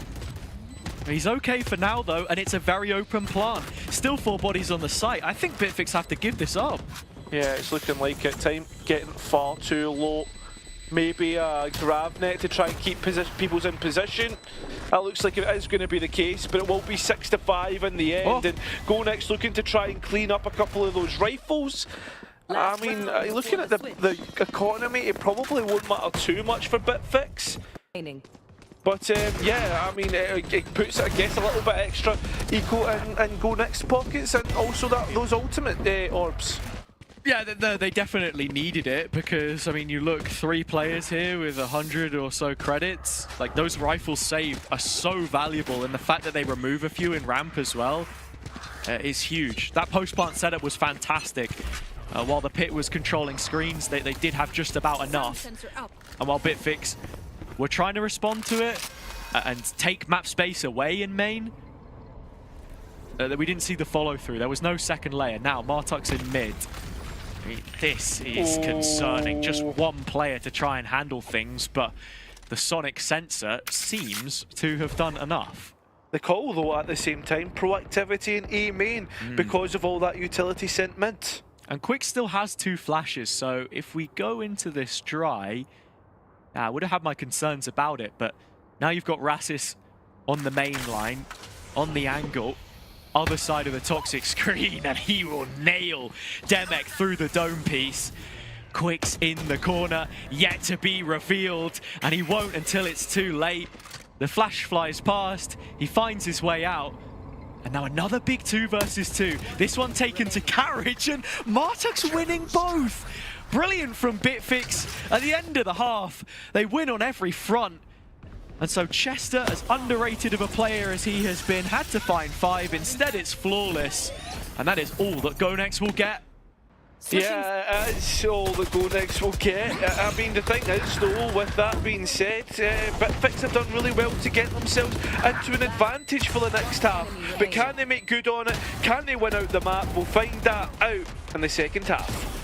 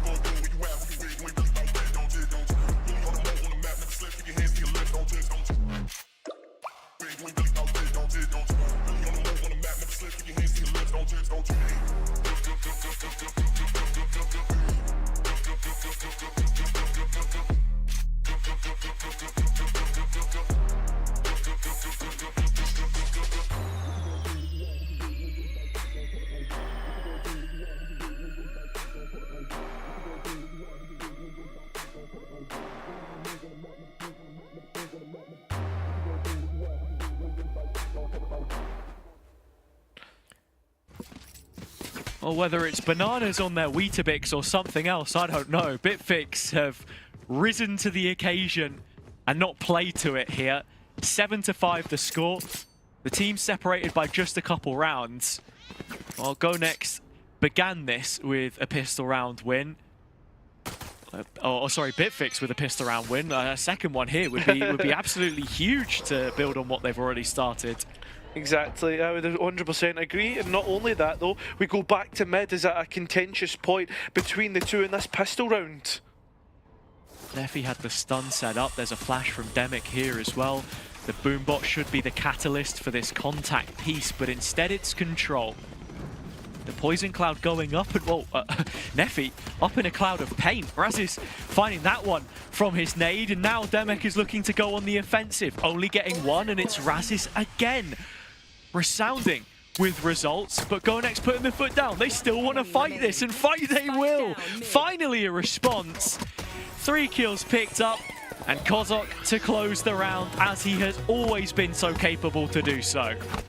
The thing that I will say about this compositionally as well, just to note as we move through this second half, is that Bitfix were playing double sentinel on the defence. They were able to get 7, which is decent, but now we're starting to look at Go Next move on to their defence, and the initiation and the stopping power that they have is just as good as Bitfix using double controller.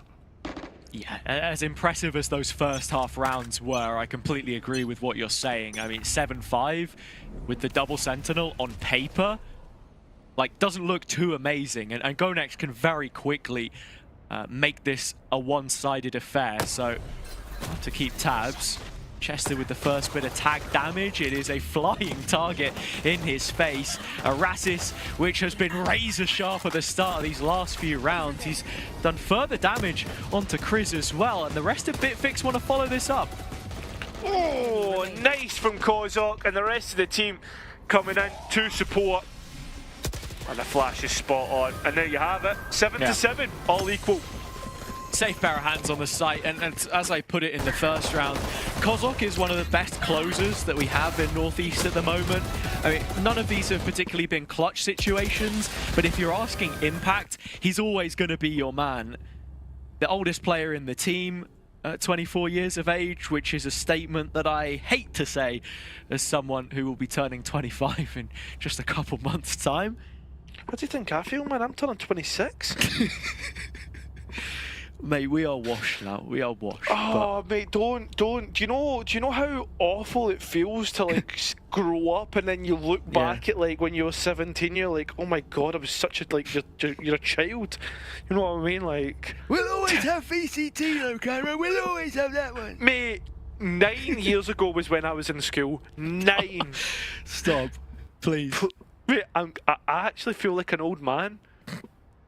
The but last. Hey, this tech pause has very quickly derailed the conversation. We should be back in just a moment, hopefully. Hopefully, indeed, before I have an existential crisis. No, I agree with you. We had a few of those yesterday. What, but back to the Valorant. Crisis? No, yeah, we did. We did. You were like, oh, you know, esports at the end of the day, bro. Like, everyone's just chasing the dream. You know, if you get an org, a roof over your head, bro. You gotta chase your dreams, guys. Chase your dreams, man. What's your dream, Hazza? Leave the game before the game leaves you. What's your thing?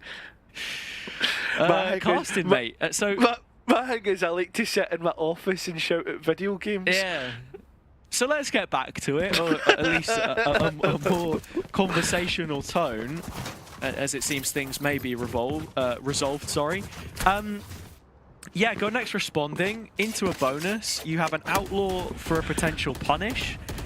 Wondering how many players we're going to see on light shields here from Bitfix, but it seems like it could be at least a few. Position of Chester B again.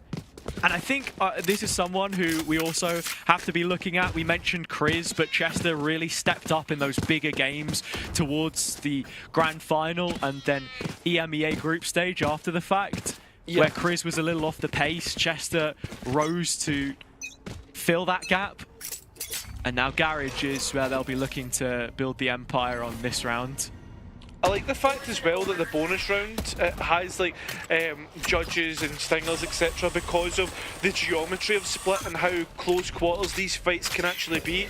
And well, unfortunately for Bitfix, they're going into probably the worst part of the map for that, and it's going to be mid. In terms of how Bitfix approach mid, I'm looking at what they're going to try and achieve from taking this space as well, because you've already seen some of the util combos to punish Events player. I believe Chris may just have been caught here by the net, but no, he does escape. And they are continuing to peel away at Go Next, but Neffy's not having any of it. It's a quick 1-for-1, and now they expand into tower. Still, Demek lying deep with the judge, and the jump spot tees him up to find a kill, which is an upgrade as well, and numbers for the defense. This is so hard as well, because Bitfix, well, they have control of the site, they don't have control of the extremities, and now they're really under pressure to try and re-clear some of this space, and they don't have the arc crows or any utility on the sky. Well, Bitfix are worried about the potential of the main flank coming in as well. Go Next have regrouped 3 players in the tower block, and it's Demek to take the first of those. Quicks has been unbelievable so far in this map, but it will make little difference in the gun round, so Go Next have the lead back for themselves. I mean, it's just lovely, right? I mean, the fact that Demek getting the kill in Garage and then immediately going to group up with his teammates to create that question mark, right? And split up the 2 players on site. Nice priorities, nice protocols, and that's the big thing from me that wins the round. It's just a question mark space. To build on that as well, and what Bitfix were doing with mid, the first Inquisition or example we've really seen, it is seemingly just to make it a means to an end, to then take the B site from it and have the late play through main. I'm wondering if that retains to be the case in future rounds, as Demek has the outlaw here and can quickly get out of dodge. As soon as that contact is hit, Bitfix want to continue this A assault. Yeah, this is really nice from Chris though. Snakebite calls a pause, and there's players now in position to support.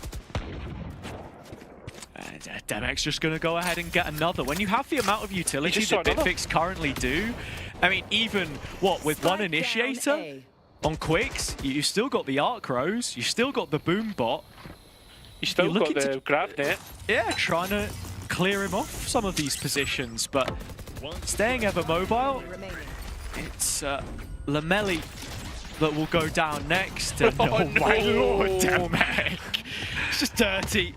This guy's always got a shorty by his side.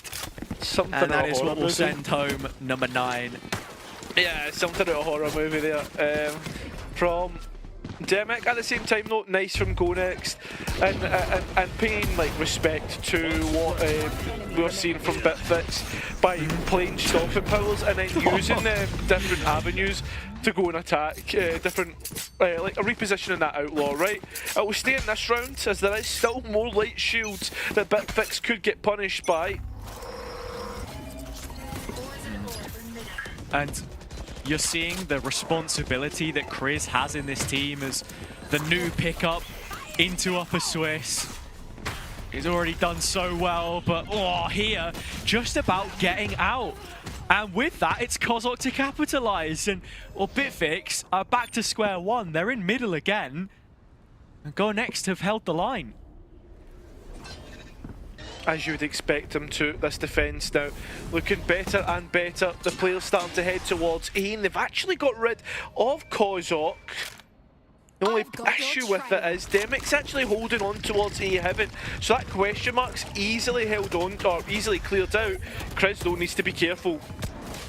Anything here from Chris would be huge. 2 points of HP. The first player falls over his head. 2 kills with only 2 health is what he'll end up with. The spike has been dropped, and so Neffy's on the nose. Lamelli's got nowhere to go. Bloody lovely. It is double digits for GN. Yeah, I mean, I don't know what else there is that could be said. Sure, Bitfix made the mistake, but the trigger discipline is absolutely gorgeous from Chris here. And the reposition as well, I mean, yeah, listen, everything about it, just nice. Maybe Quicks is a bit unlucky, but to continue on my Chris conversation, it's so great to have seen him bounce back, and I think Split was one of those maps where he had struggled. I think of that Liquid Academy game, the Eternal Fire match as well, where previously he had the best KD in the league. Only 1 negative map so far of the 7 he's played. And he won't be looking to add another one here either. He's done just enough to stop Bitfix getting through the tower again. When support arrives, well, the round is as good as over. It is only Sheriffs here for Bitfix in this round, but I don't think they're going to even get one. Yeah, that's it, right. A flawless round for Go Next. And now the next one is even more important. Stop to soft map point. And on your last buy, potentially as well for Bitfix here. You know, you and I, on our Berlin excursion, had seen several one-sided halves with double sentinels, 12-0s, 11-1s and the like. Now, this 7-5 does start to look a little bit more minuscule as the rounds go on, because it doesn't feel like Bitfix have brought the same kind of ideas to their attack side. That is always the question that you ask, and as they continue to head into Chris's crosshairs, Kozok should be aware of the info. This is how it ends. Should be. I don't think he is. The players are being forced through. Yeah, the Annihilation gets one. Demic gets another, but we are an advantage towards Bitfix, and remember... Ooh. The spike is dropped mid, so Bitfix can't actually make anything of this. Neffy's going to backfill Heaven, and they're actually boxed in, and Chester knows all about it. He does, a little gap in the smoke to play within. They've got to clear him. The players are worried about him. You can see just looking towards bottom mid. Chester's timing doesn't work out, does Neffy's trying to play on the corner of the smoke. They've not cleared him! The timing was insane! And it's the melee that actually buys Bitfix out of a bad spot. It was so needed. That 8th round, and more importantly, stopping Go Next from getting map point. That's ridiculous from Razes. And I hate to say it, Neffy maybe should have done a little bit better. You're clutching at straws because Bitfix did finally get the good graces of the mid timing there. Yeah. And now look at the change up. Go Next are fighting both mains instead. I mean, that's the thing though, right? Razes is walking into the Viper's pit here. And it's the timing again. He's just sidestepped the situation, and while Chris can fill in that vacuum, now you look to the duel on the other side of the map, and that's where things can get better for Go Next. Lameli's not going to drop just yet. And it settles 4v3. That utility was absolutely gorgeous. I think it was actually a shame that they didn't get more Go Next. Yeah, and it was the aftershock from Neffy in tower as well, so he was there to support, and now the veil of the double controller, the toxic screen at the start of the round with the pit invested on A, and Chester adding further smoke to choke out middle. Now Bitfix give it a look. We'll have a look. But can they find anything? Oh, Kozok shoots a couple bullets. Chester, I thought would have held on to main, but instead, no, moves on to site, playing together with Kozok and hold on to CT. And with the rotation of Neffy, the stun is so important. Flashback through, brilliant scenes, but it's Kozok to clean house. Quicks does respond, but it's still a 2 versus 1 that he's got to get past, and with the spike on his back, there is so much still left to do. The wick is burnt down to the final few embers, and with the knife out, Neffy knows it. Has to go next. 12 taken on their map pick.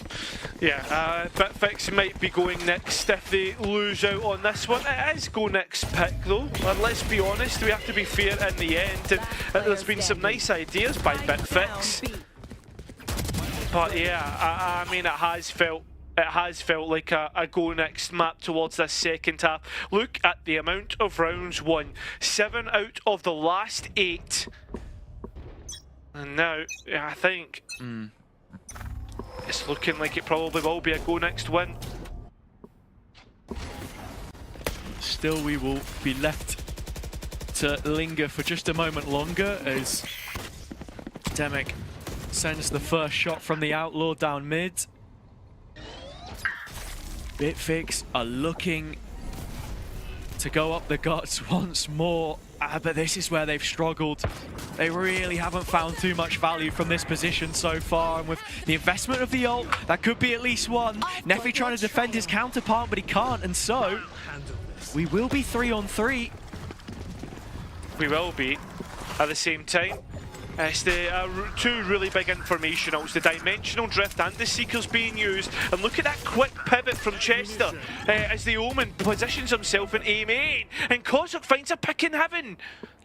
Cutting off another, and it goes untraded. Chester for the backstab, and it all comes together for Go Next.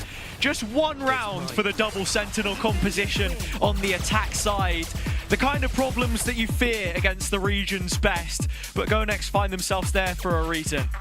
Exactly, I think you've nailed it perfectly, Hazza. It is the region's best, right, at the end of the day. And Go Next are looking to be putting themselves in a good spot. I think they struggled with that attack, with the first half. Once they moved on to the defence though, they just looked lights out.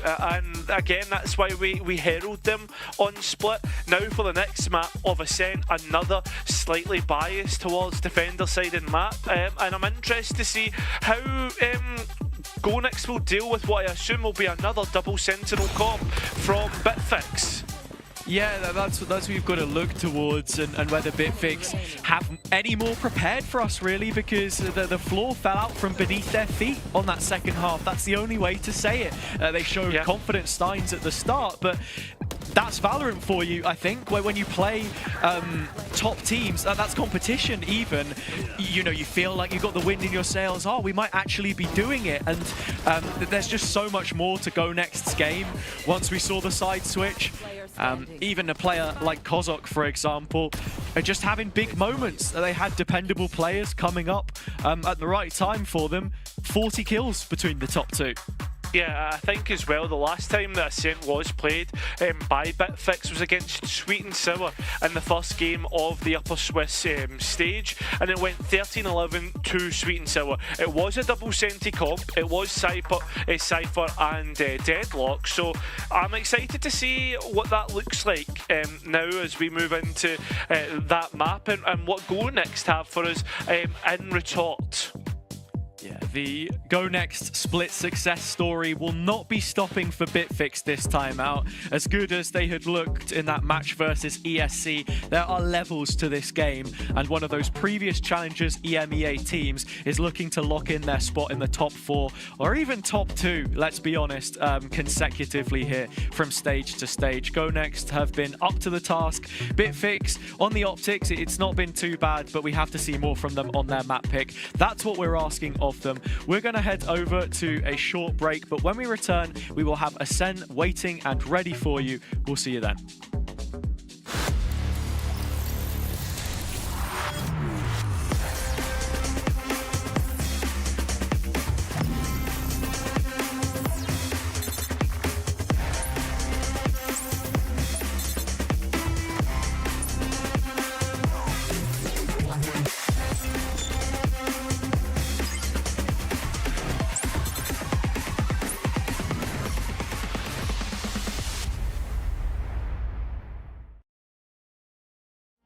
She a thirsty bitch, I'm gonna visit your dreams. You can see you here, you know that she's near when you sleep.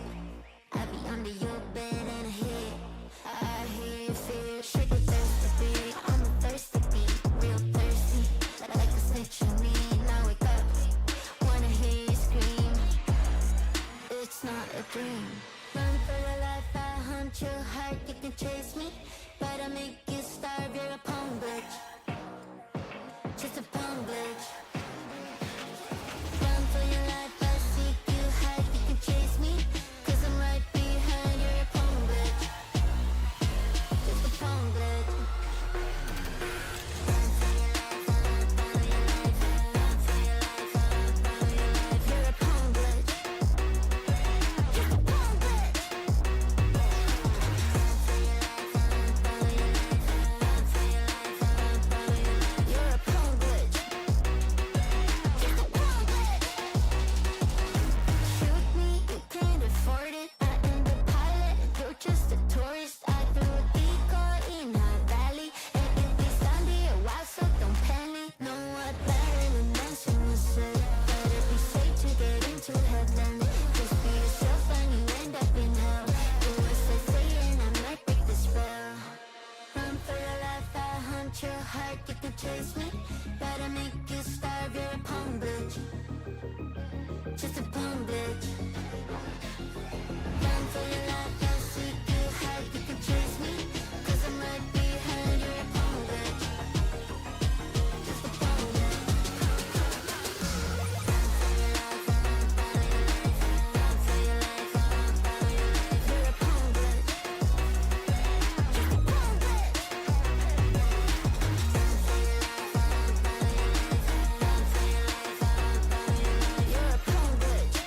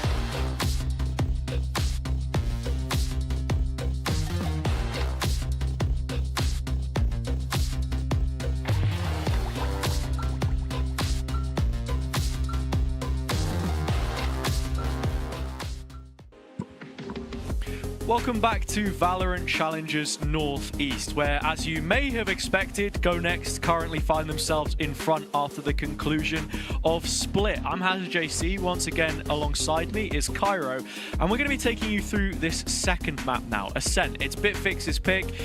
You're feeling good. Should they be feeling good coming into this one? Can they reset? Yeah, I think they should be, right? It's an easy reset for me, like, oh, listen, we pushed them on their pick. They were just better when we moved on to attack.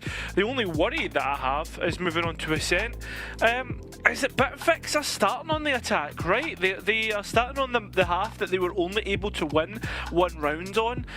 On Ascent, where we can typically find it hard to attack on if your fundamentals aren't good. That's where my worries begin.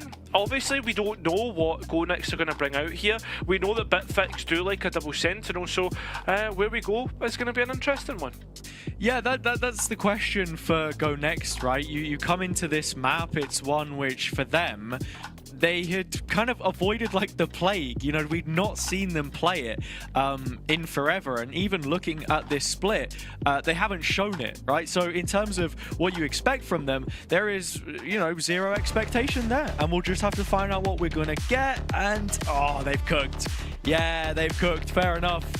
Yeah, they have. I mean, it's the opposite to what Bitfix have. Or they say the opposite, like the opposite in terms of the initiation sense. Like Bitfix have went very heavy on the info, whereas Go Next have went heavier on like those damage, that damage utility. So I like this, something new, something different, and I guess it's almost a mirror comp.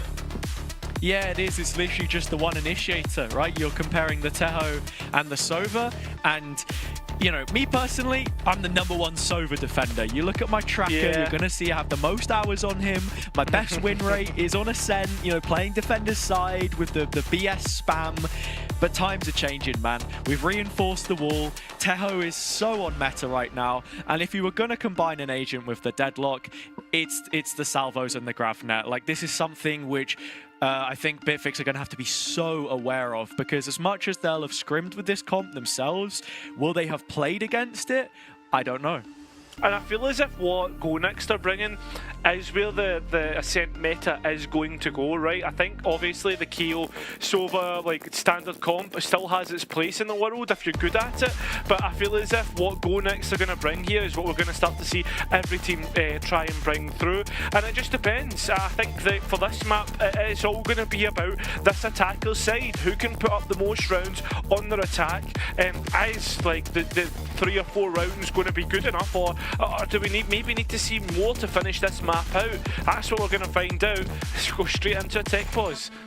Yeah, and as we do continue to build up the pathway into this second map, it's not just the attack side, but you know, who has the stronger defense as well? It's a game of two halves at the end of the day, and if both are playing double sentinel, who's going to implement it that much better? Because I think while Bitfix sort of brought some ideas to the table of how that looked with the Vice and the deadlock on Split, Ascent is a different map. It requires a lot different in terms of play style. And yeah, I wasn't fully convinced. I think 7-5 was probably like on the low end of what we should have been seeing from them. Yeah, I would agree. I think as well, like the only other time that we've really seen the double sentinel comp being brought out so far would be like an EMEA, would be that Team Liquid game, right, that we casted against BBL. And I don't think we can necessarily say that the like what 11-1, 10, what was it, 12-0? I can't remember. It was something like along those lines as the standard that we'll be seeing from this comp every single time. Yeah. That against the triple initiator, of course, but the less about it said, the better. Into the pistol we go, and Go Next have split the pin. They've decided to stick Cypher towards A, the deadlock on B. Take flight. Those sonic sensors just tailored to anyone trying to dash out into that space. You're looking at Razis on the Yoru being the spearhead to the execute, as A is where they will go, but there is a trap set up for this. Yeah, chest up, holding on to main all alone as well. That's the other thing you've got to consider, as Razis has done very well at taking the site. Chest alone needs to do better on holding this main and does so. 2 big picks. Spike goes down. Oh, the jump over the trap as well is huge. Kozak had a timing, but it doesn't last for long. And so Bitfix will get the opening pistol round for the second map in a row. Yeah, I think I was in more of the same in terms of the last time that we'd seen that pistol round win from Bitfix. In terms of GoNext just felt as if they got overpowered, you know, like it didn't feel as if they were able to react on time to what was being brought out. The side take, Raz's was very good at it. I mean, Chester, the deposit looks great here. And when it gets to the 3v3, it's capitulation from GoNext. Chester always does play best when he's on an island, but you'd like to see a little more support. And with the one-way put up early, it's Thematic in the corner this time. His TP will send him to the B site, and he's only just going to elect for it now after Chester has found one, but it's a slight overheat, you feel. And as reinforcements start to head the way of A, and where's the spike going in all of this? Bitfix are kind of just frozen things a little bit. They're looking to try and find an opening, and they've been presented with yet another. Yeah, Neffy. Don't know why, but Syntax. Oh, still in B mate, isolated. And I mean, this is kind of gave an indicator that it is going to be back towards 8. Audibles to be heard by the last 2 remaining players on GoNext. Oh, and Kozak can break the door with a salvo, so they're right back in. They are straight in. Look at the pacing, it's unbelievable, but the weaponry to back it up isn't. Bitfix will convert that with little to no worry, and on top of that, they get 3 big rifles into this bonus. Yeah, I mean, just the fact that GoNext almost at even footing, even with classics in their hands, does show the individual quality, but we need to see those ideas brought together now. You lost the pistol and the anti-eco, as you did on Split. It was the gun rounds where things really got going for them. They won 4 in a row from this point. If time is truly cyclical. As we've seen the Sentinels swapped up again, and Chris just about has the support of his cage. But he's used both of them, so a little bit of weakness now towards this area of the map if Bitfix want to re-explore. Very true. I'm just trying to figure out how Bitfix are trying to move around the map. I mean, for the most part, it's been like a 4-1 split, looking to have 3 players moving towards another deposit.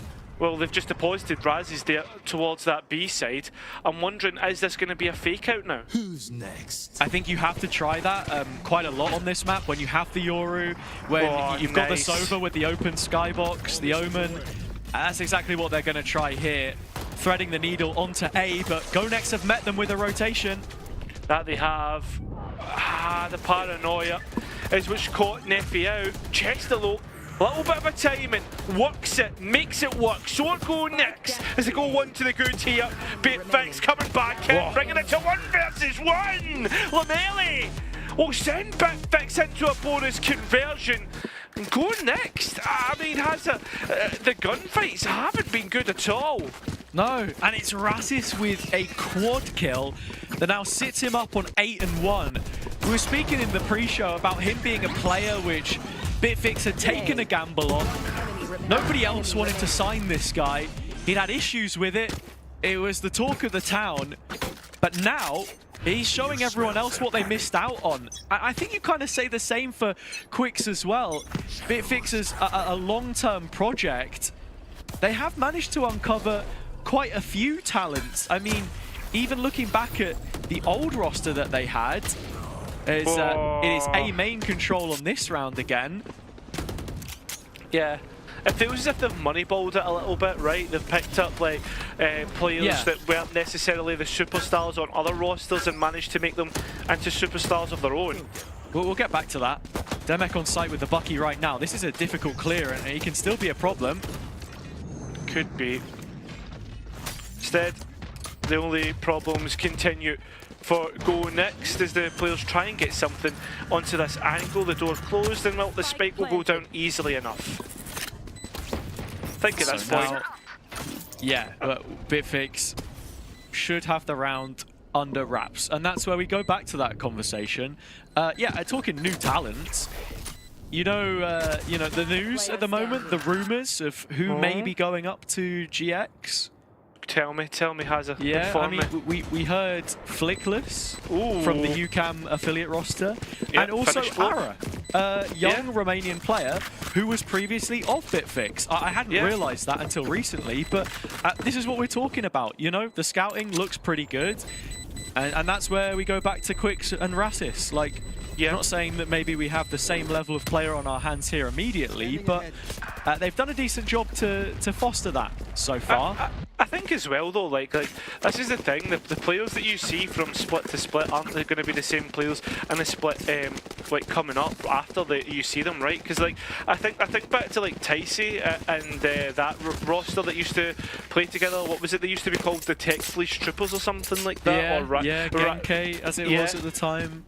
Yeah, like I never would have thought they would have been in the position that they were last split. I thought they were going to go straight back out, and I'm very happy to see them in the position that they're in. But looking at this, B main, big contention point. Oh, and the dimensional drift has just slipped past the barrier mesh. Now Rasis is kind of out in the open wondering, where do I go with this? Because Neffy has sent further utility forwards, the net to contain two players. Kills picked up, but Ras is still ahead of the line. Demek got to follow this up, and with the shorty in hand, not enough. Chester supporting, and Ras is the last man standing again. Yeah, the dimensional drift to pick up the last player isn't what I would have thought, or how I thought they would have invested it, but you know what? Go next, fair enough, mate. And on top of that, they get the first round. It's a nice little set play to come through into in this main position in B. And yeah, it's good enough in the end. Oh, it is. And that's where Go Next will punish you if you want to start going for these quick plays where maybe Rasis had identified weakness towards B, as they are constantly shifting where these Sentinels are set up, yet to double them up, in fact. Yeah. I think for me as well though, like I'm going to have to start to see Go Next's defense quicken up the pace here and start to pick up rounds, because if I see Bitfix do get more rounds, they start to get this attack with a really good bit of momentum. They're so much better at double senti because they're playing it across multiple maps. Yeah, and it's what, with 4 rounds already, got to try and stop the 5th here. Rasis pleading it, Demek through, giving some answers of his own with the op. Chris still alive, and from Tree he will backpedal. Creeping up to heaven, supported by Kozok. This retake queued up with the stun in his hands and the special delivery. Still waiting on those salvos. As the dart gets broken, Lemeni's playing under. It's a loose crossfire at best, and so he's got to drop down to the hells. Lemeli in control here. Only 10 bullets for Chris. He's actually just sold his teammate down the river, and with the hat off his head, Chris now knows Lemeli could get caught. He's faked the TP, but Chris has done so with the tap as well. There is little time left to go chasing for this kill. Even if you pick it up, I don't think he can get it. And so, yeah, Lemeli will win the round for Bitfix. Now, we are starting to get to that point where we're going to get concrete effects for the next half, right? And I know every round will affect the next half, but the point being, like, this is where it gets to advantage territory. Win the next one, it will be a guaranteed even round count if we do see Go Next come back. But when your economy looks like this, it doesn't fill you with much hope. It definitely doesn't. Demek has to be the decisive factor in this round. And again, he will move himself into Wine, a position of which he can very quickly remove himself, but chooses to hang around because it's a flash play to re-clear that they were thinking about. Such a narrow choke point, A main, but Go Next finally have control of it with that barrier mesh as well. So they start to look elsewhere. Mid is where they'll go. A group up from both sides. Do Bitfix expect this? It seems as if they do, Hazza. It seems as if they do. The Annihilation thrown into the mix as well, and he'll be able to bail out the lone player that was mummified. 6-1, guaranteed equal rounds in the next half if we do see that Go Next comeback. But there's still 5 rounds to play, and Go Next have seen enough. Yeah, this timeout in some ways feels like it's a little bit late, whether Go Next were happy with the setup that they'd already got or not. Now we need to see them respond, because you look back at those series wins for Bitfix, they've not been picking up 2-0s. That is not the story of this team. Yeah. I don't think you expect that either with the stage in the competition that they're in. 2-1 versus Zero Tenacity, 2-1 versus ESC. Split the opening map of the last series, and that one a defeat for them as well. So look, you head into this next couple with the possibility things get out of hand pretty quickly. Where do you even go next though? Like, what's the adaptations? Do you try and put more presence towards mid? Do you try and be more passive, retake? I mean, right now, like, I like the ideas that Go Next have brought with the composition, right? But like, again, this is the thing that we talk about all the time. It's all good having nice ideas and composition, but when it comes to practice, we need to see the results. And right now, Go Next are being outclassed by Bitfix. Just the immediate thing to look at is the fact that we've got Deadlock and Teho together on B, the strongest position for both agents on the map. In the meantime, the Mitchell and Razis plucking off Demek's operator, I think it was. And that proactivity that we start to see in B main needs to force this A reaction. It's a long rotation which they'd be looking to make, as Bitfix are still yet to commit.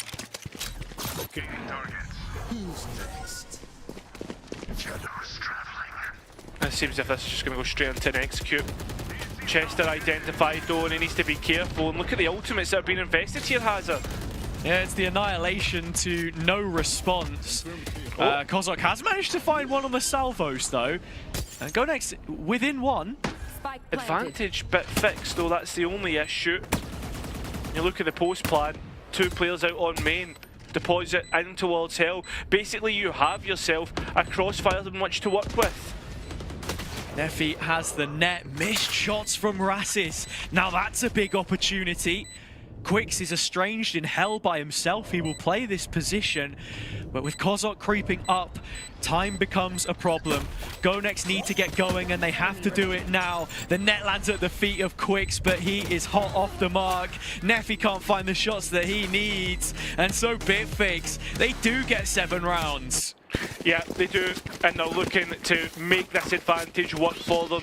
I mean, sure, the ultimates were used there, but at the same time, like, it's the same issues that have been plaguing Go Next. Capitulation. Look at the way that Bitfix just ran them. Yeah, it's just the slight pace change, perhaps.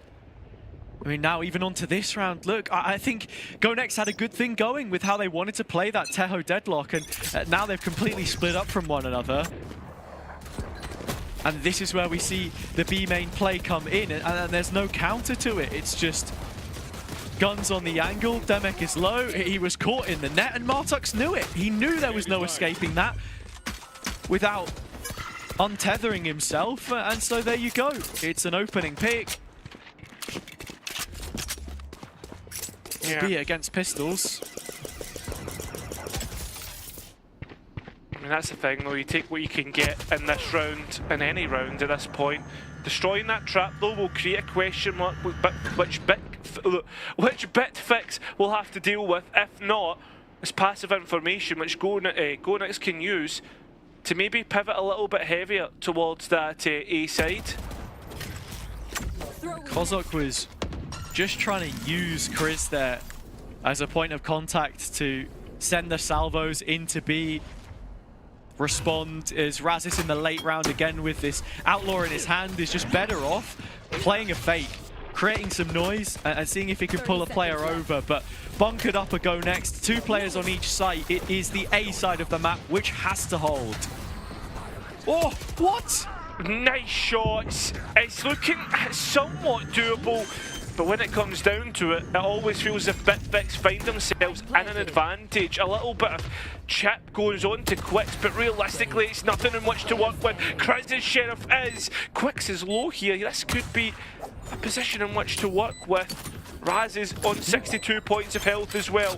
Kozok making plenty of audibles. That Bucky will not work at that range. And now with 8 points of health, Bitfix will find their 8th. And I don't know, man. Like, I don't see where this ends for right now for Bitfix. Yeah, Bitfix are just doing a brilliant job at playing these attacking rounds one at a time, defaulting, which sometimes you're forced to do against the defender-sided comp because of the threat of what? Like the salvos and the net, and a little bit of aggression perhaps, which I feel like we've completely missed out on so far for Go Next. It's sure the previous round was an eco. Now they start to bring that to the table in this.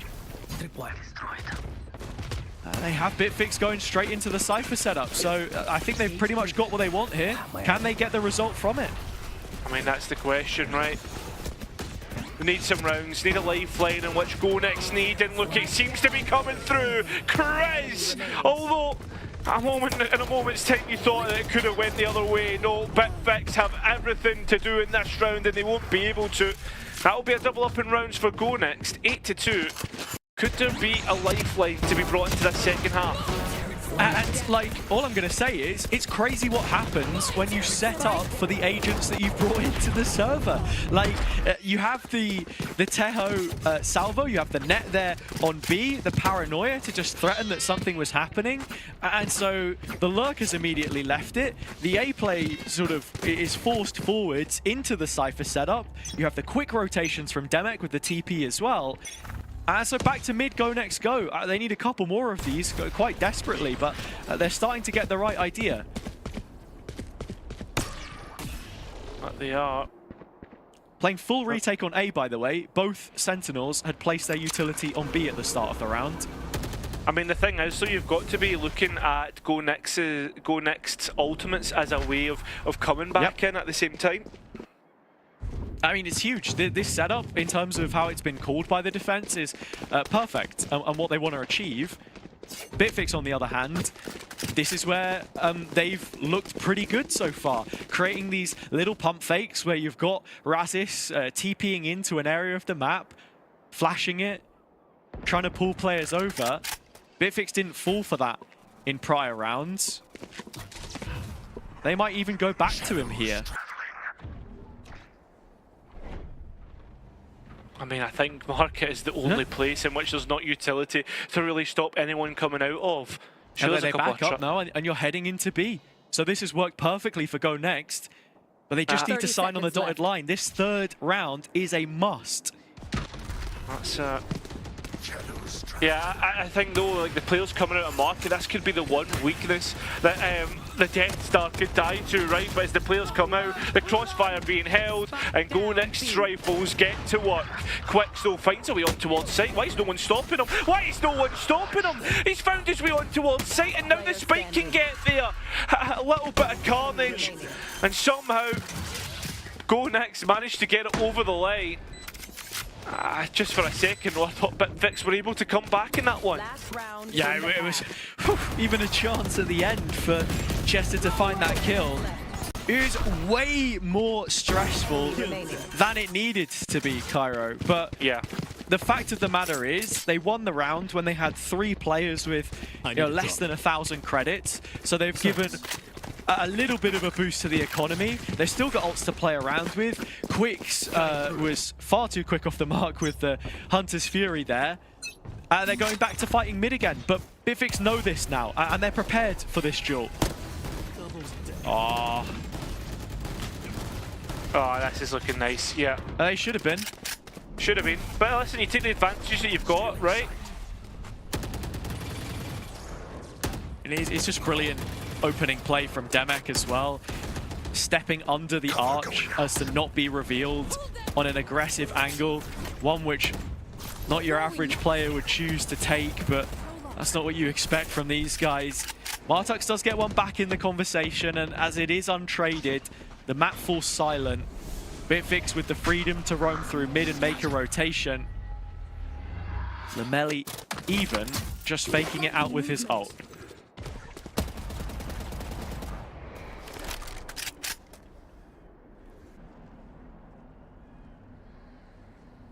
Gonix just making sure to hold on towards CT because of that wall placed by the deadlock. The only thing is, though, is his left Chester in a position where he has to hold the site himself. At least it's a trade even.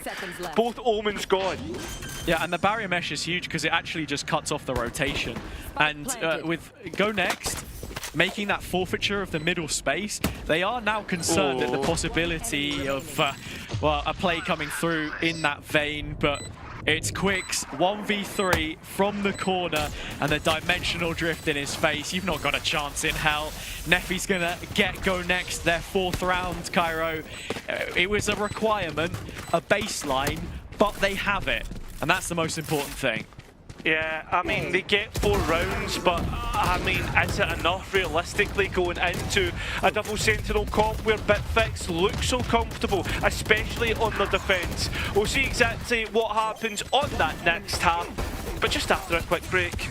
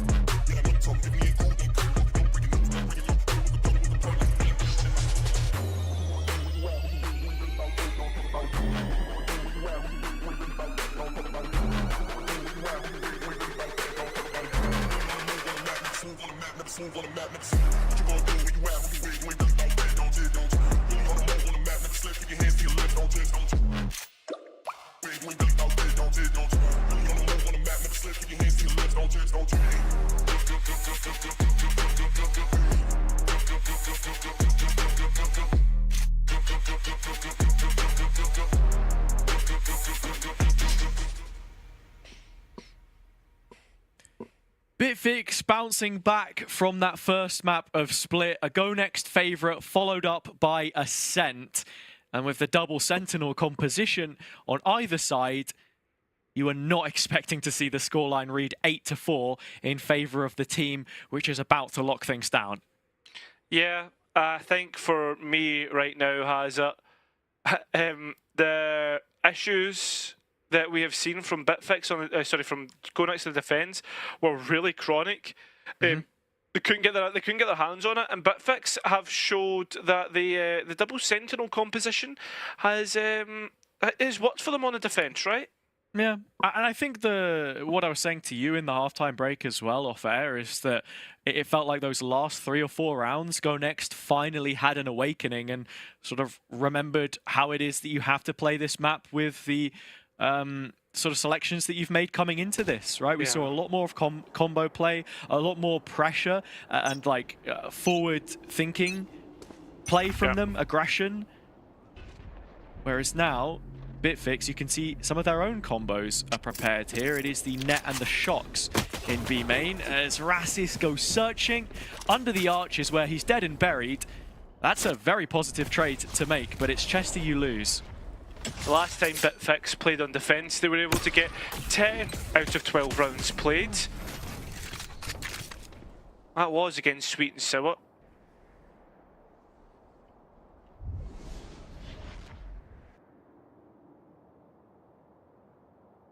Now Go Next after that initial fight. Head towards short. Kozok will be late through main, if that's where they choose to send him. And with the cam contact already, this feels like it has to accelerate a little bit quicker with only 50 seconds on the clock. You see only 50 seconds on the clock, but that's still plenty of time to go to the other side of the map if they really want to. Instead, no, Go Next will commit to this. Yeah, and that's the issue. It's laboured, and so Bitfix, in the process, have managed to get bodies on the site. It's Lameli who picks up the double kill. And now it's on to only Demek and Kozok to find a round which they so desperately need to recover this in the second half. Syntix the next, and Martux to close. The duo all the way back from Metasport, now eclipsing them in every sense, as Bitfix are lining up to take themselves to a decider. I think that's it. The Bitfix, everything leans towards this being Bitfix going and closing this map out. When you look at it, like the performance that we saw in Split Defence, the performance that we've seen against Sweet and Sour on their defence, and right now the performance that we've seen from Go Next on their half on defence. Needs to be a good attack here. Actually also getting the sonic sensor as well as the trap wire placed on B. Well, it's a rotation that needs to be made for Martux. His utility does the heavy lifting here as Go Next still aren't out in the site. So many players chipped away at. Kozok the last one left, and he isn't long for this world either. Double digits Bitfix coming into the bonus round. It's a pretty strong one. And now we get to see the gun round from Go Next, and I think this will probably, in my head, determine whether I think Go Next will be able to come back into this one. Because if it ain't convincing, then I think we're just at that spot, right, where you're almost in limbo waiting for the next map. You saw Enterprise talking through Legia about how improving the map pool was so important for them.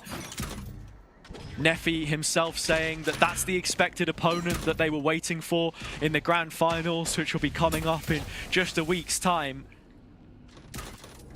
But here, Ascent is feeling like a little bit of a miss right now. Now under the hood of Go Next, and with all the resources behind them, we need to see a response into the gun round, back to the B site. The Cypher setup is here again, but it's still taking a while to get out of that choke. Oh, Demix walked straight into a Cypher trap, and well, it'll be easy enough to finish that one out. Still need to clear the corner though, and you can see Kozuk has an idea. Chris is low, and unfortunately Syntax can't finish that one off. Now it's Martuk's played in perfectly, and to close this one out, Chester has to try and stop Bitfix, and oh, the spam's maybe not good, but the knife certainly is. And while things did look okay, I still feel as if Bitfix had control of that round.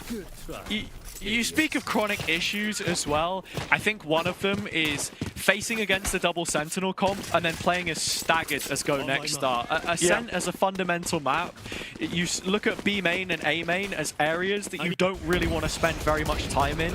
As an attacker, it's a point of contact that you take to then explode onto the site. And when you're seeing them caught behind a lot of this utility and slowed all the way up, Bitfix is just going to instantly rotate, especially on the bonus. So maximum punishment, 11 rounds posted. If Go Next lose here, it's done, if you didn't already think it was. This outlaw is in prime position. Not an outlaw, it's an op. What am I talking about? And this op is in prime position, or so it would seem, to go and get multiple kills. The stealth drone hasn't got the information, but the Cypher trap certainly has. And this is now just turning into carnage right now for Go Next. They're just getting pinged left, right and centre. I mean, well, it was still a 4-on-4. Little bit of alleviation of the site player as Kreese was hunting for a clip, but has been relieved of his duties once again, as we are seeing Go Next bash their head against the Bitfix wall. This defensive wall built up on the B site. Yeah. I mean, Ascent, I was kind of expecting it to look like this, I'm not going to lie. I was just waiting to see how Go Next were going to play their composition, and the implementation, it needs to go back to the drawing board. Too little, too late, I think. And the first opening 12 rounds have made all the difference, and Bitfix are expecting for Go Next to be heading towards this side of the map after the B play being conditioned so heavily. And well, it wasn't the worst of starts. It's gone 3-on-3. Chester slips the net, or the mesh I should say, in this instance, but Quicks is there to pick up the pieces. So they lose the advantage, they lose a player, they lose a lot of ground as well because they're stuck behind the utility again. The thing is though, with this utilities you can lock through, and that's what Chris is trying to do right now. 1v1 against Syntax is massive, and Chris ends up winning it, and also gets the neural theft to identify where the last two players are. Unfortunately though, Spike was in main. Kozuk just needed to wait for the info, because if he'd have had that, then you know both bodies on the site. Chris has the freedom to get in behind, make himself a nuisance, but now presented with a 2v1. Martux can't quite bend the annihilation around the corner. And instead, it is the Sonic Sensor to lay up the map win. 13-4. Bitfix in full control on Ascent there. It was a solid first half from them, all things considered. And onto the defense, one-way traffic. Yeah, and I think as well, though, we kind of expected that coming into this one. Like, as we got on towards that second half, it definitely was clear as day. But Bitfix have played this before. They understand how the composition works, and that attack looked pretty good. Maybe that's more criticism towards Go Next than how they played the defence, but we're not here to criticise, we're here to lift the players, and yeah, well played Bitfix. Yeah, Bitfix doing a brilliant job, and it's that kind of response on their own map pick that you expect from them. With it being a debut for Go Next there as well, it's maybe the debut that you expect, like the rocky road. You've got to build your way up. We speak so much about depth of map pool, as we have a few best of fives coming up later in the playoff stage in a week or two from now. 2 weeks, in fact, I should say, that is sort of the third stage of playoffs. Yeah, it's something that you think about later down the line, and I don't think the theory was fully applied here, where they need to spend a little bit more time. as we said before, you're talking of a team that's trying to return to back-to-back finals, having the most Ascension points in the league of any team that could qualify for it, with potential boot camps, more opportunities for them to invest their own time into things here. You hold them to a high standard, and with this in the veto, yeah, it just wasn't up to scratch. Yeah, disappointed with it. Like, just because I was so excited to see how the double Sente clash would look like, what the defaults were. But with that being said, we still do have one more map in this series, though, has it? We do, and as well, I mean, you even look at the scorecard there as it was flashed up for a moment. Raz is 22 and 10. That's a much better performance than what we saw from him on Split, and even though he had his moments, it felt like they were a lot more tangible, especially on that attack half to kick things off. He was causing a lot of chaos, raising a lot of question marks later into the round as well, and staying active, playing at the level. That's what we wanted to know. Are Bitfix here, and can they be a serious contender? Can they qualify for Challenger's EMEA, because they're one map away the same way that Go Next were. We're heading to Lotus to settle this series and the evening of play, so you don't want to miss it. We'll see you after the break.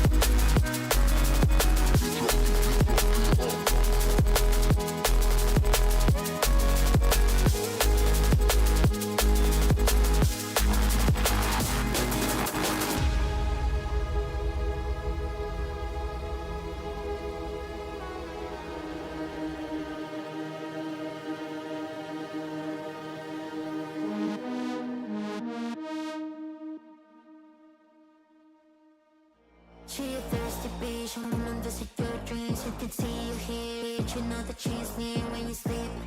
I be under your bed and I hear your fear. Shake your thirsty beat. I'm a thirsty beat, real thirsty. Like a snitch on me. Now wake up. Wanna hear you scream. It's not a dream. Run for your life, I hunt your heart. You can chase me, but I make you starve. You're a punk bitch.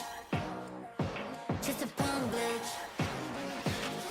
Run for your life, I seek you hide. You can chase me, 'cause I'm right behind. You're a punk bitch.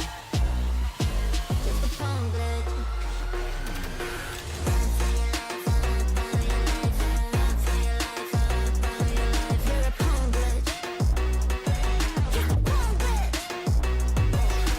Run for your life, run for your life, run for your life, run for your life. You're a punk bitch. Just a punk bitch.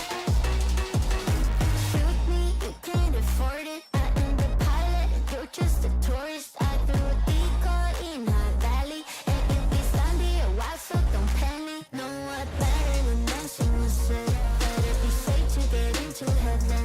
Just be yourself and you end up in hell. Do as I say and I might break the spell.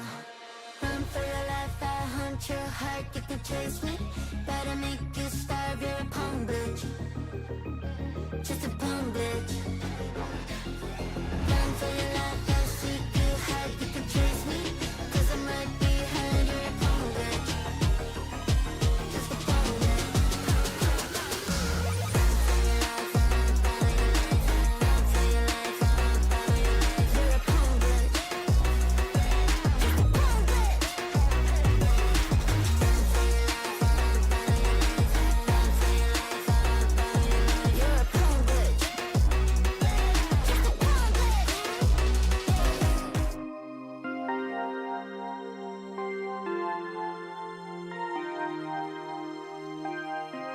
Out here on the street, I'm losing my way. You've gotten to me, and that's my mistake. Some might say I can't get too far without seeing your face. Oh, you gave me your heart and took it away. I'm going underground, going underground. Say your loving comes around, going underground, going underground. 'Cause your love is not around anymore. Going underground.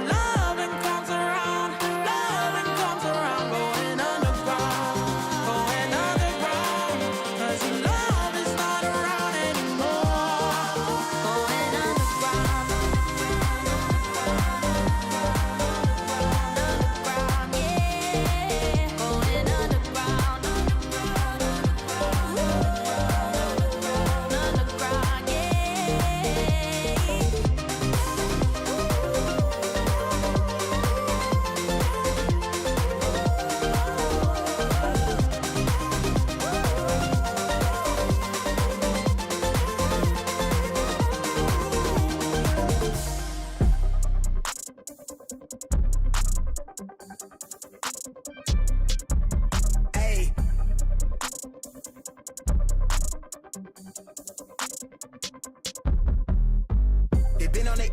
Drum on the rail, I wrap it, I bag it, I pack it for sale. Got feeling on speed out, hit me to chill. I give it a thrill, I put it on film.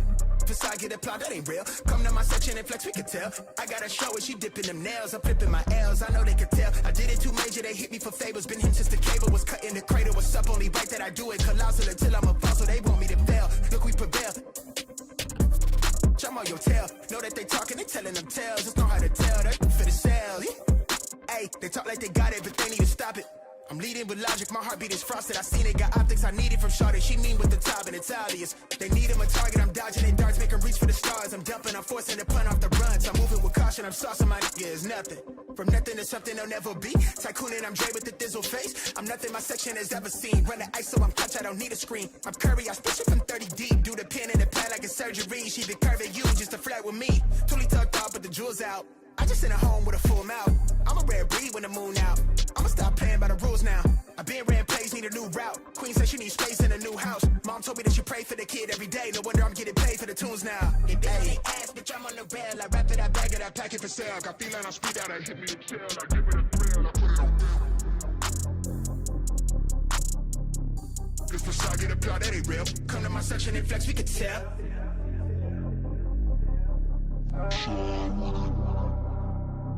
Really outside with it. Run with it. Run with it.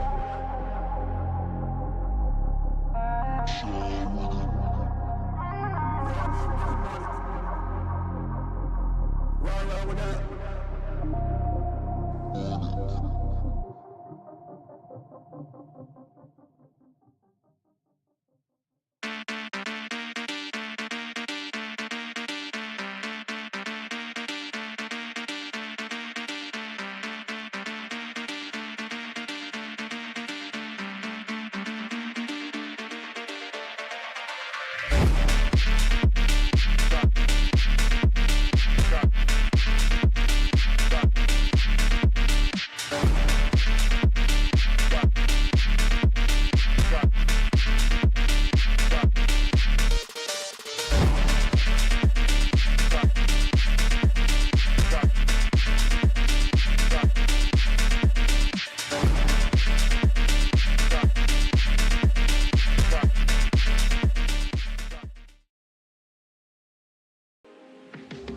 Welcome back to Challengers Northeast. We are sorry for the tech delay, but you do not want to miss this. So trust me, it's worth the wait. We're going to be heading in to the deciding map of Lotus. Cairo is very excited. I am, of course, Hazza, and excited as well.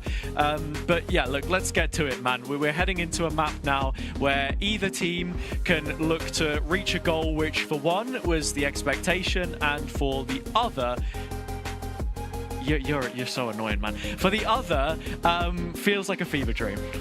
Well, I'm a very expressive person, Hazza. Can I not do that? But yes, I agree. Like, it did feel as if we saw a different side to go next. One which they looked lethargic and nothing looked as if they hit the mark, right? Whereas usually we're used to seeing individuals being able to carry out. Yeah, I felt as if Bitfix were very much in control of Ascent. Like they were in control when we got to grips with this defensive side of Split. Listen, at the end of the day though, this is a best of 3. You can easily just write that one off, and let's look to map number 3. Yeah, look, Lotus is where we're going to be going, and now for Go Next, it's a test of character as well, as a team which we do see in that top 4, and I think, top 2 grand finalists, and then even to just sort of, from those 4 teams that went to EMEA, with it being stage 1 and a work in progress, they also still looked like the top 2 team, right? You had the Enterprise performance that looked pretty good. I think like Liquid Academy as well were up to scratch, but like Go Next, taking wins against teams like Job Life, sort of says a lot about where they're at, and in the competition so far, we've not seen them lose a single series from Swiss, so the pressure is on, and it's in these deciding maps where Bitfix seem to come into their element. Yeah, I think for me as well, like this Lotus Decider is going to be interesting because we've seen both teams play it fairly recently and actually against similar opponents, right? Both have played it against Zero Tenacity and have posed positive results. I mean, even more so recently for Bitfix against ESC Gaming. So with that being said, we head into it and no changes in the comp department. Yeah, it's a 6-0 record for Bitfix in this map. It's a triple Sentinel this time around with Razis on the Sage. We've seen it tried before. The Sage specifically, you're going to cut down on a lot of rotation time if you keep walling B. There are many ways that you can play it. They begin it on the attack though, and when you look at the sides that they've started, it has typically been attack. The preparation is there. Go Next sort of know what to expect when they see this, and they should be set up to counter it. Well, I understand that Bitfix have had success with this specific composition. It still worries me, right? It's not a composition which I find much favour with, if that makes sense. Like, when I look at it fundamentally and what you need to do on Lotus, I feel as if when you get to that A fight, you're going to struggle a lot when Go Next go to re-engage you. Absolutely. So Bitfix now find themselves a map away from qualification to Challengers EMEA. Zero Tenacity in Swiss, ESC in playoffs, and now the former grand finalist Go Next on the hit list. They begin on the attack side with the triple Sentinel this time. Let's see if they can add another pistol round where they found the last two on Ascent.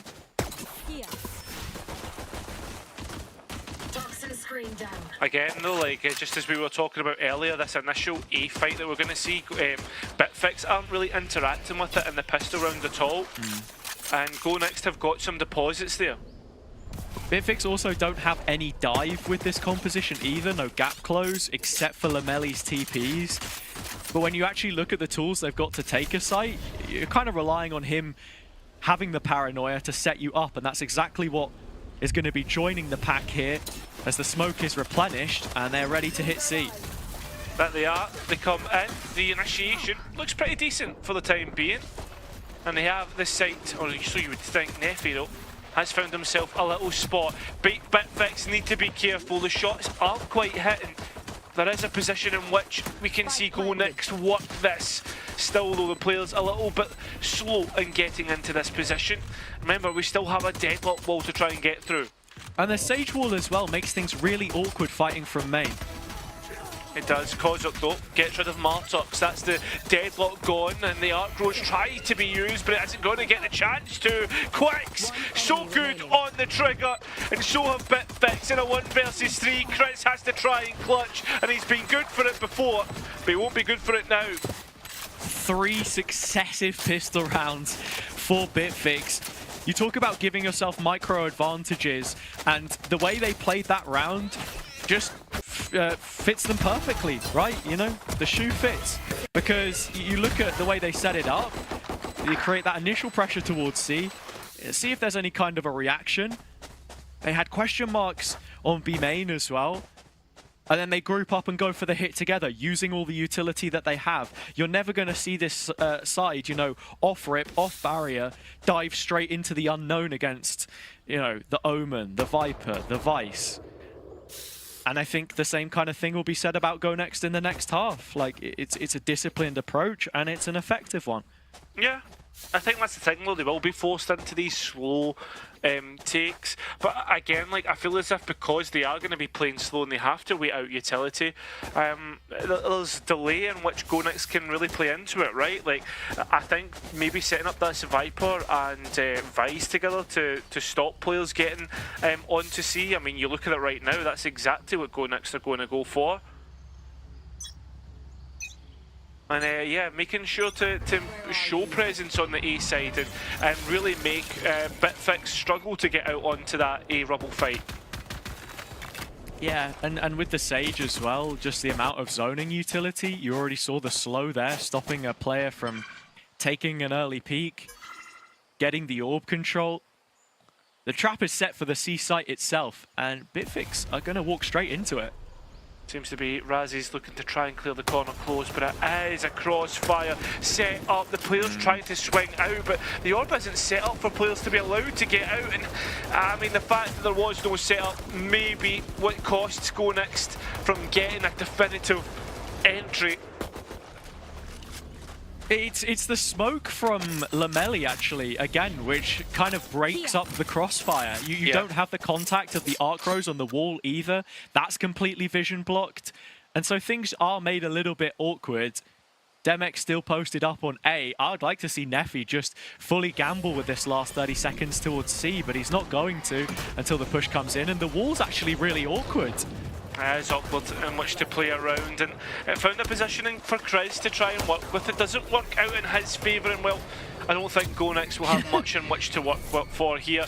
This is the thing though, that this composition that Bitfix are running can be extremely awkward to play against, but again, I still feel as if there's real weaknesses in which GoNext can try and manipulate after these first couple of rounds. Yeah, absolutely. And you saw it on that round as well with the wall placement. I think Razis likes to use it as a bit of a runway, as Bitfix confirm the anti-eco conversion with only one casualty, that being Lamelli, and as I mentioned before, his smoke valuable. Yeah, you can use it as a boost to get up onto the site itself pretty quickly. And then the big concern for me, if you go next right now, just needs to be these site holds straight up, because even if you trade and you go even on the man count, if Bitfix have any one of those 3 sentinels up in post and they're holding on to any of that utility, it becomes such a problem for the retake. This is what we're talking about, this E fight, right? Bitfix can't really interact with it at all, and they're being forced to go in towards B, where there is Vi's utility set up, and well, the Razor Vines have been used. The flash looked good. Demek finally coming in. The shot's hitting. And that Viper wall stopping anybody from getting any further. I was just wondering, how did Neffy only get one there with the full blind? But the bigger talking point right now is that Bitfix, in opening the door, were looking to quickly react to C. But this Poison Cloud is helping support Kriz, who still fights solo. That's the problem, right? As it is solo. And again, this barrier mesh being awkward. 50 seconds still on the clock, so Bitfix can reset and choose where they want to go. Min-maxing things a little bit with the orb back on Martux as well. Oh. Just caught the toes of Chester, didn't quite have the bullets or the hit reg to finish that one off, as Chester's put down to 10 HP. And now Quicks, with the spike in pocket, has to ferry over onto site. 20 seconds remain here. Yeah, it's not quite aware of Kriz's position as soon as that's given up. Whoa, there shouldn't be a chance in hell. It's a nice first shot from Quicks, but now he's got a spike plant to worry about, even with the ult by his side. That's best saved for the gun round, as Bitfix can't find their bonus, but GoNext can get on the board. I think that's the big thing, right, is Bitfix. GoNext finally do get on the boards here and stop Bitfix from converting a bonus, which we saw in Ascent, and that really felt like what was the end for GoNext on Ascent. And I think as well, GoNext are starting to figure out how to counter Bitfix and how to play off and what their setup is. You actually saw Kozok use the same smoke which Bitfix had been lurking with just to anchor, because he understands that actually, okay, if this is how you're using it, we can reverse engineer that ourselves. Yeah. 2 players deep hold, but you've got the Thorns, and the flash has been placed towards Bend this time. Plus, GoNext have so much free real estate on A, which is such an important part of the map, especially in helping out those rotations.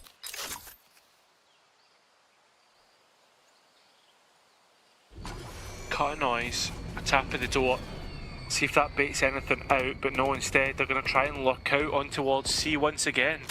Oh, Chester just needed to be aware. The timing was there for him, and now the spray from the Phantom follows it up. Support by his side, but he needs it not. Chester with a quad walks away with 4. As Bitfix fall foul to the Viper player backside. Lamelli is not expected to do all too much with 30 seconds left. In fact, Chester should find his ace. That he should. with the last remaining player out on C main and getting pushed further and further back. It's what we said before, just as the round started. It seems like Go Next are starting to get an idea of how to counter what Bitfix are doing. Poison's off. And they've done it excellently here. Chester now to finish this round out with an ace. And he's on the boost. That's why you said he's looking like he might find 5. The molly's caught Lamelli, and Chester will get it. An ace on round number 4. As Go Next have tied things up in the gun rounds yet again. Lovely stuff. I mean, the spray down's absolutely perfect. Chester jumps the grab net as well. Just for me though, has again that this is a site that Bitfix are forced into, right? Like C and B. And now what we're going to find eventually is that Go Next will realise, hey, we can leave ourselves light on A and commit to these C and B fights. On top of that though, we are in an eco round. Bitfix going to try and force the issue a little bit with a half by a couple of stingers in the mix, but they do have ultimates as well to work. It's the adjustments in play that we're seeing from Go Next and how they're holding. And I think the perfect example on this round is that Viper wall, which Chester's not going to be able to use. He's been caught in the cocoon. And so that's the opening pick for Bitfix, and a serious issue because now they're in post, all the Sentinels are up, and they have free roam to use this utility. Exactly, I think you've hit the nail on the head. The fact that this post plant has 3 Sentinels, it's going to be so hard to get back in with, right? All the utility has been expended, and again, they still have a Nightfall in which to work with. Not going to hit all the players, but it's Jamal on the ball from the boost. He's found his first, and with Demek down, it's a 5v3. Kozak can claim and restore that advantage just a little bit, get them back in a contentious position. No way. But Lamelli's got himself another, and so Neffy's gonna go down with the ship. The captain falls to the classic of Martux, and Bitfix, out of nowhere, have responded. Yeah, nice ideas, right? You can see what they want to do with the Annihilation, but you can't replicate that every single round, and No. I feel as if I'm being a hater, and I do apologise for that, but I just don't see the longevity of this comp on the attack, right? And, Sure. and maybe that's more like, oh, we've got triple Senti, we can put one on every site, the defence looks a lot better, but for me, I'm just struggling to see the longevity on the attack. No, and it is a valid criticism because the setup, as I said before, that toxic screen, which Chester would have loved to use, and even the pit here, is just stopping Bitfix from scaling. They are so slow to take ground because of this comp. I mean, at least you'd think. I mean, we're already intrigued. Chris, I mean, is he aware of this? The door's going to turn, and now there's 2 players in the vines, but Martux has the opening pick, and that spike can go on site. Yeah, and they've just walked by the Viper's pit. Like, Chester's stuck with a judge, and sure, the A site isn't an expansive one, but there is going to be problems here for Chester. Bitfix bringing an identity shift. The expectations, not what Go Next had down on the prep sheet. The playbook's been tested, and with Syntix yet to be caught by Chester's own Poison There's no Cloud, way, bro. the question mark pops up on route, and finally they'll clear him for the 4-on-4, but the site holds deep and the util is there. They're holding the line. Bitfix in position to win this gun round. Go Next just can't get it going. Time ticks away. The res surplus to requirements. It's going to go off with a bang as Bitfix are immediately on the scene. Like, this is a compliment to Bitfix, but they're making me question everything I know about Valorant, because this should not be working, and they're making it work. Yeah, I mean, really nice round. And I mean, it's the perfect way to counter Go Next setup. I don't know why. What we're seeing is the Viper's pick go down on main, and then the Vi solo challenge in tree. Like, if you do that, you're going to put yourself in a spot where you can't just walk around the Viper's pit, right? Yeah, well, I mean, I think Chris feels he has the vines. No one's going to run through it. He's in a great position. But the bigger talking point for me is that Bitfix are just toying with the expectations. They are playing around with what Go Next are, you know, feeling is going to happen on every passing round. And this time, it's a wall over the top of sand. And Martux takes 2. The slow stops Neffy from reacting back, but when he does, it falls flat. The cheese on this is absolutely insane, by the way. That was a nice double from Kozak though, and now look at Demek. He is so quickly in behind. Yeah, he is. He also has the showstopper in which to work with as well. Martux has spotted him though. That's the problem. Reposition of the spike, showstopper in, it's spot on, but it can't quite get the kill. And that's what he needed, because now Bitfix are heading for the hills. 45 seconds left. Spike plant should be going down on A. Yeah, and there was a sonic sensor that went off at the same time, so they know exactly where Demek is gone. Well, that does start to get thrown into question as he is walking through 30 seconds left. the middle of the map right now. Spike planted. Razis can self-heal a little bit. Martux has the net. Demek, his only tool into this retake is that boom bot, and with the door turned on Tree, he spotted the first, but falls to it. And so there you have it, Razis to find Bitfix their 5th. Yeah, fair play. Yeah, honestly, fair play. Like it's definitely one of the ways of all time to get yourself into the round. And do you know what? Like, Gonex are really struggling against this comp. I get it. It's awkward. It's not something that you play against every single day, and that's including ranked. But Gonex really need to get a grip of what's going on here. And into the gun rounds. Go next on a poor economy cycle, reflected with the fact we've got 5 light shields, and so Lameli buys up the Outlaw. You're wondering, are we going to see another pace change? Do Bitfix go quickly into this space again? They've not really been challenged sand all too heavy, so they take that for themselves. But you go into the Vice again, and this time, GN, they go next, they are far more committal towards this side of the map once they get Kozak in position and rubble. Oh my god, what has just happened? Martux just wide swung and punishes Chester? It's a gun game at the end of the day, and look, Martux is showing that. Let's go peak. Yeah, but that must be frustrating. You know, now Chris stuck at the back of sight, and Gonex trying to flood in and provide the numbers. Demek trying to provide the mechanical ability, and he's certainly doing so. Now Bitfix stuck out of C site without a key. And the lucky thing is, though, they do have the Omen ultimate to grab the spike back. Yeah, Gonex don't feel as if they want to invest bodies to stop this, and yeah, actually, Lameli's going to take that one nice and early because of the possibility that Gonex maybe could have rotated, but instead they're going to use the Seekers in the 4v2. This is a smart investment of the ult, but still between these last 2 players, they're more than capable. Oh, what a flick! Oh my god! Lameli's got his 2. Lameli has his 2. And now we ask of Syntix, can he find a couple more? The first of those players out from Tree. He turns from the flash, but it's only Neffy. Can't find the target, and the wide peak means that Go Next finally respond with a round of their own. Yeah, they do. Finally, they do. But with that being said, though, it comes through that mechanical ability, and I feel as if a lot of these fights, a lot of these rounds are being decided by that, right? Like, these heads-up, like, straight-up gunfights, the flicks are great, but Trading maybe just not thinking about the position on the map, even though there is a big rotating door with the noise. Right now, though, Go Next. Yeah, we're going to have to see a chat about what's been going on. Looking at the situation, I think the call on Bitfix side is, okay, we have a lot of stopping power. One of you guys is going to be the duelist on this round. Just play aggressive, be the first point of contact.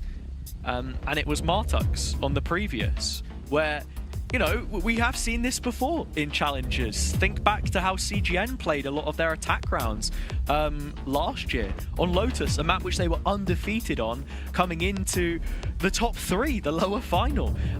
Anguist as the Sentinel player, he'd sort of like drop his flank watch utility, and then he was the first guy in a lot of times. Like, you can just go for that every now and then. I don't think it's going to be repeatable every single time, but GoNext need to find a solution for what's going to work for them. Are we holding a little bit deeper on site and letting some of our own utility stop the scaling? Or are we getting aggressive and actually, yeah, just forcing Bitfix to invest stuff early so they don't look as strong in post if they get there. In my opinion, I think the way to beat this composition is being aggressive, right? And that's what we're seeing on the A side. Bitfix waiting to re-engage on this. And that's where you hold the paranoia and you rely on Kozok to get that information of the players walking out. Has he seen them? Only the second. So Martix is already up, and now there is a stampede of players set on course for his position, but Demek has done his job to defend. Kozok goes down though, there is the res. It brings the numbers back up for Bitfix.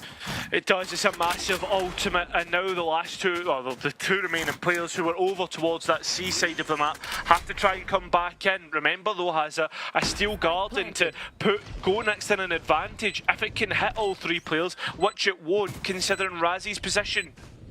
You've got the Sage Wall in stairs, the Sonic Sensor to the Spike Cam and the Mesh. It's the 3 Sentinels you're up against, so there's plenty of utility to play off. And while the Steel Garden is going to come through at long last, Martix is one step ahead, as is Raz's. Bitfix continue to put a foot in front of the other. 6-3, the advantage grows. Yeah, it does. And yeah, I like this iteration, this like difference in the round from Bitfix. I think it's just really unfortunate for GoNext that there is the res up and available. I would have liked more bodies on the line, but I think it's a good start. While it is the eco here as well, and GoNext will be thinking about what can they do, as it looks like that A fight is going to be taken. Adding on to what you said before the previous round, it's one thing to play aggressive, send out that utility and create pressure, but when Bitfix come back and re-engage and have all of their own utility, all of their own setup, and head into post like they did in the previous round, then you're done for. It's a serious balancing act that GoNext are having to deal with on the defense so far. Now's a chance to take a fight to them. Problem is Bitfix are starting to have the death pack move close by. It's going to be 3 versus 5, and Lomeli's walked straight in. Nice flick, the engage just happened, but the rest of the players of Bitfix are ready to swing through. Now Kozok has to try and rescue the round, and does so. Puts GoNext into an advantage, and he's escaped. The one rifle which GoNext have is still in play. Can he find any more off of Chris? No, he can't. The smoke has stopped that, and Miller's a wall to allow the pivot on to B. Now we look towards Chester, who has the Sheriff. First shot good. Can the second be just as good? It certainly can. It will be a thrifty round by GoNext, and I think they're building upon the idea of that last round. Yeah, that was really nicely done from GoNext. This is a situation where if Bitfix do want to default, as much as they like to re-engage on A as we saw before, you just have to be aware of the possibility that there are that many players up close for the punish. They weren't on that occasion, and so it's back to C they go. And finally, GoNext look a little bit lighter here. This could be problematic unless Demek goes big. I mean, there's still that Nightfall that's been held on to. Oh my god, they just went straight for it. Unfortunately though, with Bitfix being so light, they've just gifted a rifle. Here's the second layup. It's straight in. Chester, he's the one that's hitting the shots though. And now Chris, and he's been able to get one, but not the next. Annihilation up, 1 versus 1 against Nefi. And Nefi actually has an almost full belt of utility to play with. Yeah, he's got to get here as quick as possible though, because as soon as Martix sets up, he has the deadlock ult. You're never winning in a 1v1 against a deadlock player when they have that tool at their disposal. You do a tap of the door, make people think, or make at least Nefi think about the positioning of the deadlock, right? Here's the spam, the audibles of the bullets going off against this wall, and now Martix just has to sit and wait. Has util, has the grab net, has the annihilation, and the annihilation's missed. Oh no! And now the Sonic Sensor goes off, and so does Nefi. A complete misplay by both players, but GoNext comes out on top. You don't lose those, man. You do not lose those as a deadlock player. Last round Had the before Sonic switch. sensors for the setup, the net or sorry, the mesh just at the start to confirm where it was that Neffy was coming from.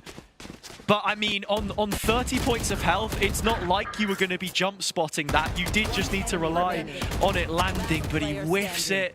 I like the idea from Go Next. Again, they are showing this A aggression, but actually tying it up with some B play as well. And that all comes back, actually, to the initial push on C. Once again, the setup swaps as this partnership of Neffy and Demek, the Sky and the Rays, are on the opposite extremity as Lameli's in behind. I really like this iteration with the Vise wall as well. And it's going to lock out the rest of the players trying to get in. I mean, like Zeus said, though, it's Lameli that was the issue. He's gone. The Seekers invested to identify where players were going. I mean, it's the last round, and it's really nice adaptation so far from Go Next to, like, on the fly as well to what Bitfix were pushing forwards. The one area where Bitfix struggle to get in play is against this double block of vision. The Viper, the Omen, Martuk's trying to initiate things again as this roaming deadlock let off the leash, but it's into Demek, that they go. A chance for him to reset on the second, which he won't be able to get. But now Syntix required of an ace clutch to stop this from being an even half, which if you Go Next, you're probably feeling all right about in the end. Yeah. Bitfix started things off pretty well, but it didn't get anywhere near as out of hand as it did on Ascent. I think that's the thing for me as well, mate. It's like when you move in towards the attack, you're expecting Go Next will probably get a lot more value from their utility. But with that being said, we'll find out exactly how much value they get when they move in towards the next half. We'll get that after a quick break.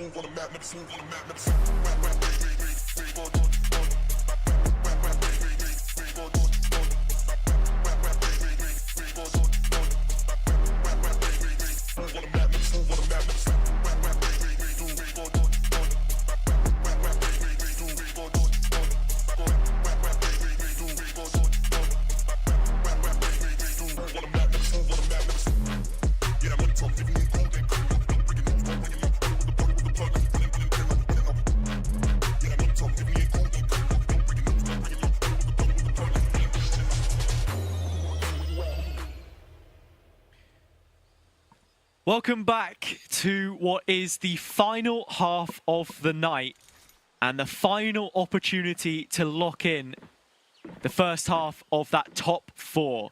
The teams to take to the EMEA stage for Northeast, and one of them, a Norwegian org with a Norwegian core against a former grand finalist, Cairo. This is the kind of story that you don't get all too often, but one which could very soon come true. I think that's you've hit the nail on the head.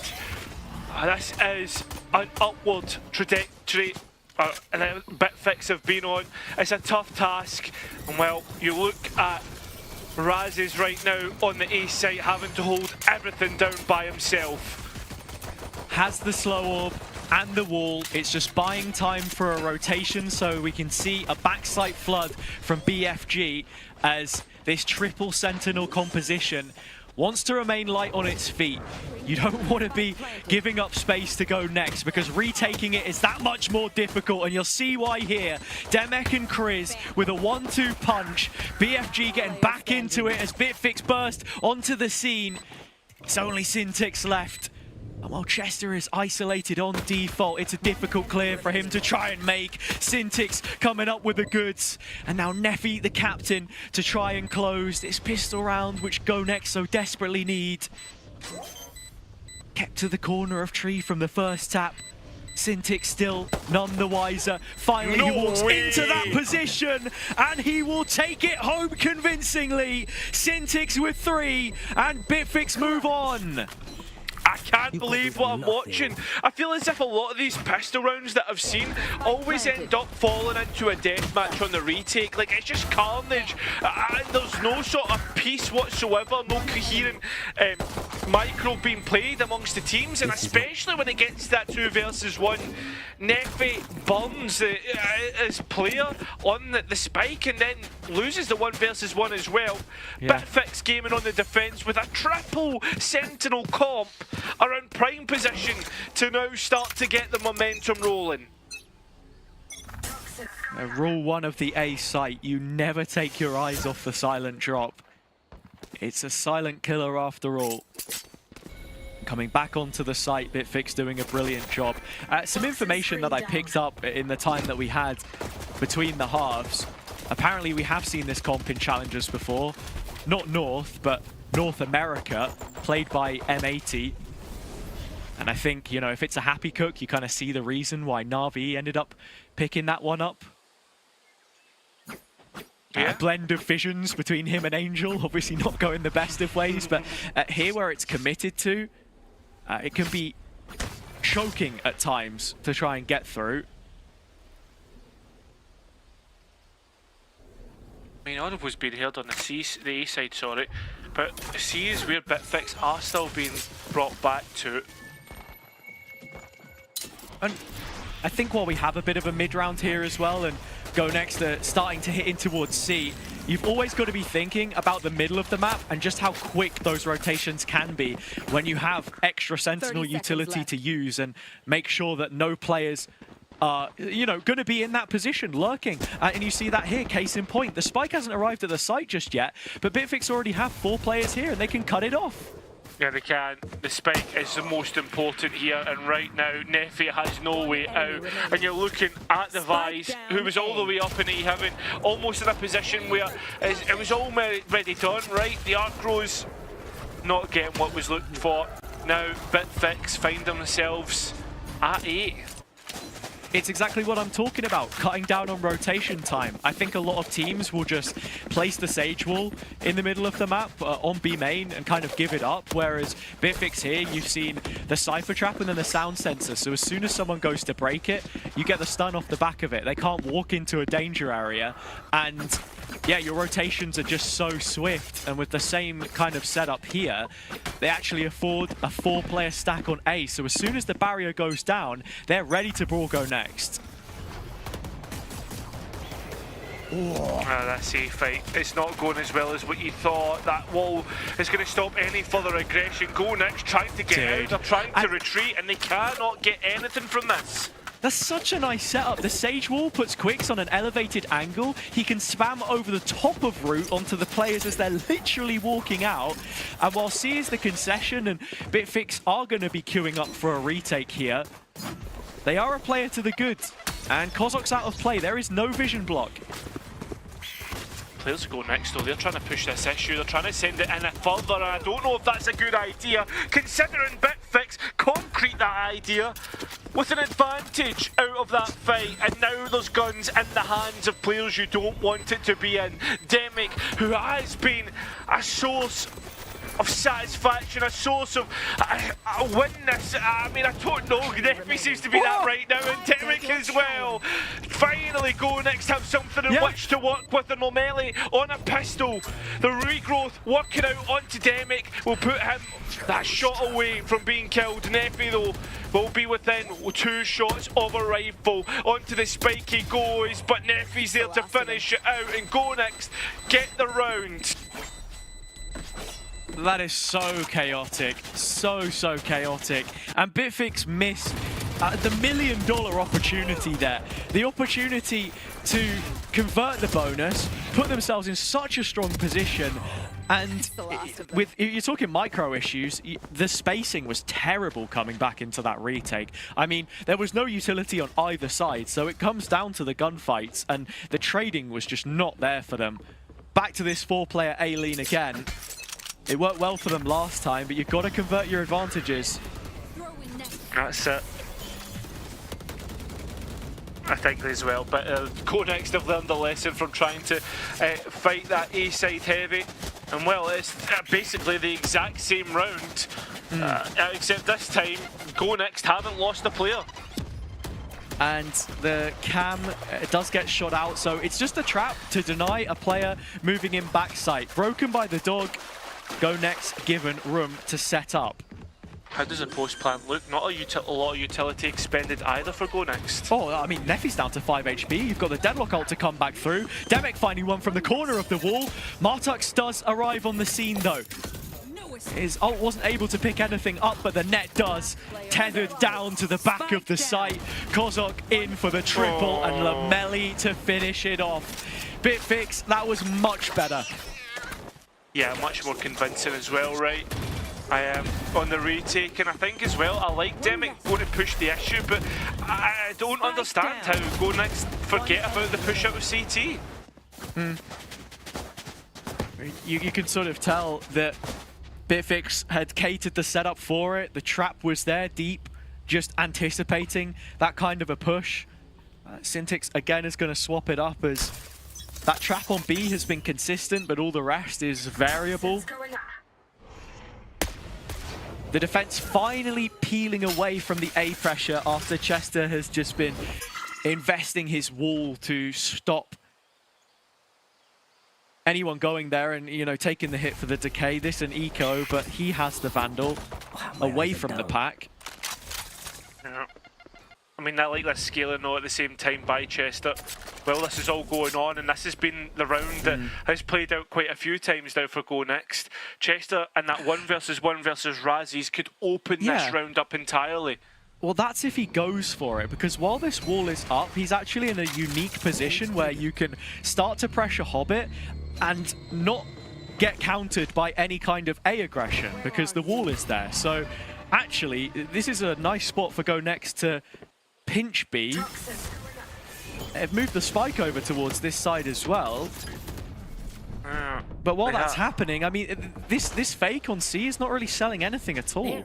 I don't think it's a fake. It's mate. actually just going to turn into the execute. Yeah, I was going to say, I think that's exactly the case. They've destroyed the trap, and again, you could think, oh, is this a bad fake or whatnot? Whatever it is, it's 25 seconds, and Go Next need to commit to this. Yeah, and they're going to. I don't think Bitfix in the best of positions to try and respond. They do have the Nightfall that can cut across the site. It's Decay onto Neffy, but you don't have the waterfall angle to spam. Demek a deep deposit with the Bucky in his hands and playing behind smoke. Oh, it's the setup you would have wanted. But Martux removes him, and now Bitfix have a little bit more control.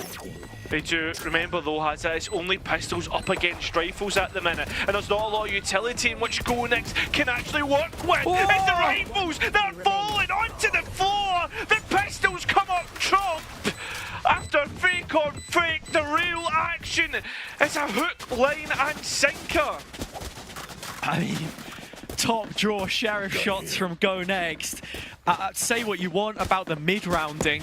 I think they did actually play it fairly well in the end. Technical pause we heard was for peripherals before. Maybe a smashed keyboard this time, because that's a frustrating one to lose. Bitfix now, I think, have let slip a couple of opportunities which they really had to maximize the round count on this defender's side, kicking things off. You go into a spot now where you don't have the money behind you either, and Go Next are breathing at your neck, Cairo. This is this is a scary situation. I think you've hit it spot on, right? Go Next are breathing at your neck just because the fact that, I mean, it's the ultimate cycle combined with the economy cycle, right? So if Go Next can start to space these ultimates well enough, Bitfix can find themselves at like at the back of a really deadly sort of cycle, round on round. Hey, Bitfix don't have crazy strong ults in general, to be honest. I think the Nightfall and the Annihilation are some of the best. The res can be impactful if you find a place to use it, but I think we saw more of that on the attack side, where you play as a pack, you can regroup, take stock at times. On the defense, it plays a little bit different, and when you see Go Next pressuring both ends of the map simultaneously, as they did in the previous, while it did feel as if they were walking the tightrope at the same time, on a very thin line, yeah, Bitfix just not offered the opportunity to like get a player back on their feet or stabilize at all, and not really taking much ground either. Like, I think it's one thing to have all of this utility to play off, but if that results in you, placing the wall A, giving up all of the control towards grass, potentially tree, you have the threat of a B push from Hobbit again, like, I don't know, man. It's not for me. Yeah, I agree. I feel as if like the ideas are decent enough, right? Like, you can see what they want to do. Again, though, it just comes back to that fundamental point that we were talking about, and especially when we looked at this whole map pool, very fundamental intensive as well because of Ascent, Split and Lotus. And Chris already gets the first pick, getting on towards Syntox. Yeah, it's a huge kill. I think as well, that's one of the sentinels that you get rid of, the passive control that would have come through from a Cypher. Seen how valuable those traps were. And yeah, Go Next. This A Viper wall and sort of Chester's positioning in general has been such an issue for the defense to deal with. I mean, I touched on it in the tech pause there as well, how like giving up that space is just enabling Chester even further to move forwards. But here, Go Next are respectful that the push is actually coming in from the defenders behind them, and Kozok, while he could be overwhelmed, may also find himself in a very powerful position to counter. Cover going out. Could do. That's if he's cleared out. Doesn't look like it. Doesn't look like it at all. Hiding in a pocket. Go Next need to be careful right now because they have no idea about what's going on. And Bitfix, oh man, they're moving into position. Kozok's only just had a look at this now, but with the information there, he is right behind them. Yeah, they're ready to go. This should be a crunch, and will the post plant be in position for backside as well? Spike will go down without any issue, and now the brawl will ensue. Kozok is there behind, just trying to trigger the wall, Martux. Maybe he can even get on top of this. No, it's Quick's first shot from the Sheriff. Things a little cagey as they're compacted within the site. The Fade will find another, but Go Next have fought their way out of a bad situation. A triple on a couple of players that we can highlight for either side.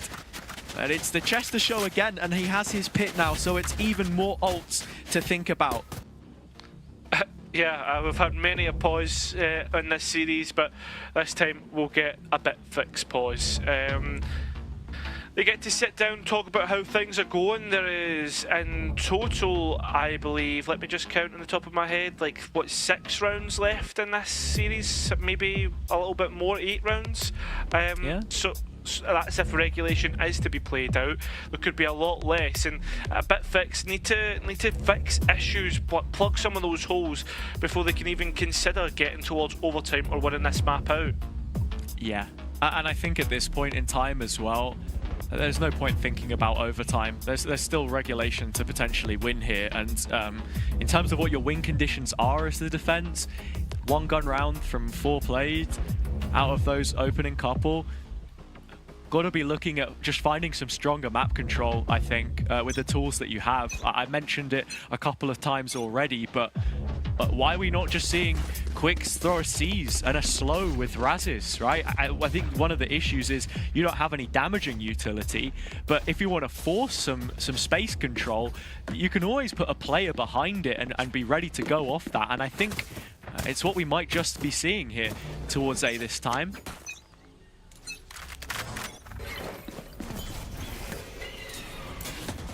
Big fight once again. Chester being deposited. But look at the instant reaction. Go Next are heading towards B. They already had a couple players main, but they've brought the spike over, and with it only being the 1 sensor, they're going to get all of this for themselves. Yeah, but look at the players. They're scarpering for the hills. They don't want anything to do with a showstopper. And while it doesn't get the value of a kill, it's got the value of a space and a spike plan. Yeah, Go Next have found a huge gap, and even with Chester threatening the possibility of a late play out A, instead it's the pit which he brings to the site to solidify it. I mean, the only thing is, though, with all this utility to try and get rid of Demic, I mean, they've got not a lot left to try and get onto the site. And Go Next, they've went through the utility barrage and came through out the other side so much better. And with that Viper's pit, holding on to everything else, what can the last couple players of Bitfix really do here? Not a lot, you'd imagine. And that's exactly the answer, double digits for Go Next. It's such a big swing round as well. You had ults invested by both sides, the pit to take site control, and it's a bit of a lucky dip from the deadlock there to see if she could fish the Viper player in Chester out, but nothing's getting past him right now. 21 and 12, a really well-called round from Go Next to find the space for themselves there, but they were so prepared for the instant A fight, and they had contingencies. That they did. At the same time, look at this, the space being taken once again. It looks as if Go Next are going with a reaction towards A, but it's pretty slow. They're taking their time.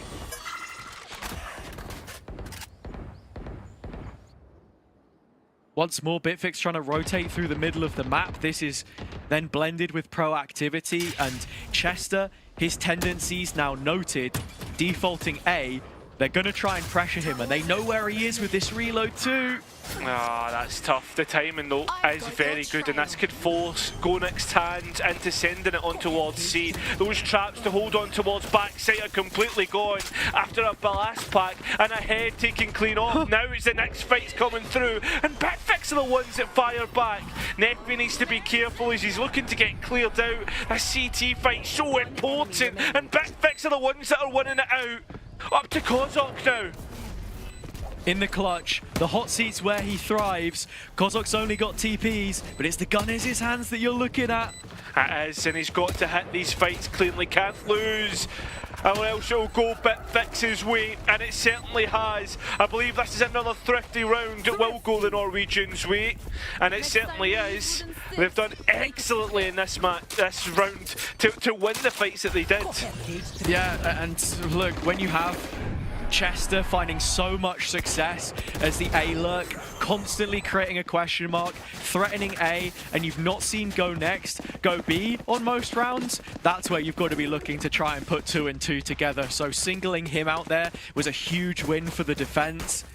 They're going back to a similar setup, but I mean, go next are not looking at B this time. It is a full commitment to the A space. Straight through. Oh, the location, the Haunt's done really well, and Lamelli does even better. Advantage taken. Nice opening kill. Barrier mesh is instantly dissolved. Go next holding onto this space. They know with no room on the rest of the map, the absence of the Cypher, this is the site that they want to hit, and they're going to be given the site in its entirety. That they are, and you can see Bitfix are actually playing a little bit further back because that Steel Garden is available. Instead, though, they're sent it in. And you've got to look at Martux here as being, yeah, a spring chicken ready to be plucked. That he is. Now the rifles are still momentarily offline. Chris takes the charge and looks to send it into another realm. A realm in which Go next to the ones who come out on top. A 2 versus 1 to get Go next round number 11. It's Syntix in the 1vx this time, but he won't throw his hat in the ring. The neural theft won away, of course. But it's a situation that he has to bow out from.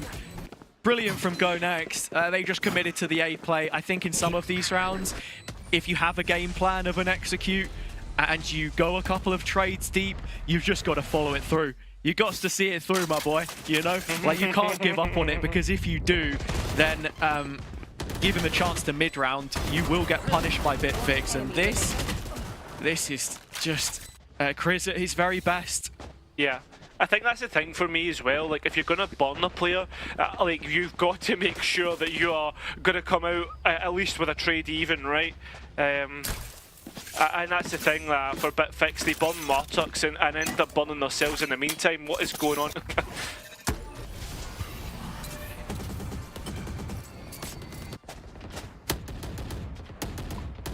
Bitfix creating pressure A, and for the first time, placing the barrier mesh with the smoke on it so it can't be instantly destroyed. I think that's a huge deviation. Deep control. But Martux playing in front, and the paranoia dropped in too is exquisite. Lamelli following it up. That one hits the back of the net.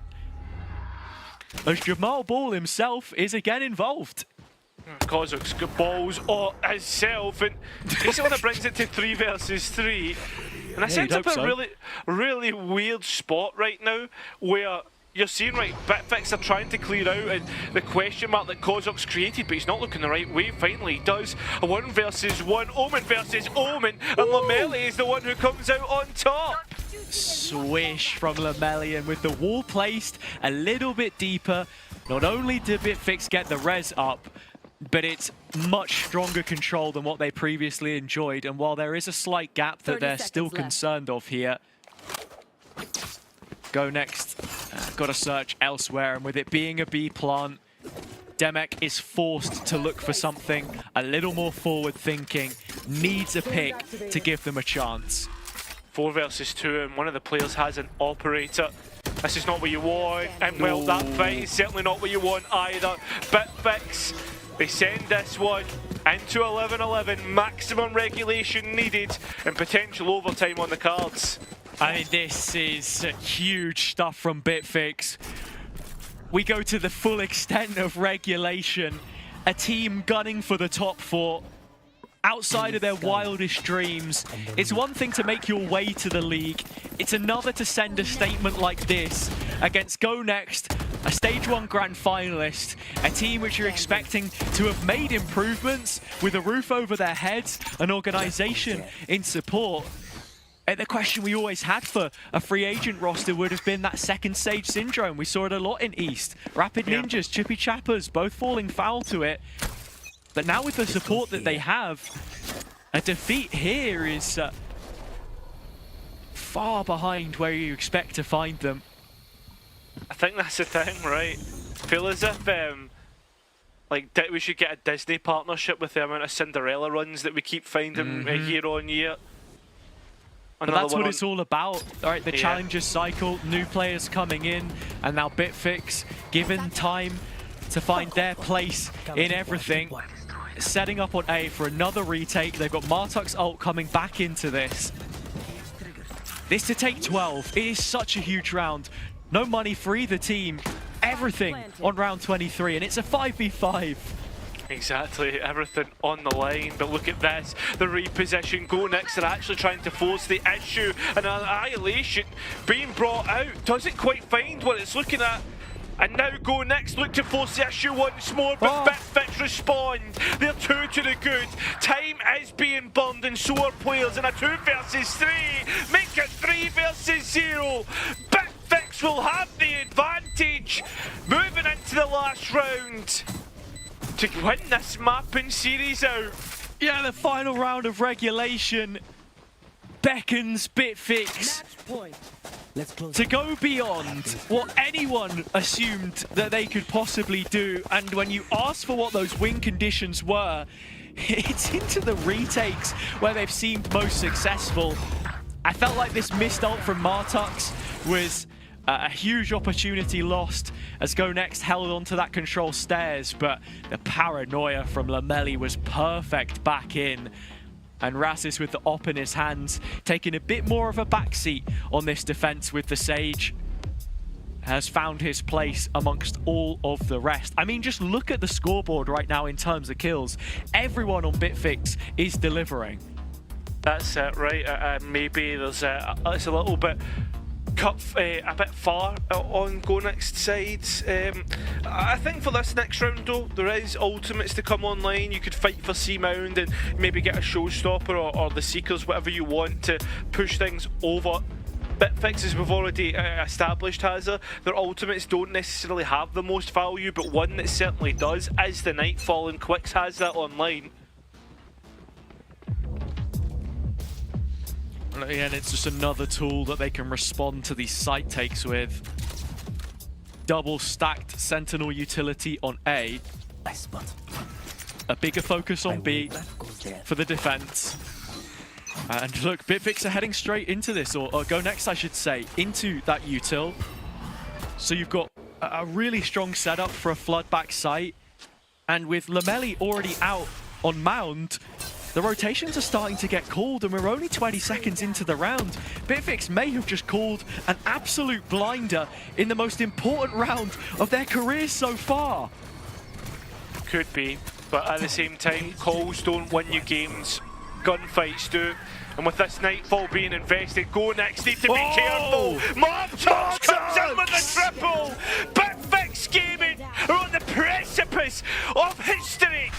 A Norwegian core that could potentially go all the way to Challengers EMEA. It's Chris against 4 players on Bitfix with the spike, cold and utility to work through.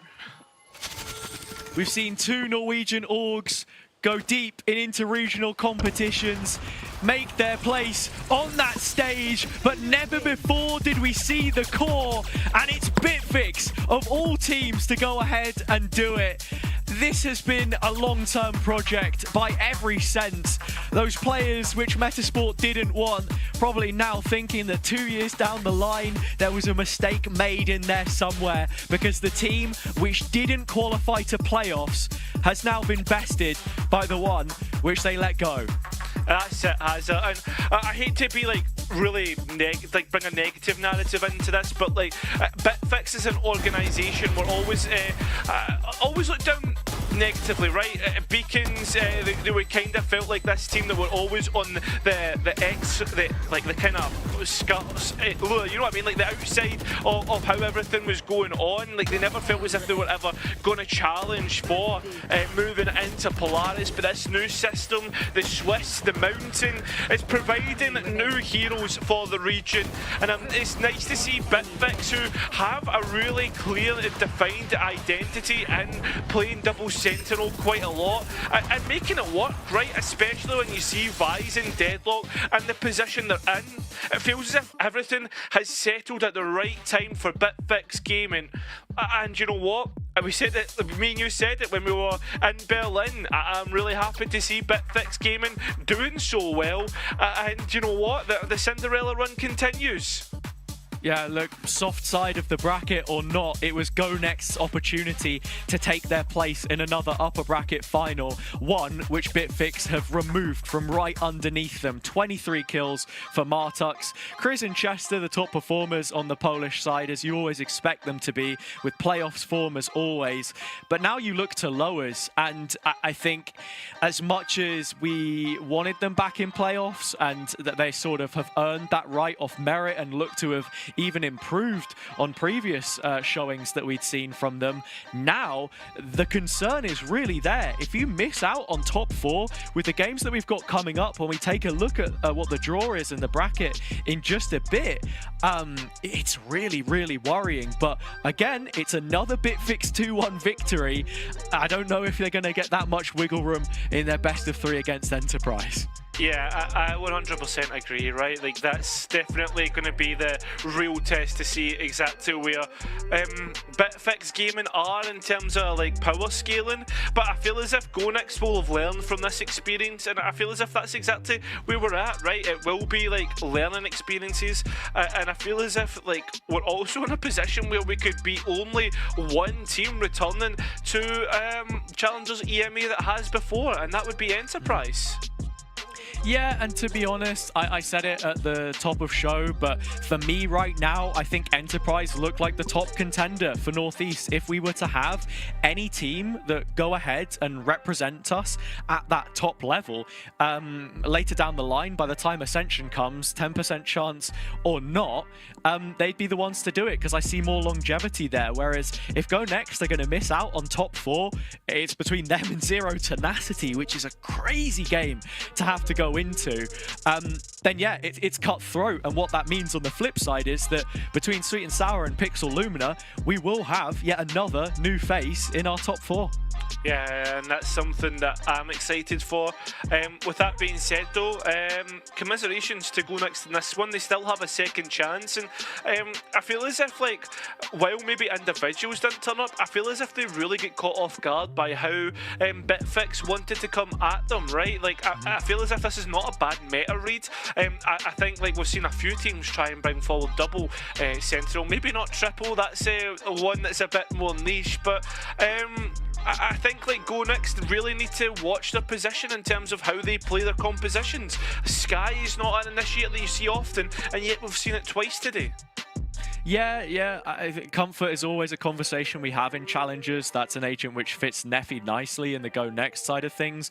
But to bounce off what you were saying there about the meta reads, or so you could call it, that Bitfix have, they've kind of made it for themselves. You know, they're playing in a way that suits them. The question will always be, is there longevity to that? Does it have legs later down the line? Because while this is really nice in the second stage, do I see it then moving even into EMEA with potential changes to the map pool, additional agents coming in as well, into stage 3, into even Ascension if you get that far? It's a long way ahead for now. At the very least, they've confirmed attendance in the group stage of an interregional competition, some extra Ascension points as well. For that, they can be proud, and with the additional depth I think that combining 2 regions has, for a team and a core of players which, you know, had never previously made it this far, even been playing at a challengers level full stop, I think they can be immensely proud of that achievement. Yeah, I would agree. I think for me as well, like, those different comparisons that get made between teams for Enterprise, the comparison interregionally will always be against a BBL Pacific, right? Because that's their aspirations and their goals, is to qualify into VCT. At this point in time for Bitfix, I think their goal would have been just to make it into playoffs and come back to Upper Swiss. They've gone one step further. They've made Challengers EMEA. I think Ascension is always going to be that one step too far, and right now for these players it's all about making a name for yourself, right, and looking about what the future holds and what experience they can get from these competitions coming up. Yeah, that's it. Expectations. Everybody has them, and I think for any team that had the goal of making it to playoffs, once you get there, you then want that top cut, that top 4 teams, right? It's only half of the ladder, I guess, at the end of the day, and you've already seen how many upsets that we end up getting. And look, maybe there will be even more of those as we move into the games that we have this weekend. You already saw them flashed up in the lower third as well. Sweet and Sour versus Pixel Lumina. I think that's a huge one. Go Next, Zero Tenacity. That's also huge in the sense that those are both organizations that have put so much into each of their teams improving in this second split, whether it's Go Next picking up a free agent roster, giving them the liberty to sort of be there and innovate and use their time as much as possible, or Zero Tenacity picking up a player, right? Thinking, okay, actually, this isn't the squad that we want. We're going to, you know, put further resources into bringing in Pyrol, and I have to say, I was very disappointed with them, whereas maybe Go Next not leaving such a sour note. It's kind of hard to say when you've got Bitfix making such a story for themselves at the end, Cairo, but that's where we've reached the end of the day. Yeah, we certainly have. Yeah, there's a lot of discussions to be had about where these teams are at, and do you know what? We're only theorising. Me and you have watched a lot of Valorant over the past couple of years, especially in North and, well, East as well. And do you know what? It's nice to see one of the younger orgs, one of the kind of grassroots ones, finally get their flowers. And I think that's the story coming out of today. Yeah, absolutely. Look, Go Next would have been everyone's favourites, but Bitfix have proven that pecking order needs a shake-up, and that's exactly what they've done. Congratulations on their qualification to Challengers EMEA. They'll be joining Enterprise, but who else on the roster? That's what we'll need to find out when we return in this weekend. So thanks, everybody, for watching. I hope you have enjoyed the show today. Take care of yourselves. We'll see you in a few days' time, but for now, good night.